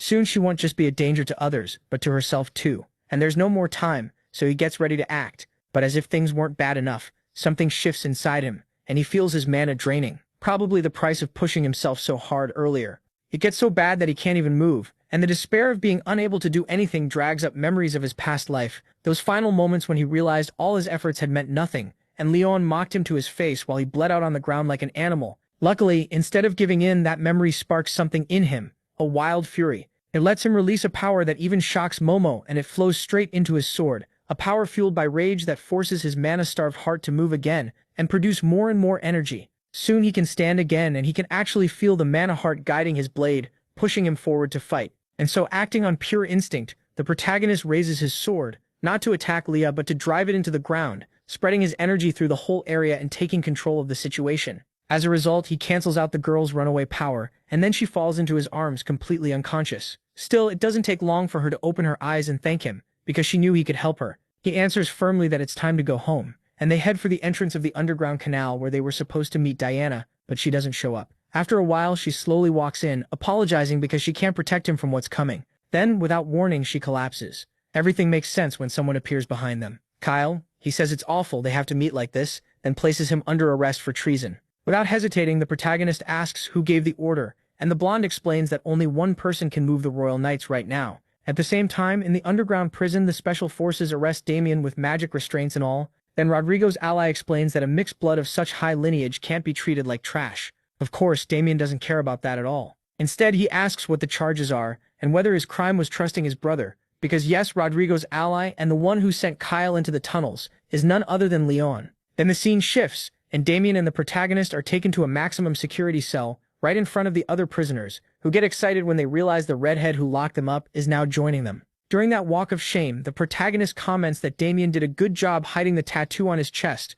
but Damien knows Leon already figured out everything. Even as the guards tell him to shut up, the threats keep coming, and one idiot keeps repeating that he'll kill him. Damien's response is grabbing the man by the tongue, making it clear he could rip it out if he wanted. The guards quickly stop him, and the only good news is that once they're inside the cell, the shackles vanish and they can move freely. To the protagonist, it almost feels like a luxury room compared to the training camp barracks. Still, neither of them looks very worried, because they both know escape or fighting back is basically impossible. Besides the hand restraints, they were also given magic collars that block mana, and if they try to break them by force, their heads will fly off instantly. Damien uses that moment to blame him, saying this was all his fault, and the plan had too many holes. But the protagonist reminds him that neither of them could have predicted a betrayal like this from Leon, especially since the second they fought back or even had swords pointed at them, they'd be branded traitors. On top of that, he couldn't fight Kyle because that would have left Leon defenseless.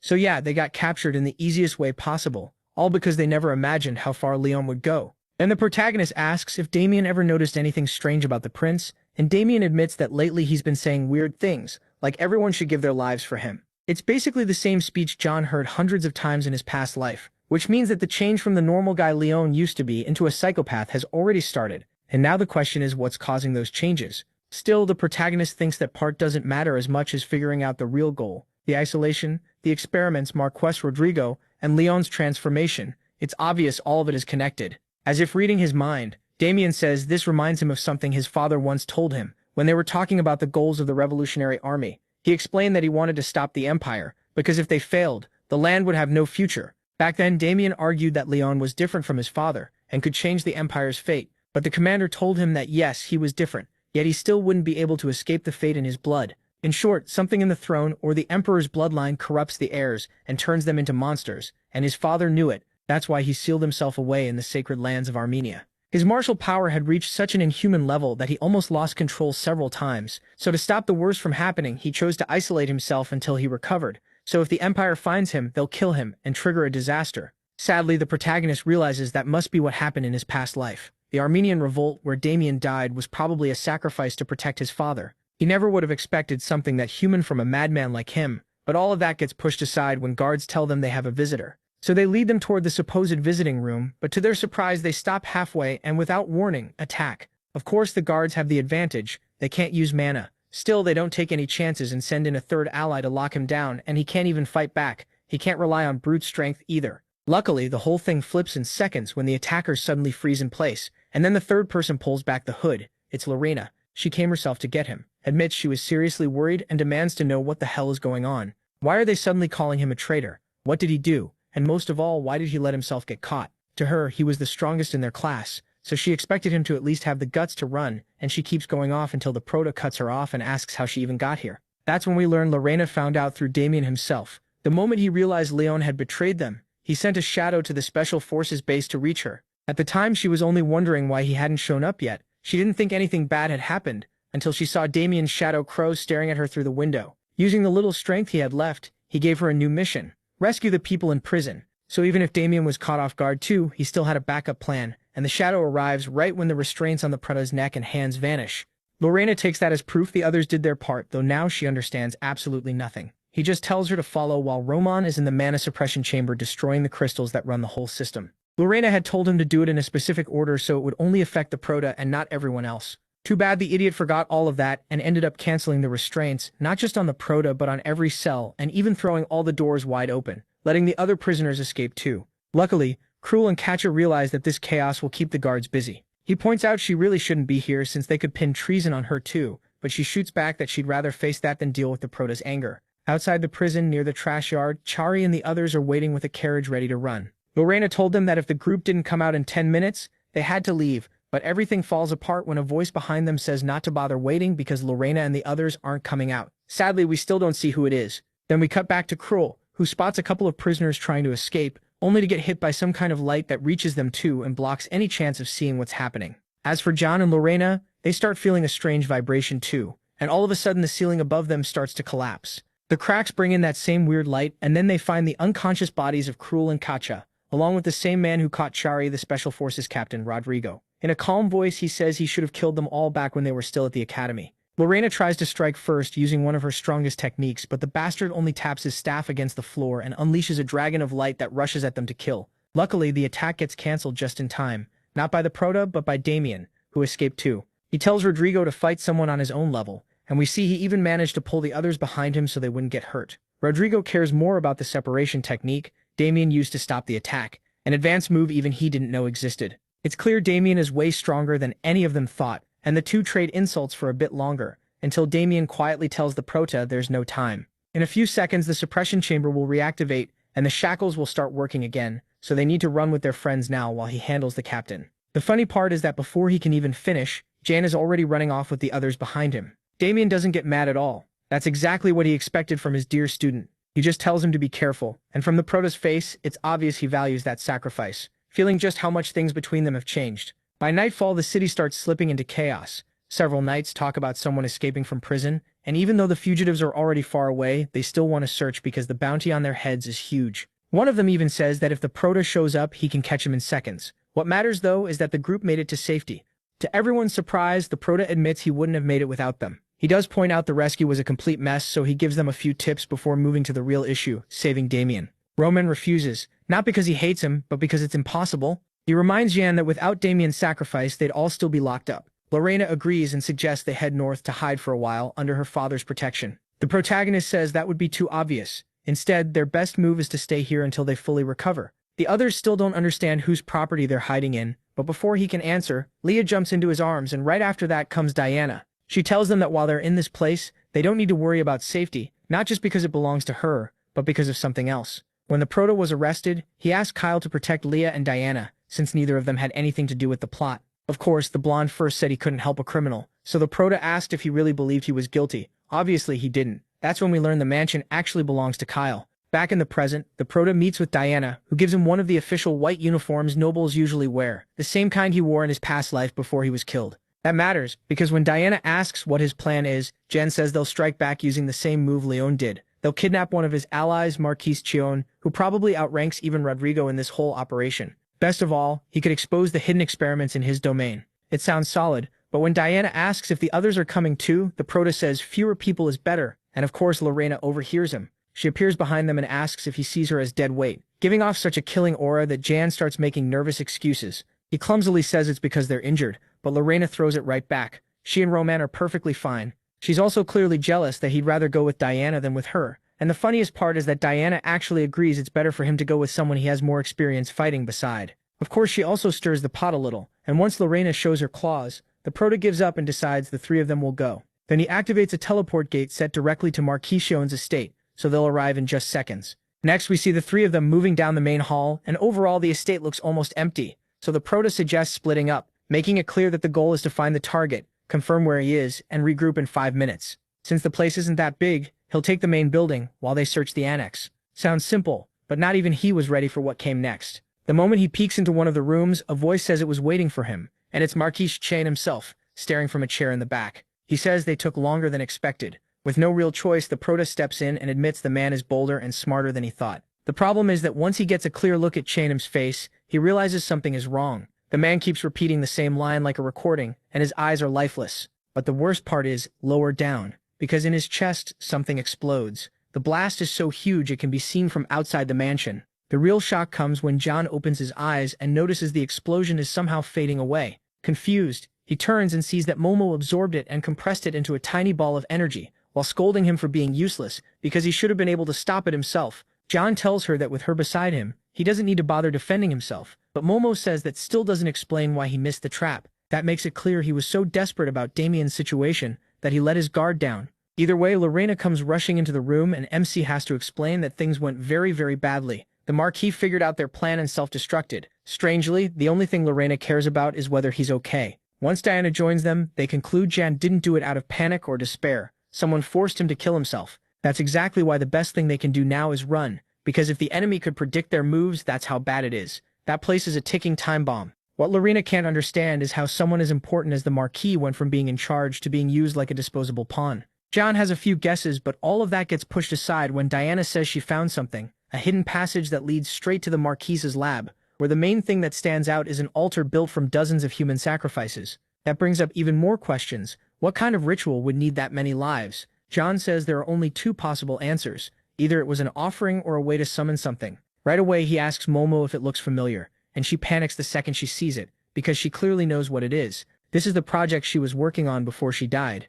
Back then, she had finally understood the limits of human life and was searching for a way around them. A reincarnation spell, a perfect resurrection, where both a person's soul and body would be passed on, but she was betrayed before she could finish it, leaving her with no choice but to come back as a lich. All this time, she thought her spell had been lost, but there's obviously one person who could have continued the research, the bastard who betrayed her, Bahamut. And right then, John, Diana, and Lorena feel like their heads are about to come off their shoulders, not because they were attacked, but because a killing intent crashed over them, stronger than anything they had ever felt. While they wonder where it came from, the magic circle activates, and a human shape starts forming inside it. At first it's only a shadow, but little by little it takes shape until that dark energy turns into Prince Leon. In just seconds he steps down in front of them, and John tells the girls to get back, because the moment that thing opens its eyes, it's obvious he isn't human. Worse, with a single look he knocks them unconscious, and John recognizes those eyes as the same ones that looked at him with arrogance in his past life before killing him. What's even stranger is that Leon suddenly talks to him like they've never met, and he can't make sense of it until he connects the dots. None of this is random. The reincarnation circle creating this twisted version of Prince Leon can only mean one thing, and suddenly every piece falls into place. That's why Jan greets him, but not as Prince Leon, as Bahamut, the founding emperor. And sadly he's right, because even if the man in front of him doesn't say it outright, he smiles and calls Jan very interesting. With that confirmation, the protagonist asks why he came back by stealing the body of one of his own descendants. Bahamut answers that it's his bloodline and the nation he built, so using them however he wants is only natural. But the really shocking part comes when Momo finally understands what's happening and steps forward, her face twisted with rage. How dare he kill her? Then reincarnate using the magic she created. Bahamut recognizes her right away. She looks very familiar, but he doesn't get to say much because Momo attacks, firing a blast of energy that tears through half the mansion in seconds. Of course he dodges, and after seeing that level of magic, he starts putting things together, asking if she really could be Momo. She answers with another attack, a hurricane-like aura made of pure fire, a spell she created just for him. As long as her mana heart keeps burning, the flames will never die, and to her, it's the perfect move. But just when she thinks she finally hit him, he says, "I don't think so," and cuts through the firestorm with one slash that reaches Momo and slices across her back. In a smug voice, he says that even though it's been a long time since they last met, her condition is pathetic. The great master of the magic tower reduced to a thought form, basically a pet owned by some boy. Shocked, Momo asks if he can actually see her, and he says he can see everything. Then he grabs her by the chin and shamelessly dares her to attack again if she has the guts. She doesn't back down and tells him to go to hell, but Bahamut keeps talking, saying she looks awfully happy with that Jan, so maybe he should go kill him too. At that exact moment, a giant wolf appears behind him, ready to tear him apart. Even though the blonde man splits it in half with one move, the wolf was only a distraction because Jan is right behind it, using the second form of the Black Shadow sword art. If you've been paying attention, you know that's one of his strongest techniques, and that becomes obvious when the energy strike smashes through the ground and rips through the whole structure they were standing on. The destruction is so huge that even Momo tells him not to be reckless, but Jan's desperate move works. They manage to make some distance, and that gives them a chance to tell her to run with the girls. Still, Momo refuses because more than anything else, she wants to kill Bahamut herself. The problem is, in reality, she doesn't have enough mana, and Bahamut now looks at MC in a different way. He clearly realized Jan used an adapted version of the Mana Heart technique, making him a far more interesting enemy. Without wasting time, he attacks with a move called Thunder Slash, basically sending a storm of dark energy at his opponent, but he still can't hit him, so he tries a technique that's stronger and more direct. That fails too, and it keeps going like that, one technique after another, while Bahamut just enjoys watching the strange tricks Jan has hidden. But according to him, it's like giving pearls to a pig. Great techniques wasted on someone too inexperienced. Worse, that bastard uses the opening to close the distance, and once he sees Jan has nothing new to show, he decides it's his turn, forming a bright energy dragon to swallow him whole. That's when the protagonist realizes he can't hold back anymore, so he goes all in and activates a secret technique he created himself, Madman form, covering his body in dark energy. Even so, it barely helps, because Bahamut pierces right through it like it's nothing. He says Jan entertained him for a while, but he doesn't have time to waste watching a monkey do tricks. Even then, he admits MC deserves praise for what he managed to do, so as MC drops to his knees, unable to move, Bahamut rushes in to take his mana heart as a prize. A second later, all that's left is a huge pool of blood, and Jan is stunned when he realizes it isn't his blood, but Bahamut's. For some reason, he stabbed his own arm. Then Bahamut tells him to listen, and he realizes the one speaking is Leon, who somehow took back control of his body. Using what little strength he has left, he tells the protagonist to run while he holds him back. Sadly, Bahamut has already rooted himself too deeply inside him, and Leon knows this will be the last time he controls his own body. But Damien can still be saved, and with everything he has, he screams for MC to run. MC doesn't want to leave him, but what happens next makes things even worse. Bahamut starts taking partial control again and stretches an arm toward him, saying he looks delicious and that he won't rest until that mana heart belongs to him. And just like that, a struggle begins inside Leon between Bahamut and Leon. Jin uses the chance to ask where they're holding Damien, but things are so bad that Leon can barely speak. Mamo then tells him the girls are awake again, so all they need to do is activate the teleport gate and escape. Jean looks back at Leon and asks him to hold on just a little longer, because he'll come back and kill that demon, so Leon can finally be free. With that promise made, he runs. And even though that bastard Bahamut soon takes full control of Leon again, he doesn't even bother chasing them because he knows they'll meet again. He knows their mana hearts are fated to draw them back together. In the next scene, the group makes it back safely to the mansion, where the girls finally ask what the hell that was. They've never seen a human give off that much pressure in their lives, and of course Lorena feels useless for not being able to help. But Diana insists that surviving at all is already incredible. As for Jan, he knows his pride took a hit, but he also explains that the Founder's return goes beyond all logic. No one could have expected it, and no one would have walked away unharmed. Now things get interesting when Kyle appears, saying they came back much faster than expected. Jan thanks him for protecting them, but Kyle says not to bother. He still plans to arrest him. The protagonist accepts, on one condition. Kyle has to hear him out first. So he explains everything that happened with Bahamut, and of course Kyle has a hard time believing it. So MC starts laying out all the proof, like the traces of reincarnation they found in Chion's mansion, and the fact that he was behind the massive zombie outbreak in the East. Back then they didn't know what it meant, but now it's obvious it was a ritual to bring something back. Sacrifices meant to revive the Founder. That's exactly why Jan asks what he plans to do as a royal guard, since the soul belongs to the Founder, but the body belongs to Prince Leon, which puts him in an impossible spot. And Kyle explains that the Founder has always been every knight's idol, a legend, and the reason he kept going until now.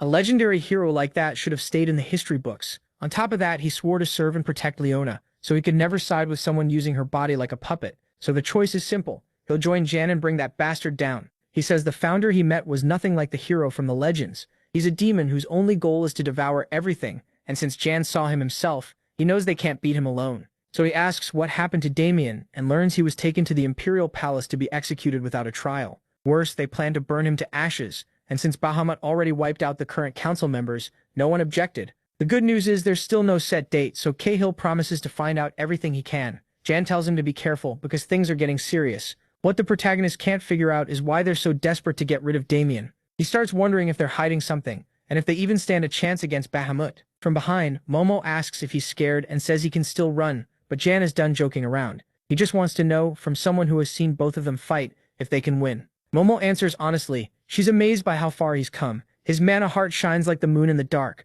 but Bahamut's is like the sun. It devours everything. Right now, there's no chance they can beat him head-on. That doesn't mean the bastard can't be killed. There is one way. So Jan desperately asks what it is, and Momo says, "You have to die." Then we get the backstory. Long before the age of humans, the world was ruled by three races: the ancient dragons, the spirit kings, and the primordial giants, huge beings with overwhelming power. That changed when humans discovered how to awaken the mana heart. After that, a single person could bring down even those three great races, and of course, the greatest of them all was Bahamut himself. He became a legend by devouring other creatures to grow stronger, and over time he turned into something beyond all limits. There weren't even words to describe him. Momo makes it clear to Jan that this is the monster he has to face. He seems to have no weakness, but that overwhelming power is actually his biggest flaw, because Leon's body, strong as it is, still isn't enough to hold Bahamut's full power. On top of that, the magic circle used to reincarnate his soul had flaws too, so they aren't using a complete resurrection. That means the link between Bahamut's soul and Leon's body must be pretty weak,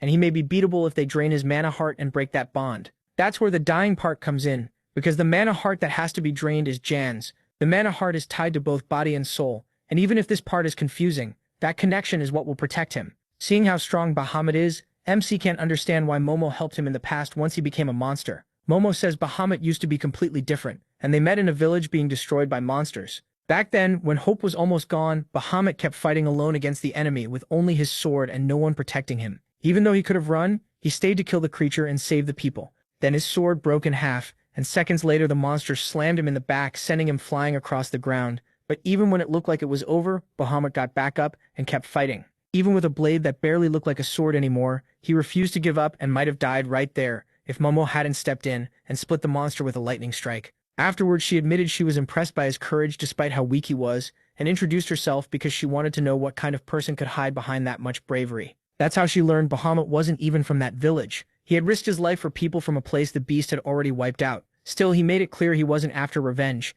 He was protecting the dignity of the people who had lived there, and he didn't care about risking his life if it was the right thing to do. Once again, Momo found him fascinating, so she offered to help him get stronger by taking him to the tower and teaching him to stand on his own. Thanks to Momo, Bahamut awakened his mana heart and became the legend everyone knows. A legend who, even with all that power, still cared about others. He wanted everyone to use the mana heart because that would begin the age of humans. That kindness made Momo think he could be the perfect king. But everything changed one day when the sky above Bahamut split apart and a strange creature appeared. It looked down at him and said, "Repent." Then it fired a huge blast of energy that fell on him like a meteor. Thinking he had been erased, it kept repeating, "Complete repentance." But luckily the creature had underestimated him, because Bahamut managed to rise from the rubble without a scratch, and declared he would destroy any being that threatened humanity's survival. That kicked off a battle Bahamut herself called insane. It lasted for 3 full days, and on the 4th, a huge explosion went off. After that, the creature's wings fell apart. With what little remained, it asked why Bahamut opposed it, hinting that it had tried to reason with him,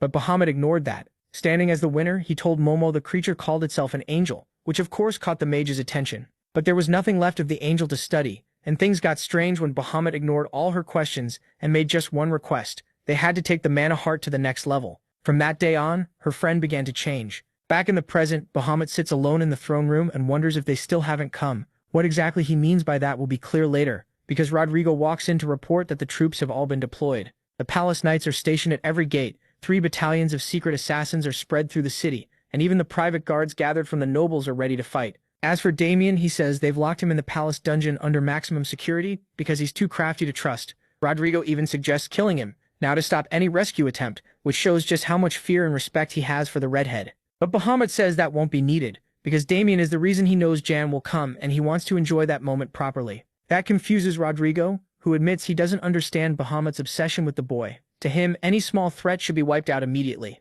At once, Bahamut vanishes, and the air around them turns deadly as he asks if Rodrigo is suggesting Jan could threaten him. Rodrigo instantly apologizes, and here we learn how his family got tied to Bahamut's resurrection. Bahamut gave the mission to one of Rodrigo's ancestors, and it was passed down from generation to generation until now. That's why Bahamut spares him, then goes back to wondering when he will arrive because he's craving some fun. Lucky for him, Yan and his allies are already on the move. They gather with equal parts fear and resolve because they're not going up against a few nobles anymore, but the imperial family itself. By every standard, they're traitors now, but there's no time to hesitate, so Yan explains the mission one more time. First, they have to rescue Damien from wherever he's being held, then cause enough chaos to lure Bahamut outside the palace, all while dealing with every enemy waiting for them inside. Their biggest disadvantage is that Lorena isn't with them. She vanished that same day, leaving only a note saying she'd return soon. Yan takes that as a sign she's preparing something big to help them. And he's right, because in the next scene, Lorena is in the north, standing before a great dragon, the master of the snowy plains. Back with Yan, he declares that the time has come, starting the final operation to bring Bahamut down. From there, we move to the gate of Avalon's third fortress, where one soldier asks how long the emergency will last, and another says it ends only when Damien is executed. Supposedly, all this is to stop the rebels from rescuing him, though they can't believe that lunatic would really storm the capital like that. What bothers them most is that the whole story about Damien being a traitor makes no sense at all. That becomes a problem when Rodrigo overhears them and threatens to hang them too if they keep talking nonsense, then orders them to stay alert. If even one defense line falls, he'll punish them brutally. By now, even Rodrigo has to admit Yan is pretty clever, so he tries to think like him. That leads him to the next answer. Without a doubt, the protagonist would come through the fourth fortress, set between the grain stores and the commoners' district, the perfect place for a rat like him to blend in. So Rodrigo set a trap to kill him right away, but his smug laugh is cut short when he spots the protagonist leaping straight at him as if it were the most normal thing in the world. It looks like he chose a direct attack, and of course Rodrigo's men immediately chase after him across the rooftops. They try to warn him off, but the protagonist flat out ignores them until he gets hit by a white light dragon that slams into his side and takes him out in seconds. Even after that earlier grin, the protagonist crashes into a wall, and Rodrigo catches up, admitting he didn't think he'd be dumb enough to charge in head-on. Clearly, he gave him too much credit. But then the protagonist starts laughing and reveals it's actually Cherry, who managed to change her appearance with transformation magic. Calmly, she tells Rodrigo he didn't overestimate Jan at all. Right then, one of Rodrigo's men rushes in to report that MC, the Empire's #1 fugitive, has been seen in 4 different places across the capital. No one knows which one is real, and that sends Rodrigo into a rage that keeps building until he gives a very clear order. No matter which one is the original, they have permission to kill them all. At the same time, in the fourth fortress, one of the Johns stays hidden as he moves through the crowd, and we can guess this is the real one, because he thinks everything is going to plan, and if things go bad, he can hide among the people. He feels pretty confident until one night calls for all the civilians to listen and announces that a traitor is among them. By royal order, the road is now closed, and everyone will be searched on the spot, which sends the crowd into panic. That makes the protagonist decide it's time to slip away. But then the real problem starts when a voice insults the civilians, calling them peasants. It's Bruce, using the authority given by the prince to remind them they must obey without question. Now it's obvious Bahamut has been gathering idiots hungry for power into his ranks. Things get worse when one man argues that he's an imperial citizen too, but Bruce says that also makes him a traitor. And sadly, it's not just a threat. The lunatic attacks the man and burns him alive instantly, then orders the knights to wipe out all the rebels. Just like that, the city turns into a slaughterhouse, and a teenage girl is about to be killed on the spot, when John steps in and slices the so-called knight in half. From a distance, Bruce sees it as a win, convinced this is his chance to beat John and bring Bahamut his head. But the protagonist apologizes for disappointing him, because this isn't him after all, but Cruel, who says he'll be Bruce's opponent. Naturally, he also calls Bruce out for staining their family name by killing innocent people. Bruce argues it's their fault. They had to suffer because he was branded a traitor. He says they were finished and might even have been executed, until Prince Leon really Bahamut came to him with an offer. Help him in exchange for a chance to restore his house. Then Bruce lets out a nearly demonic scream, making it clear that deal was far darker than it sounded. And we don't even have to imagine how bad it is, because in the next moment, Cruel is on the ground, horrified as he watches his brother mutate into some kind of monster. Bruce says Leon gave him that power, and he treats it as an honor, a strong, perfect body chosen just for him. Leon even told him he was the perfect fit for the world he plans to create. It's obvious that was just a way to manipulate him, but it clearly worked because Bruce stands tall with pride, declaring that this makes him the only one worthy of becoming the clan's next leader. Then Cruel mockingly asks if he still cares about something that pointless, since he stopped caring long ago about becoming the next head of the family. But with Bruce looking like that, it's obvious he's not getting that role anymore. Of course, those words hit a nerve, and Bruce attacks. Cruel dodges fast and comes back with everything he has, because one thing is clear, their fate will be decided right here, right now. In the next scene, we move to the 6th fortress where another John is being chased by the guards at full speed. They follow him through the alleys, sure that he must be the real one, until the protagonist's figure suddenly disappears into the air. Logic tells them he has to be nearby, so they start searching, but then the fake John reappears behind them, saying he's not the type who runs away. From his face, it's pretty clear this isn't the protagonist at all, it's Rahman.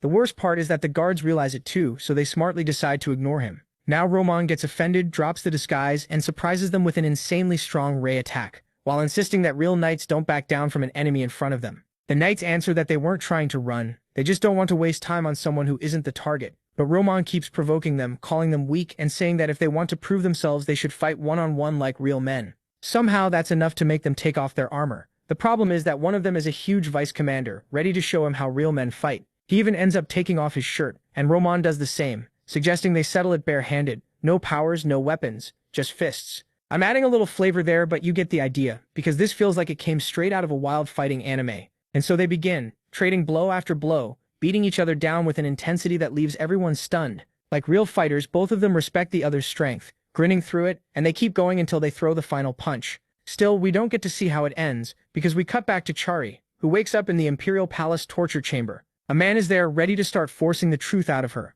Worse, he mentions that the other prisoner caught in the next room was very quiet, hinting that someone else was captured and the torture ended badly. Of course, Cherry starts to panic. The man calms her down in the creepiest way possible, saying he'll just open her head and read her thoughts directly, and all he wants from her is to scream once in a while to make things more fun. Then we return to Roman and see that the final blow they both threw wasn't enough to end the fight, so they keep going a little longer until their fists slam into each other's faces at the same time in a clean cross counter. Roman admits the bald guy isn't as weak as he thought, and like a true fighter, the other man also shows respect, saying he'll remember the warrior who beat him. Then the bald man drops. He's still alive, but his subordinates step forward to get revenge, each offering to fight next. For a moment, it seems Roman will have to deal with them one by one, but after seeing their leader barely scratched him, the next move is obvious. They order everyone to attack together. That's how the second battle starts, and from there we move to the 6-star magic circle, a key point in the palace's defenses because it controls the magic barrier. If that place is destroyed, the barrier goes down too. That's why the guards can't understand why the protagonist tried to sneak in there,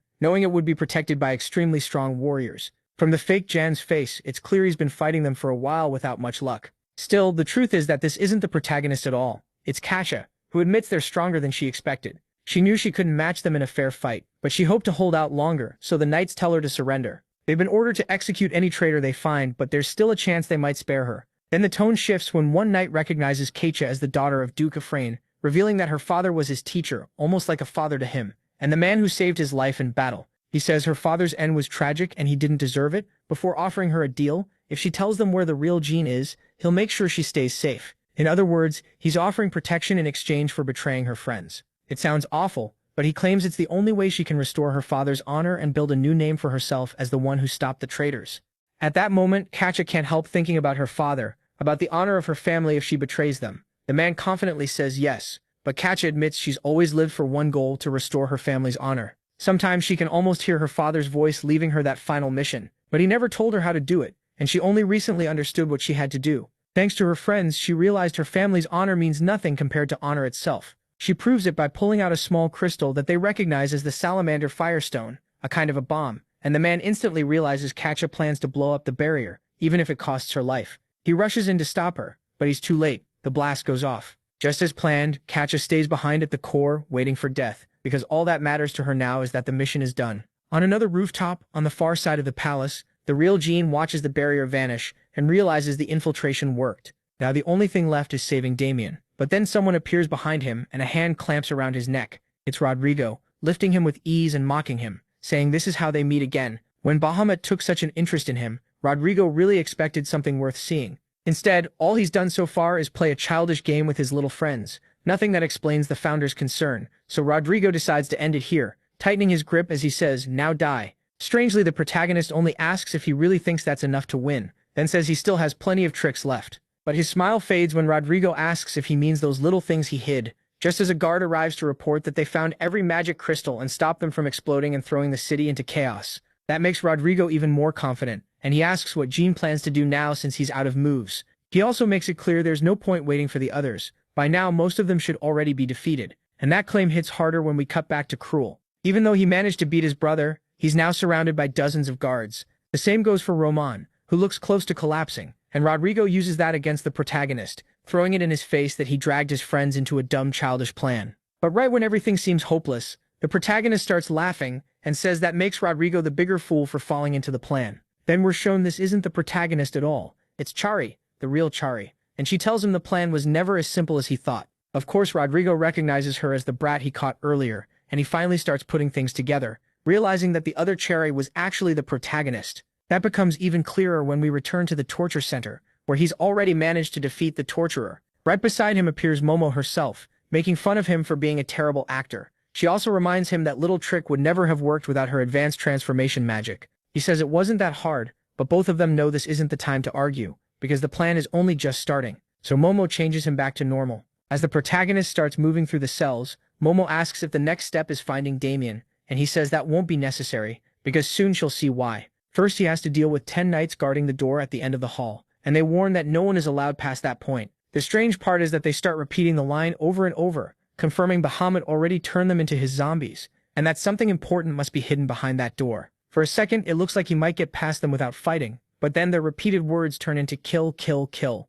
making it clear he has no choice but to battle them, or at least that's what we think. The surprise comes when Jean simply steps back and says it won't be necessary. An energy blast hits from behind and cuts the knights in half. Then the protagonist explains why he never planned to look for Damien. When the torturer revealed he had tortured his companion and described where he was, Jean realized it had to be Damien, so he used the Black Wolf to free him at once. In other words, the one who struck down the knights from behind was Damien. He steps out of the room complaining that Jean took too long, but his tone is full of affection before asking where the hell Rodrigo is. And speaking of him, Rodrigo is still threatening Cherry when one of his men reports the underground prison was attacked and the prisoners escaped. For Cherry, that's the sign her job is done. Rodrigo threatens to kill her on the spot, but then a swirl of snow appears in front of him, and in seconds it turns into a huge spiked weapon that forces him back. Not only that, one of his arms freezes from a single touch, making him realize the one who attacked must be the leader of the North. But it's Lorena, who says she doesn't need her father to handle trash like him. The knights quickly surround Rodrigo and start talking nonsense, saying she'll regret not bringing her father.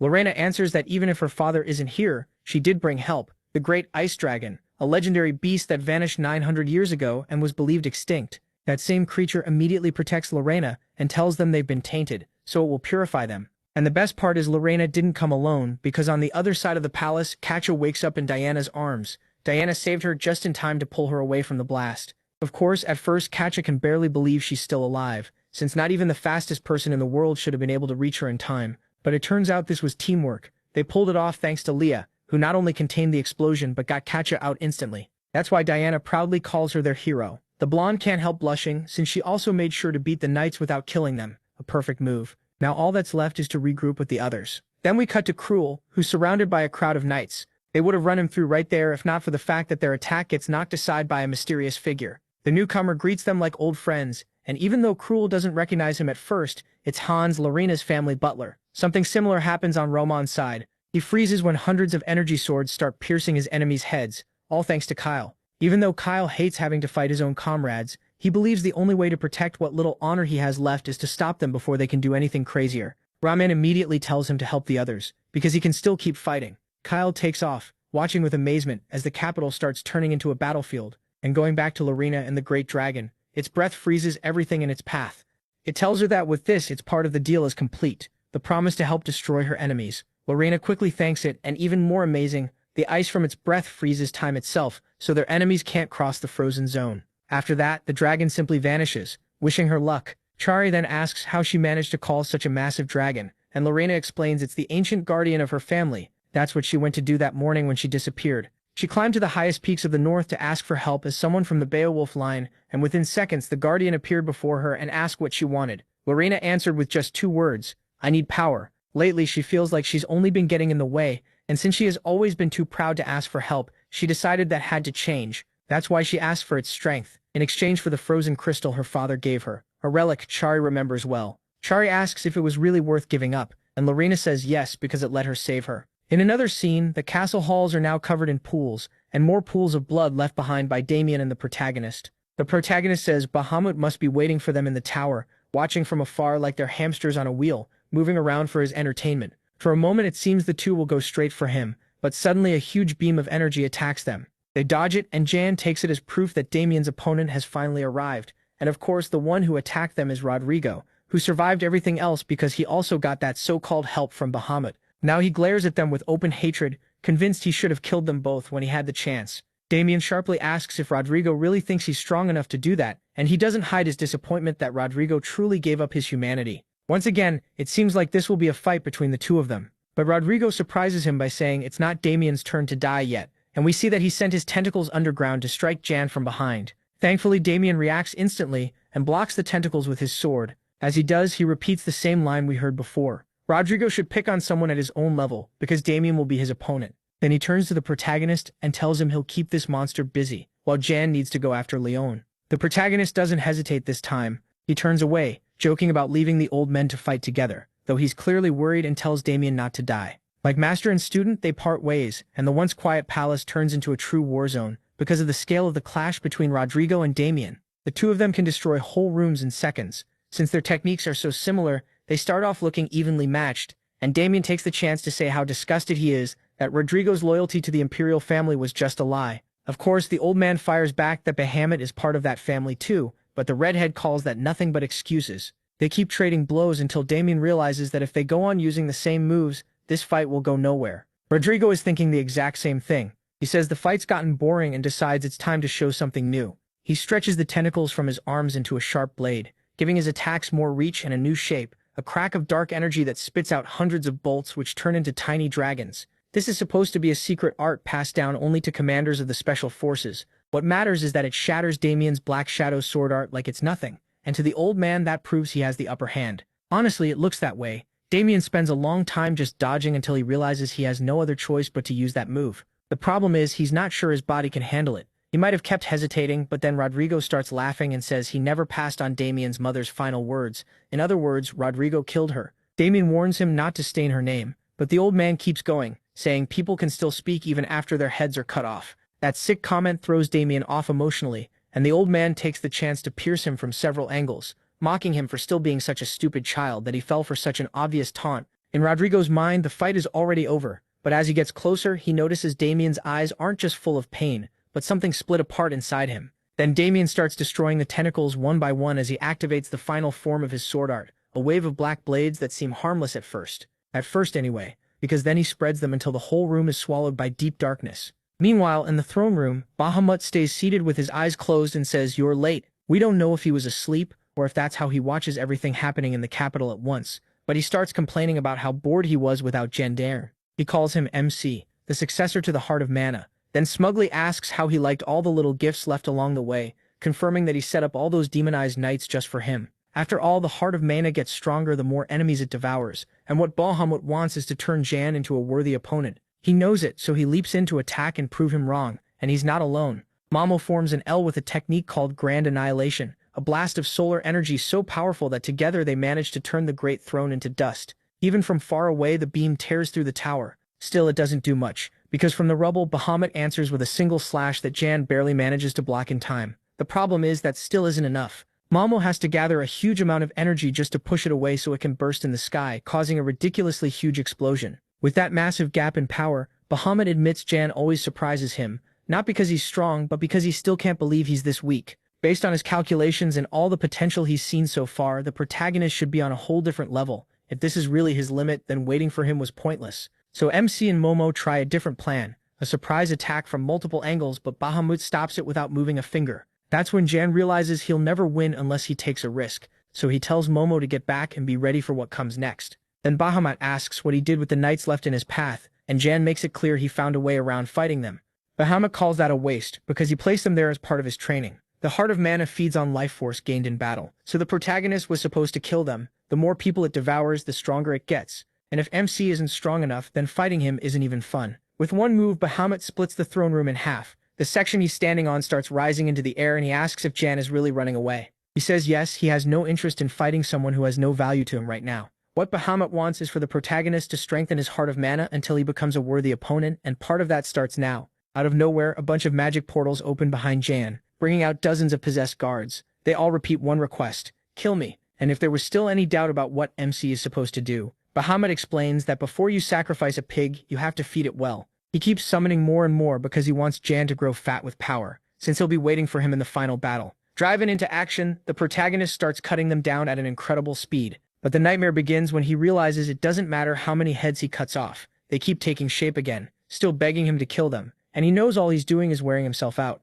That's when Rahman, Cruel, Kacha, and Lorena arrive to fight beside him. Meanwhile, Bahamut's throne keeps rising until it reaches the moon, and he watches the chaos below, thinking everything is finally going right. This time he can finish his plan. Once Jan kills the knights left to strengthen him, his heart of mana will grow enough for Bahamut to steal it and make himself stronger, so he can face the angels. The problem is, right then, a powerful beam destroys the whole platform he was standing on. Bahamut dodges it, but the disappointment on his face when he sees it's the protagonist is obvious. Jan asks why he's looking at him like that, and Bahamut says it doesn't look like he dealt with the knights, so he can't understand how he got up there. Smiling, he answers that he still has more cards to play. His friends who are not only stronger but learn something Bahamut never did, how to work as a team. That becomes obvious when Lorena orders everyone to hold formation, and Leah, Hans, Kyles, and Jan join in too, proving they're stronger together. Of course, Bahamut says trusting that job to a bunch of nobodies is pathetic. Then just when it seems like he won't attack, he teleports to within inches of Jan in an instant, then strikes head-on while insulting him for wasting his precious time with allies, bonds, hidden cards, and dirty strategies.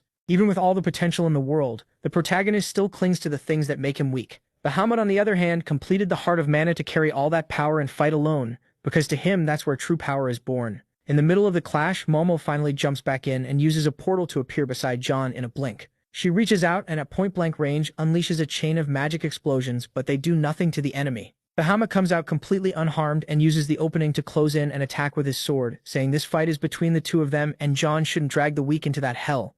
One of the most interesting things he says is that the weight of battle belongs only to the strong. That explains the whole belief that has guided him his entire life from the beginning, protecting the weak, to cruelly betraying Momo, and now his wish to keep reincarnating to wipe out the angels no matter the cost. At one point he even tells Jan that this weakness will make him lose everything. Since MC isn't naive anymore, he asks if that was the future Bahamut saw back then. And Yang keeps insisting that the Heart of Mana showed him that same post-apocalyptic future, a world attacked by an army of angels so strong they erased everything in seconds. What Bahamut saw was a world destroyed by wings, and that vision is what drove him to keep reincarnating again and again, gathering more and more power to stop it. Bahamut admits he's right, but also says that was only the beginning. There was also an ancient demonic god, a being from another world, a fate that wants to drag humanity into ruin. The moment he saw all of that, he knew he had to become stronger, and to do that he had to kill anything that stood in his way. He even had to overcome death itself because he believes it's his duty to stop that destruction and protect the weak. That's why he summons a sword.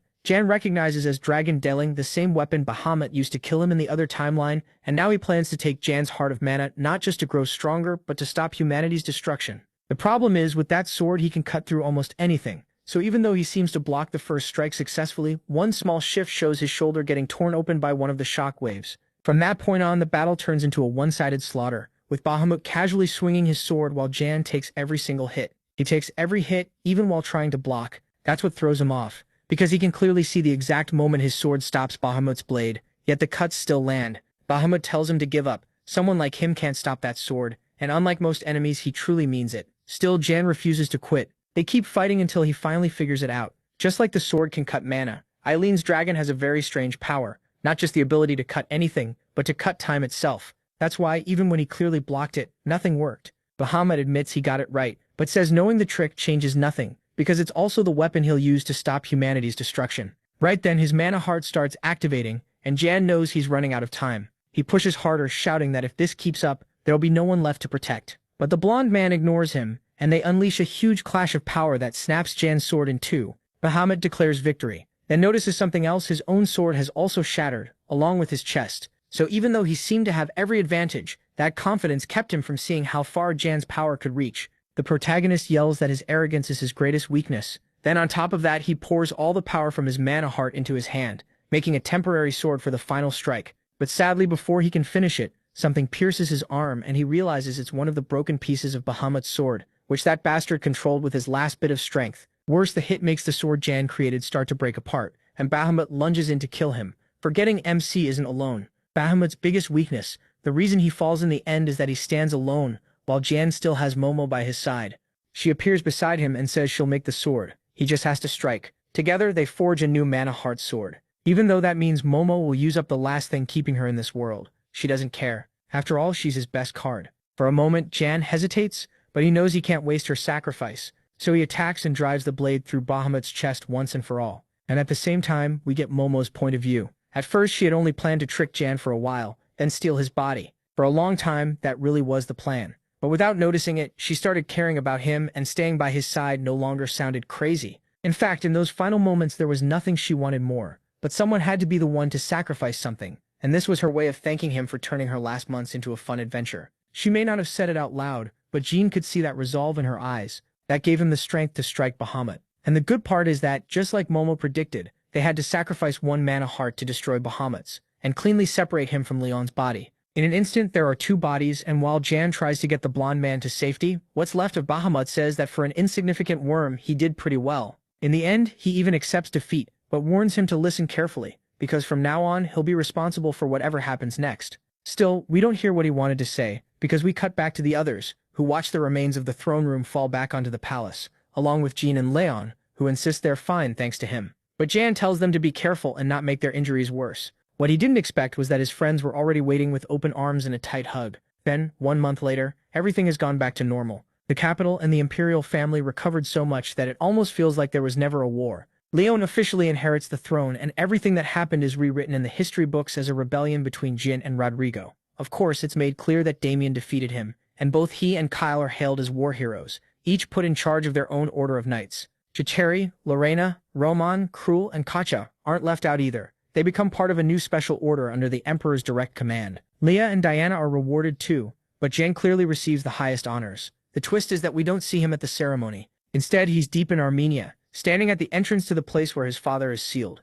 His plan is to save him before isolation makes him lose control, and then fulfill the deal he made with Bahamut, who with his final strength asked him to protect humanity. To do that, Jan needs his father and information about the angels, but then he arrives just as some monsters seem ready to attack him, until a magic circle he knows very well wipes them out. That's a clear sign that even though her energy is still very weak, Momo is alive. Instinctively, Jan tries to call for her, but stops himself. It's better to let her rest, because this is where the real adventure begins.